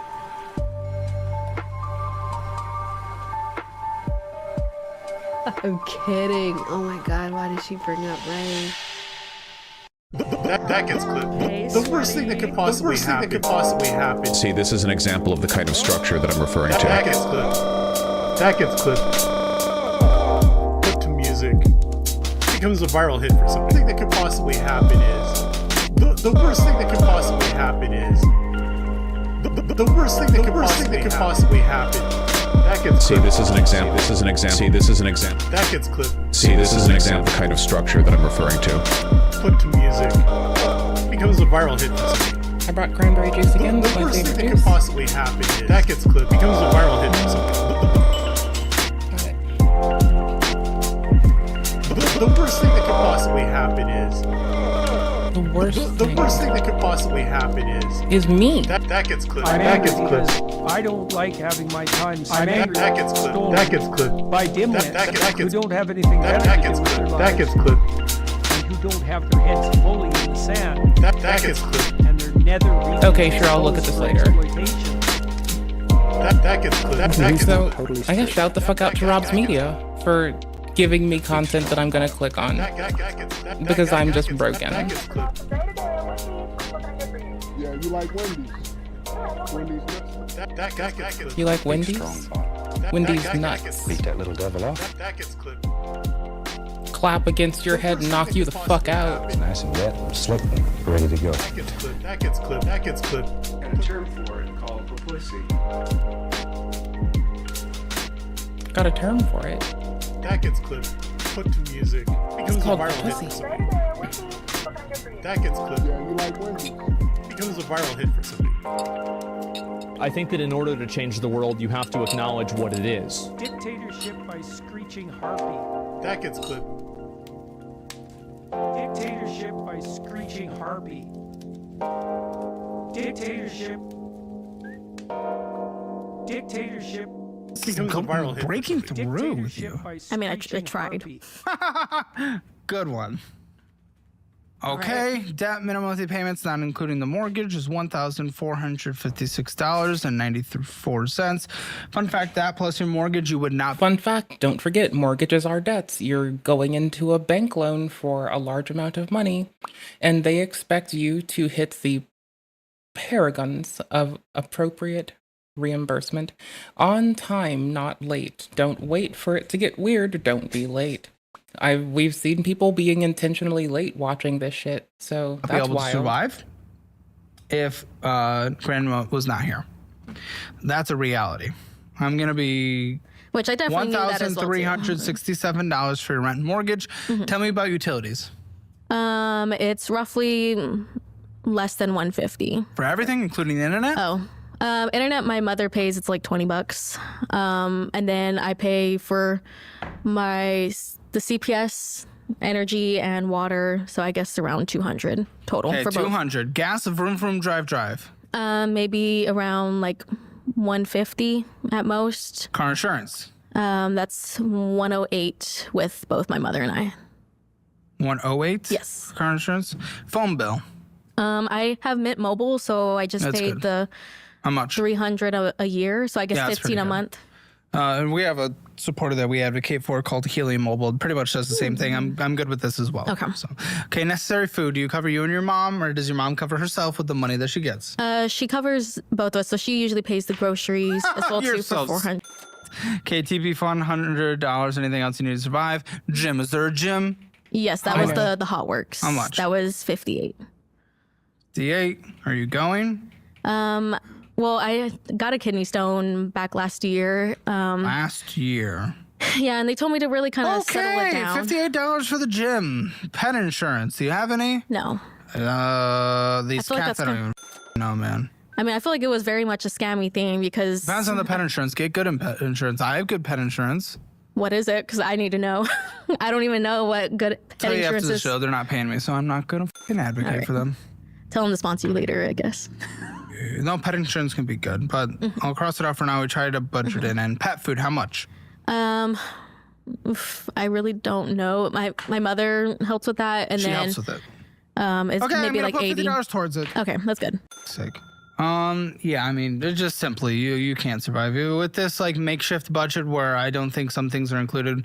You're basically breaking even at $3,789. It's like, okay. So right now you're not surviving, and that's simple. And the reality is, and that's with no fun money, and I wish I could, but the reality is this job does not pay enough money. You need to go work a social work job that maybe you like a little less, that makes more money. That is the reality. You need to boost your income. That boost income does not boost lifestyle. You then throw that $1,000, hopefully extra, that you make on a monthly basis, and you throw that towards your debt, and you pay off your debt, not including mortgage, and call it 3 years probably, and you could do that. And that's pretty fine. You could also go through bankruptcy. No. Okay. Well, listen, the reality is you just need to go make more money. You need to get a different job in social work, and then you need to throw all that money that you are making extra. That's the goal in the future, but I mean also that's now. Being a social work. Don't care. You need to then pay to get a license as well too, so that's something I do have to pay. It's $230 just to take the test. Okay, $230 is half of what you spent on fast food this last month, so I don't care. Even if that goes on a credit card, that is a proper investment. So do that. That's if I pass. I would hope you pass. I mean, it's very difficult to pass. Great, you went through the school, and so get educated, dude. I don't know. Go make more money and pay off your debt, and that. Listen, I mean, not everybody can just like up and quit their job and up and quit. I'm not saying up and quit. Go get your license and go pursue your career field outside of this nonprofit and That's go not make gonna be now. You said now. You're right. It's not now. You work. Go get a third job on Sundays. Great. Because you can't survive, or go through bankruptcy. I mean, I do also. Or go through bankruptcy. Definitely not going to go through bankruptcy. Then you have to make more money because right now you do not break even. You're underwater. I do like side hustles as well too. So I mean, it's not much, but I do like swag bucks. You don't make enough money. And then there's like an independent contracting that I do. Any kind of time you are spending on that, you need to go work at a brick and mortar retail if you have to. You need to just go make anything because you are basically breaking even. If you just make a few $100s, at least we're staying afloat. You're only going further in debt, and you certainly aren't going on trips. You're not going on Chicago. If you cannot afford to survive, you are not walking across the stage. I don't care. You're not doing that. You need to sacrifice for your life. You need to sacrifice. No, I can't let myself get distracted. I tried. For your life. You need to sacrifice for It'll happen for gaming. Life! And others, I guess. I think I have to show you all stuff in a video. Guys, game. come join us in the post show. Remember, in order to join Hammer Elite, it is free for this month. I'm going to give her financial score, but just submit that reimbursement and I pay for your $10. So click that join button, click the link, but spending in a budget, you overspend 0 out of 10. Debt, at least there's no collections, but pretty high debt. Most of it's mortgage. Consolidation, rebuilt the credit cards. I'm going to say a 2 out of 10. Emergency fund, a few $100s in savings. I'll give you a 1 out of 10. Retirement, probably not much there. Just started, right? I'll give it a 1 out of 10 because at least you turned it on. Real estate, there is that. I don't know the value of the house. How much did you put down?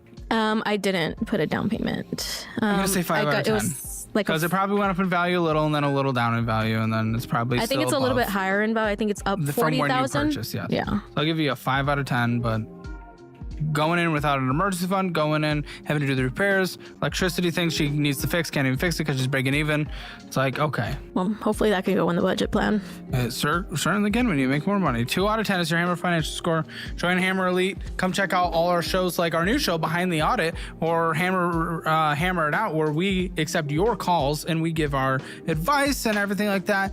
Remember, join, submit proof of purchase at hammerelite.com, and I'll send you a digital gift card that can be spent anywhere and in most countries. Join us for the post show. What do you know about her finances? I just know debt. How much debt? If I had to put a number, maybe 10,000. Just her auto loan alone is 11,000. So you guys are going to Minneapolis. You guys are going to Chicago. You guys are going to Hawaii. She's spending $500 a month going. The post shows her stating my need for Ricky Lake. Endless, dumb. I'm gonna be honest.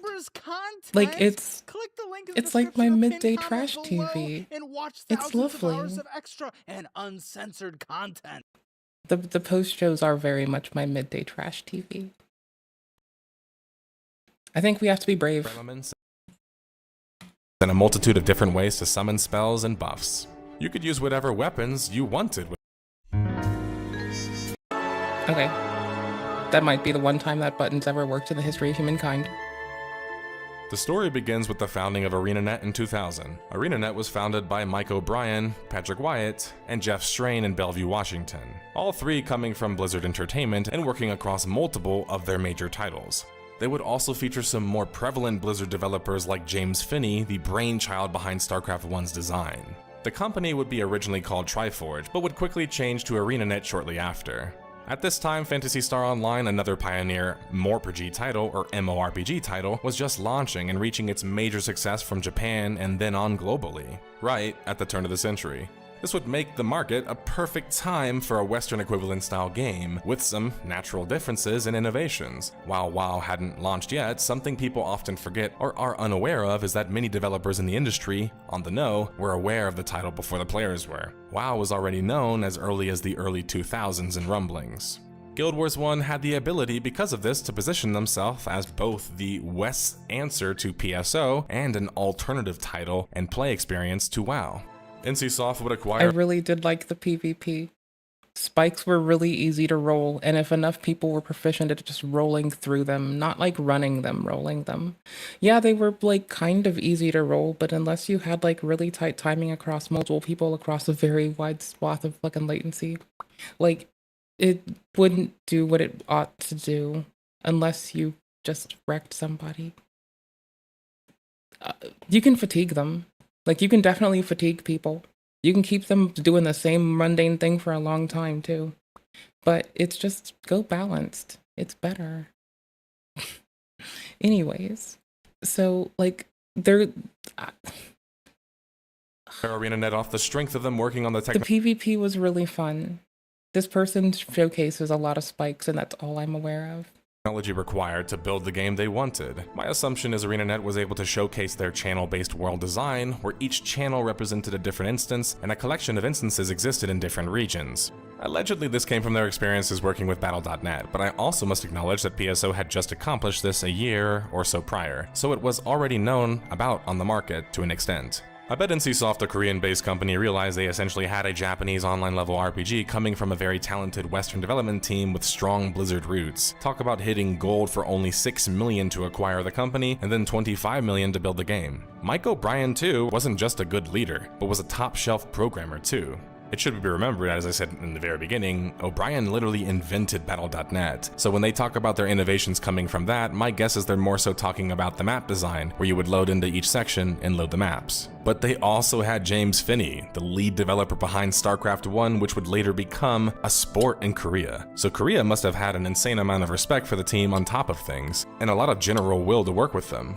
The early reports basically confirmed this. Richard Garriott, who was leading the NCSoft division in NA at the time, was swayed by the quality of the technology presented and the pedigree of its creators, and ultimately feared them being scooped up. Richard would even go on to say that they could revolutionize the business model for online games with such a game like this, which we have to give Richard credit because he was actually put in charge of NCSoft's NA division and helped orchestrate the acquisition and launch of Guild Wars 1 and other titles brought to the West from Korea and others created in the West. Richard also, in many ways, was right. And NCSoft at the time wasn't actually a big believer, and I'm sure many people had to do some convincing. But on top of those other things that I mentioned, it probably was much easier knowing that you're working with many of the same talent that made Blizzard who they were. The development for their upcoming multiplayer title, not yet announced publicly, would be announced in April 2003 and confirmed. And it would take ArenaNet 3.5 years to build their channel system and map download system, which would mimic the BattleNet system of loading into a lobby and having to load the maps. But after loading them once, you wouldn't have to load them again. This was an innovative system that allowed Guild Wars 1 to stream content to players in more real time and thus reduce the cost of server fees. Within a year, Guild Wars 1, ArenaNet's first virtual world and online RPG, would be revealed to the public in April of 2004. Guild Wars 1 was meant to be the game you could play 30 minutes before dinner, without needing to schedule a whole day or night for a session. It was intentionally designed to be more cooperative, encouraging players to work together to complete the various zones before reaching the next zone and hub zone, and the various PvE content in between those zones. And of course, the PvP modes. I didn't know they had fucking, I've never seen the trailers for this game. After the public reveal, ArenaNet would, in a stroke of genius, exhibit some of the smartest word-of-mouth marketing we have seen and honestly might have led the way for it in general. They would, during E3's convention, RIP E3, host an open beta test demo that would allow for players from the floor to play with other testers that were invited, a practice that would actually become commonplace in future conventions and testing systems, and I know from personal experience. Up to 200k players would test the game over the course of 5 days, while the game was still being viewed on the floor of E3. Why word of mouth is so important can't be understated. It's the most important marketing in virtual world gaming, because it gets you in the door most of the time. A sense of community, FOMO, and other exciting things that come with joining a new world also are a part of the picture. But once you're bought in, there's a much higher chance that you'll stay bought in. That's kind of how virtual worlds work. If only corporations would just heed this advice and realize no matter how much dozens of millions you throw at a game, if it doesn't have a positive word-of-mouth marketing and it's not actually a good game, and good games don't get magical good word-of-mouth marketing organically, you aren't going to reach that targeted goal that you have. Sorry. And there's many examples that show this to be true, like how Dead Space 3 sold well but didn't meet the publisher expectations due to the inordinate amount of money spent on marketing it, so they weren't happy about it. This is even more important for virtual worlds because nobody is going to join a world that's already faltering at the start, and if it has a bad reputation from the get-go. ArenaNet, though, wasn't just a hype job. They were proving publicly that their product worked, with all the confidence in the world behind it. This also allowed them to build a core audience before their game even came out, which is also important for a virtual world, and really any brick and mortar place of business, which is how virtual worlds in many ways should be compared to. Guild Wars 1 would launch, well, the first campaign set in a series of campaigns to launch would launch as the base platform in a sense April 2005. Dubbed Guild Wars Prophecies, Prophecies would not only set the tone for what the game would be, and tell the prophecies, it would set the tone of how the story and subsequent stories would be handled. Prophecies was a stroke of genius, even my bias aside, because it did something other virtual worlds did good, but it did better. It opens up with a well-taught and designed tutorial system that is essentially a prequel. This tutorial— You can live there if you want to. You never have to go to the rest of the game. Some people do live in Pre-Searing Ascalon. I'm pretty sure they've gone a lot of other places, and shit can get really hard to farm here, and it's all low level, and maxing out your level here is really kind of a chore. But motherfuckers do this shit. You can hang out there. They'll probably have hella random shit for you if you just stay and hang out with them. An entire zone and world, and it teaches you how to play as you progress through the story. This culminates eventually in the story with you leaving this time period dubbed the Pre-Searing. That's because after the tutorial expires, you essentially realize the world you just learned about and experienced, spoiler 20 years later, will never be the same after the searing, with the introduction of the char. But the best part is, you guys might think a tutorial locks you into a pre-time period, and that sounds restrictive, but many legendary nerds would even grind to max level in the pre-searing phase. Yes, just like that South Park episode where they keep killing boars to hit max level in WoW. The actual minute-to-minute gameplay in Guild Wars 1 and map design was incredibly similar to Phantasy Star Online, specifically their sequel map design, and even Diablo to an extent, which Phantasy Star Online was made to mimic, meaning that Guild Wars 1 was actually an innovation to PSO in that respect and could have led to PSO evolving. I want to play Mycopunk. I just want to be a robot covered in fungus shooting fucking floaty monsters that explode. It's fun and it's colorful and things die pretty there. Towards that in some ways later on with PSO2. You would travel from zone to zone encountering new quests and NPCs. In different zones there would be hub zones, which were effectively cities that you could meet other players to then traverse these dangerous zones. These zones would get stronger in level and would present unique threats throughout them, including bosses with unique skills and unique strategies. The actual gameplay itself is classic tap, target, mouse, click style, where WASD or movement keys is kind of suboptimal, and jumping as a feature literally doesn't exist. The gameplay is fairly rudimentary, upon first glance. Then you realize the genius of the combat in Guild Wars 1 isn't because it's flashy and fast-moving and fluid. It doesn't come with the 360 no-scopes and the fast-paced button-pushing.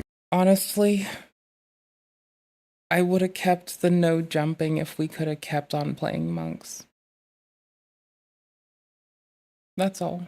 Stuff. It actually comes with what we call big brain build wars. Yes, Guild Wars is often called build wars. It's a turbo nerd like me's wet dream. Tons of game modes utilizing multiple people on teams and a dual class system where you could combine two classes into a unique class in itself. To contrast, this is not the same as a hybrid class. These are two straight classes combined together. Prophecies would launch with 6 of these classes, or professions as they were called. Warrior, a balanced and tough archetype who would utilize signets and pressure to win fights. The Ranger, who could utilize various escape skills, poisons, and special crowd control to beat its opponents. The Monk, who specialized in healing and protecting its teammates. The Necromancer, who was about debilitating its enemies and healing itself with the stolen life from them, as well as summoning creatures to fight for you. And the Mesmer, arguably the most unique class in Guild Wars 1 base, which was a support DPS who specialized in largely making— Okay, for Guild Wars 2, I did actually go to Mesmer though. Like I wanted to keep, I wanted crowd control. If I couldn't have protection, and Mesmer kind of afforded me a bit more protection shit and a bit more crowd control shit. So I was like, okay, I can just be offensive with this. Let's go. People suffer, and I'm clearly still salty. Multitude of ways, like backfiring spells or making people share damage. Finally, you would have the Elementalist, arguably the most famous Guild Wars profession that utilizes the 4 elements and a multitude of different ways to summon spells and buffs. You could use whatever weapons you wanted with your class, so you could create crazy classes and new archetypes like the Bunny Thumper, where you're a ranger and a warrior rampaging with a giant hammer knocking people down, or a touch ranger / necro who focuses on stealing life and kind of being annoying. Sorry, I like those two. You could effectively, though, create new classes, playstyles, and archetypes all together because of the sheer amount of playability in the game. But you weren't just limited to the classes that you chose. You could, with the PvE portion of the game, through the use of the skill signet, unlock new skills littered throughout the world, including boss fights that would give you elite skills, in which a player is then granted that elite skill or ultimate ability. If you just make a PvP only character, you get all the armor, all the moves, later on, all of the fucking inscriptions. Like, you can just do whatever. You can just chill. Peace out, homie. Take care. Be well. This skill acquisition system combined with dual classing and a non-restrictive weapon system made Guild Wars 1 incredibly impressive gameplay-wise. This means that even though Build Wars and the concept of it might seem limiting in some ways, the amount of gameplay and variety of play in Guild Wars 1 is some of the most I've ever seen in any virtual world ever. Guild Wars 1 offers some of the best gameplay for strategy-focused players, and this was perfect for the time, when many virtual worlds and MMOs were still focusing largely on that. This is particularly cool because the lead designer of the game was the creator of StarCraft 1, which is another of my favorite games and favorite strategy games, and it also means that James just knows how to make strategy games. But although PvE and cooperative play intuitively seem like the only and main way to play Guild Wars 1, and don't get me wrong, the PvE is worth going through at least once even if you missed it the first time around, detectives. But I think that the biggest surprise that came from Guild Wars 1 and red-pilled the rest of my life was how good the PvP was. Cooperation isn't just about fighting monsters or AI, it's about fighting other players too. And Guild Wars 1, and I will be on record saying this, has the single greatest amount of PvP content and variety out of any other MMO or MMORPG. It's not even close, and the PvP itself, as imagined from the skill system and strategy mentioned above, is incredibly team-focused, incredibly unique, and incredibly in-depth. I will attempt to cover how insanely stacked it actually is in quick time. Guild Wars 1 not only had local PvP arenas specific to each level range of the area you were playing in, it had an incredible amount of PvP modes outside of that to participate in. While you could play this with your PvE character that you could level to max level, which was level 20, you could also just create a PvP character. The downside is that you wouldn't have all of these skills unlocked. But the way the PvP system worked on top of that was genius. You would start with random arenas upon reaching that max level. Then upon winning enough matches, you could unlock team arenas. And then with Team Arena, you could unlock the Hero Ascent system. Random arenas on top of that were randomized solo queue teams, team arenas were pre-mades, and then Hall of Heroes was this 8 versus 8 strategic battle over the course of multiple map trials that must be completed. Then you had things like faction PvP with Fort Aspenwood, and then Jade Quarry, alliance battles, the Hero Arena or the Codex Arena, because they changed the name later on. And finally, the big dog of Guild Wars and the bearer of its name, Guild vs. Guild or Guild Wars. With Guild vs. Guild as it was dubbed, you had 8 vs. 8 taking place in various maps that players could choose for themselves as their guild home or guild hall, and then must defend. Each of these guild halls had different mechanics, and Guild vs. Guild was essentially fighting people in their favorite map, while having them to have to fight you on yours shortly after. Guild vs. Guild wasn't just deathmatch, there was unique objectives depending on the guild hall. And you also had the rally or the flag mechanic system. Once you ran a flag properly, you could obtain an overall health and energy buff called a morale boost. So you have 8 players, one being a flag runner, one being a splitter, or a player that runs from area to assist. I played the split player, aka Interrupt Rangers, who specialized in winning fights with my elite interrupting abilities. If I was able to interrupt a monk's healing spell, I would disable it and them for a while, allowing me to likely secure a kill for my team. Of the remaining 6 roles, you would typically have 2 monks or support players, one playing a traditional healing role and the other playing a prop monk, which was unique to Guild Wars 1. Prop monks, or protection monk, would preemptively block damage and were very difficult to deal with. Of the remaining 4, this is where the variety differs the most, because they're usually led by a warrior with a res signet or some kind of assassin who then charges in to attempt to find targets. Guild vs. Guild though is incredible and so complex. It's easily the most fun I've had in a PvP game mode. Because it's guild based, it has a ranking system that if you're ranked high enough you get invited to high level tournaments that you can then win trims on your cape for, gold trim being the most impressive one. But there's also pride on the line for defending your own hall because it's guild based. It just made me think about PvP in a strategic way that no other game has. GVG is so big brain that you have entire websites dedicated to explaining the builds and how they work and different strategies. And there was even a spectator system, where shitty players like me would spend hours trying to watch other players on the top ladder and learn how to play the game. And you could not only learn how to play the game, you could learn what builds they were using in that game. Craziest part of it all is that nobody expected Guild Wars 1 to be this good at PvP, let alone organically grow into a literal esport.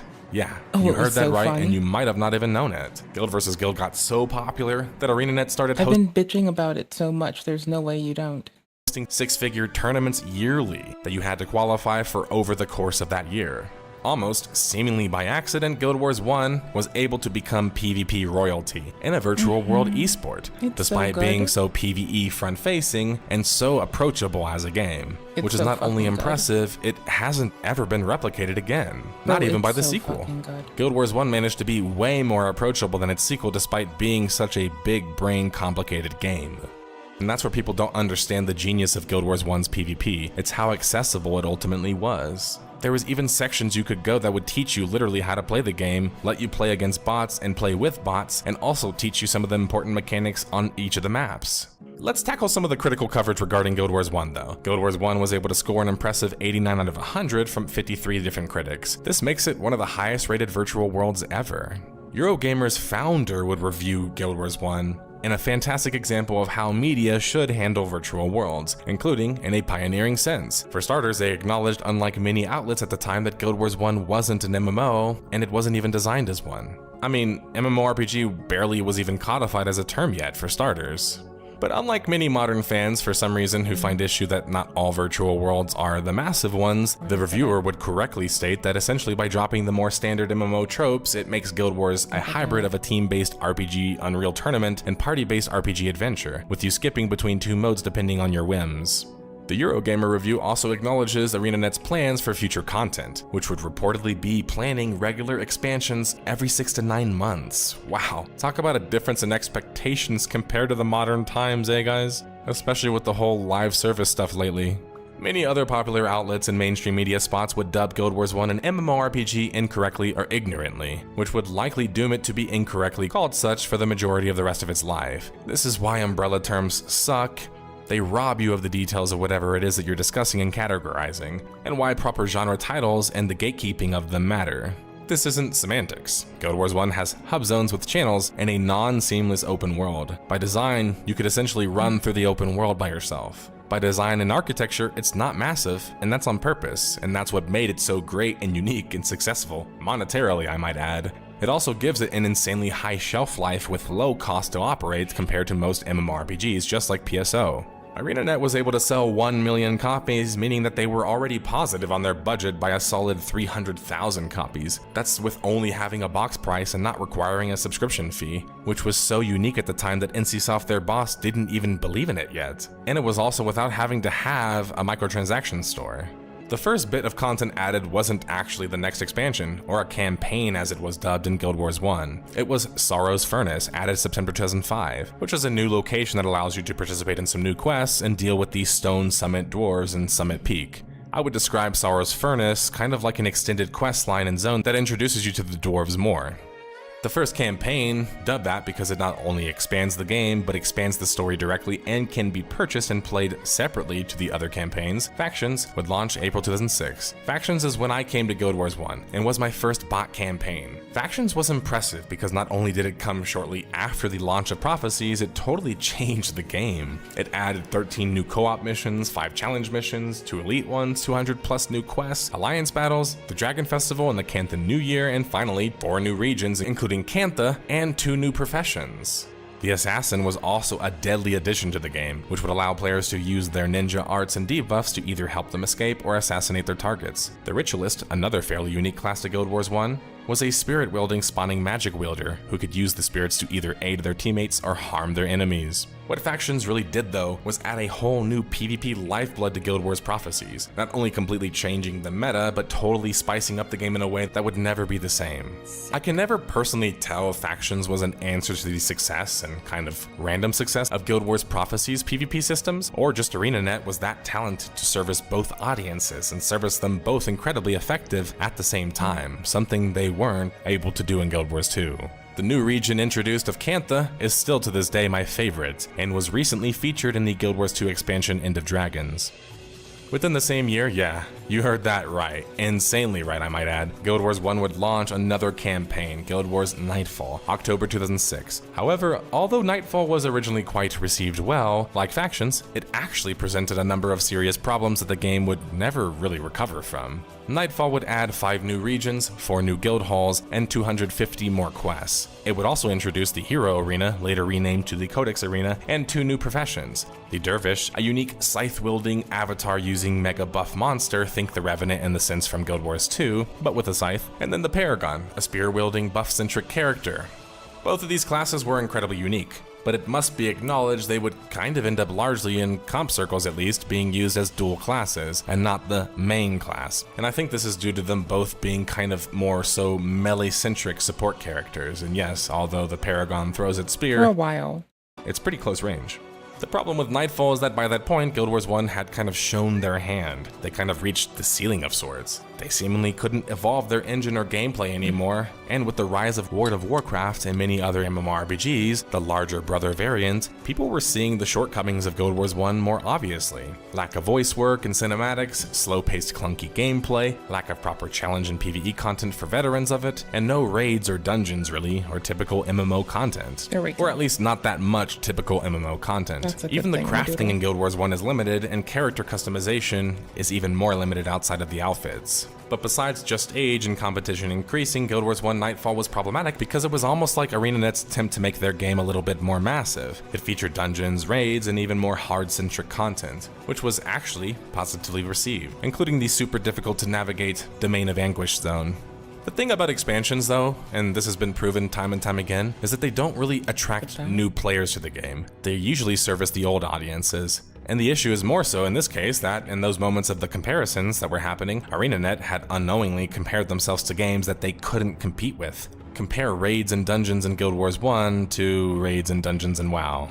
Compare the zone design of Guild Wars 1 to WoW, and although it is impressive, they feel fairly lifeless or hostile only. Kind of like a Diablo game, or some sort of open world single player game. The sense of epicness and scale and cooperation in terms of the world wasn't there. Worse, Nightfall would introduce the hero system to the game, and I'm not quite sure why. I have a theory that perhaps ArenaNet realized that they wanted to pivot already and designed the heroes to make up for disruptions to player count and activity, but in reality it's probably just an idea of let's take the companion characters or henchmen who already existed in Guild Wars 1 and you could enlist their help to help you at the different hub zones and the hostile zones when you didn't have teammates, and then advance those into a sub-character that have their own ability sheets that you could customize. It ends up making Guild Wars 1 completely beatable solo. And while this might sound normal to many modern MMORPG fans, it completely changed the core essence of what Guild Wars 1 was about: cooperation. It wasn't actually designed to be played as a single-player game. That wouldn't have made it catch on to the degree that it did, and the way that it did, because it was meant to be played together. And for contrast and explanation, many MMORPGs don't even feel that way, despite allowing for it. What I mean is that many of them feel quite hostile, or not welcoming. Guild Wars 1 was different there. It welcomed players, and it made them naturally want to work together due to the design of the game. An example of innovative and unique cooperation is that there's something called runners in Guild Wars 1. This is a side tangent, but hear me out. These runners are different classes, usually elementalists or a ranger or maybe even a dervish, that can actually run players to the different hub zones to allow them to either progress their characters faster or get to those zones before they're necessarily supposed to. Because the maps are hostile, in order to reach the other part of the map or the other end of the map, you have to get through a lot of different monsters. These runners are essentially guides for players that help them get through to the next content. It's an insanely innovative system that no other game I've ever really heard of has done. But I digress. With the introduction of heroes, ArenaNet essentially let turbo nerds like me not need other players to complete most of the content anymore. And now the game could be even more so compared to single-player RPGs, which, sorry, still even in the modern times, greatly outshine the multiplayer ones in their strengths. ArenaNet had put insane pressure on themselves to keep launching campaigns, and they succeeded at it. However, creating that amount of content at that level was difficult, especially for a comparatively smaller team, and there was a question of return on investment. This combined with technical debt on the engine and systems they were using, and realizing that in order to communicate the game's design they reportedly wanted, they had to change aspects of the game that couldn't be changed. Not to mention, it must be acknowledged that even though WoW was a different game, WoW was raising the bar for every MMO and MMORPG. For every virtual world, let alone. Guild Wars Utopia would form from the precipice of this. The idea was that what would later become Guild Wars 2 in many ways was this concept of allowing players to make choices that would change aspects of the game, but not just individually. More importantly, collective choices as a community, and having a branching, evolving story unfold over the course of months like Asheron's Call would feature for multiple years. Mike Zadarani, a former ArenaNet developer, would state that they realized in their pursuit of this goal that the tech would essentially not allow for such. To put in simple terms, ArenaNet realized they no longer wanted just a MMORPG or CoRPG. They wanted something that had massive aspects, or was an MMORPG altogether. Or perhaps they saw the variant of MMORPG they made a bit too restrictive, compared to the more modern day ones such as Final Fantasy XIV or Monster Hunter.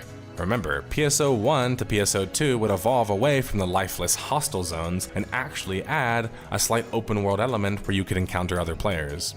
Utopia was also set to add the Chronomancer class, a specification that would come later in Guild Wars 2. The campaign was supposed to be set in the Mists, which would also be featured later on. Wood and Potatoes did a video covering what lore was released concerning the cancelled expansion, but by the end of 2006, Utopia would be canned, and most of its content and assets repurposed into the next expansion, not campaign, Eye of the North, and what would later become Guild Wars 2. Eye of the North, the first expansion and non-campaign, meaning that you needed the other games to play it, would launch August 2007. Eye of the North was special, because it wasn't just the first expansion, it was the first expansion leading into the bonus content that would ultimately lead into what was Guild Wars 2. Eye of the North would impress and help Guild Wars in total move their sales to up to 5 million copies. It would introduce new armor sets, 100 new skills, 10 new heroes, 18 dungeons, and 124 new quests. Eye of the North would also introduce the Hall of Monument system, which allowed you to obtain unique rewards and transfer some of those later on into Guild Wars 2. This was genius by ArenaNet. Instead of divorcing their two games like many developers incorrectly do, they would marry the two with the content, the rewards, and the story. This allowed players to prepare for the upcoming sequel by continuing to play the previous game, and it worked on me as I made sure to stack my Hall of Monuments properly. It also made players feel like the second game was still connected to the first game. The bonus mission pack, coming with 4 major stories concerning some of the more important heroes in the game and characters of Guild Wars lore, such as Gwyn and Togo, would drop November 2007. And the interesting thing about the bonus mission pack is it's actually spearheaded by none other than Colin Johansson, who was a super Guild Wars 1 fan turned developer. Though to be clear, Colin is often given credit for all of Guild Wars 1 for some reason when he came much later. Though to his credit, the bonus mission pack was really well received, especially by lore nerds. The new story initiative post Eye of the North was specifically dubbed Guild Wars Beyond, and was set to be the story that connected the two games and ages together. After being plunged into a civil war, you find the White Mantle fighting against the Shining Blade rebels to control Kryta, a neighbor to Ascalon. Guild Wars by this point had sold 6.5 million copies. This would mean, bare minimum, ArenaNet was able to 7x their return on investment. The Hearts of the North update would hit November 2010 and would feature Kieran and Gwyn yet again, and their relationship as it would unfold through the course of the Char vs. Ascalon war. Winds of Change would then hit half a year or so later on and would be the telling of the events in Cantha following the faction storyline. With these 3 major content updates, they would tackle stories into and from each surrounding area, places like Shiver Peak Mountains, Kryta, Ascalon, and now Cantha. This would directly, story-wise, lead into the sequel of the game. Something else that ArenaNet was doing at the time too wasn't just moving on to the next game or trying to get people to move on story-wise. They were still updating previous classes and even doing massive reworks like they did to the Mesmer and the Dervish. This showed that ArenaNet wasn't just trying to shoehorn their audience into their next content and sequel and make money off of them. They still wanted to show that they loved and supported their first game and first world that got them there in the first place. And this is a crucial error that a majority of Western developers make, ones that don't have the benefit in many ways of learning from NCSoft, ironically, who is the king at doing this, releasing a sequel to a game but still supporting the first game. This is why Lineage 1 still to this day is making more money than the majority of the games that you guys think are far more successful than it, and it makes more money than its sequel, and has historically. Guild Wars 2 would launch August 2012, and clearly took the majority of ANET's focus away from Guild Wars 1. If we just look purely at update frequency, let alone consider how much time and money was spent on their new big sexy sequel. And when I say big sexy, I'm not understating it. Guild Wars 2 was huge. Oh my god. Massive even, in many ways, and gorgeous at the same time. 2 things that Guild Wars 1 didn't really ever get accused of such.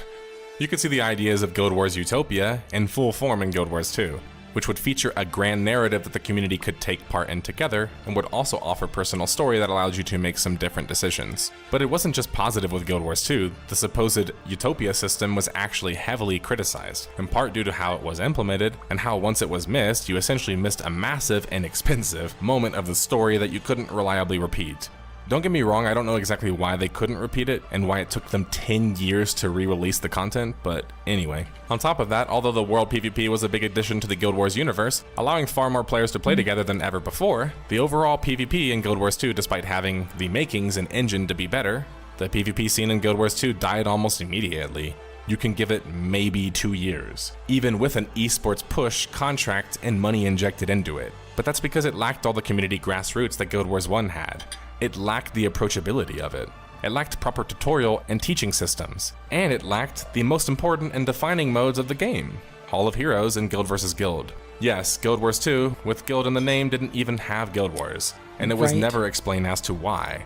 The thing that made them the most unique in PvP, besides the equalized gear and stats, which was very much the Build Wars and Guild Wars. Instead, Guild Wars 2 would decide to go with a capture point style map that, ironically, only existed in like one mode in all of Guild Wars.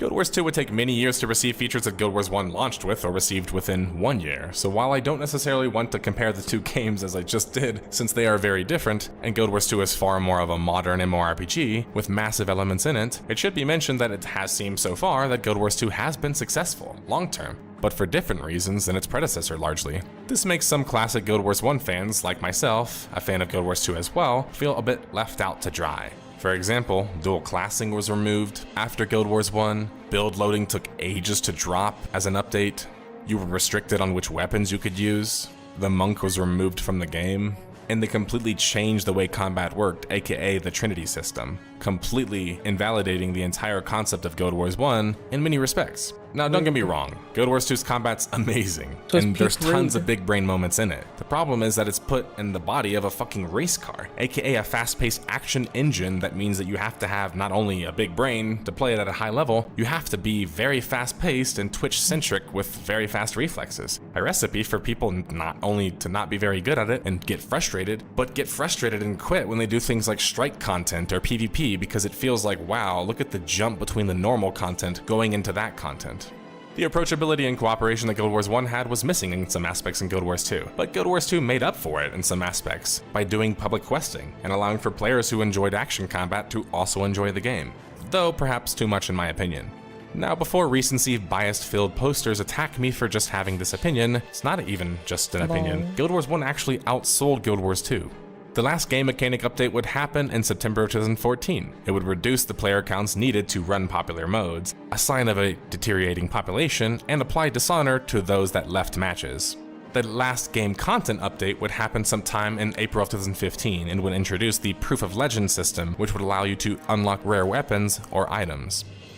That wouldn't be the last update in Guild Wars 1 though, with a major graphics update hitting seemingly out of nowhere May 10th, 2018. This update would allow for players to access an advanced graphics tab, which would allow you to use the highest level of detail available and double the draw distance. It does surprisingly a lot to make an already 12-year-old game look prettier, which was remarkable. It's also a sign that the Guild Wars 1 community was just happy to get any sort of update, with even Guild Wars 2 fans celebrating for them too. It showed that ArenaNet still cared about Guild Wars 1 and Guild Wars as a franchise, which you contrast to Epic's handling, for example, or mishandling of Unreal Tournament for contrast, and wow, what a stark one. Sorry, I'm never gonna not shit on Epic for that. ArenaNet wasn't only working on Guild Wars 1 and Guild Wars 2 reportedly though. They had many secret projects, some that never even really got started, and many if not all of which were cancelled. Due to this, and the less than stellar performance financially of Guild Wars 2 despite its actual success, NCSoft would announce major layoffs affecting ArenaNet. ANET would have to lay off a whopping 143 employees and cancel the remaining projects that were still lingering. Mike O'Brien, who already took a step back from Guild Wars 2 in 2017, departed during this time. This would mark a strong amount of the original ArenaNet team also departing, either in these moments or previously. ArenaNet wasn't the same team anymore, and many of the talented developers that helped make the game what it was weren't there anymore. And I assume their repeated failures inside of the company outside of Guild Wars probably didn't help matters there. While there haven't been any major updates or updates past maintenance ones for Guild Wars 1 in some time, there were some rumors that came out recently, in March of 2024, concerning a third title being worked on, making Guild Wars a potential trilogy. This, alongside Guild Wars 2 still receiving regular content updates and expansions, means that Guild Wars 1 might be on the back burner and has been for a long time, but that Guild Wars as an IP and franchise is still alive and well. There's even a chance that ArenaNet might do something to Guild Wars 1, with the 20th anniversary right around the corner. So although this might have seemed like a sad episode, I feel like the tone is quite positive. Guild Wars 1 might have come and went largely, but it completely changed the industry, and its impact is still being actively felt today. With that music playing, we have reached the end of this episode, and although Guild Wars 1 is still technically alive, oh no, here come the comments, it was not only moved on from, world-wise and story-wise in terms of the timeline, it hasn't received any major updates in some time. So while I might not have a list of reasons the game necessarily failed, I will compile a list during this final deduction of things that I believe that held Guild Wars 1 back and contributed to it faltering eventually, or at least them moving on to the sequel. Especially when we spent most of this episode talking about how amazing and impactful the game is already. Well, age comes for all of us. It felt outdated quite quickly. Slow-paced gameplay. A sequel was released and the focus shifted. Limited by its engine and thus its container. Nightfall trivialized most of the content. Well, detectives, what are you waiting for? What are you waiting for? You can still go play Guild Wars 1 right now, and likely find the entire Trilogy Plus expansion for relatively cheap. Well, when it's on sale. I think it still runs you about $40 for the full collection, which I won't lie to you, is still quite steep. But it's way steeper trying to buy them individually, which is why I recommend finding it on sale and buying the full collection. I think ArenaNet should just make the game free, since Guild Wars 2's base game is free as well. Or at least in leading up to Guild Wars 3 perhaps change it, because the cost of the game is a significant barrier to people returning to the game if they lost their account, or joining for the first time. Thank you, Guild Wars. Thank you, ArenaNet. You guys built a game that not only changed the industry, you built a game that helped change my life. Thanks for watching, detectives, and I hope that you can sense some of my passion throughout this love piece for Guild Wars 1. Until the next case, and until the next Guild Wars. That was lovely. Oop. I'm gonna head out, y'all. Thank you for letting me be a goofball today. Sorry, that was really cozy. Thank you. Take care. Be well. Have a lovely one. Y'all rock. Yeah, keep rocking, don't suck. Peace out.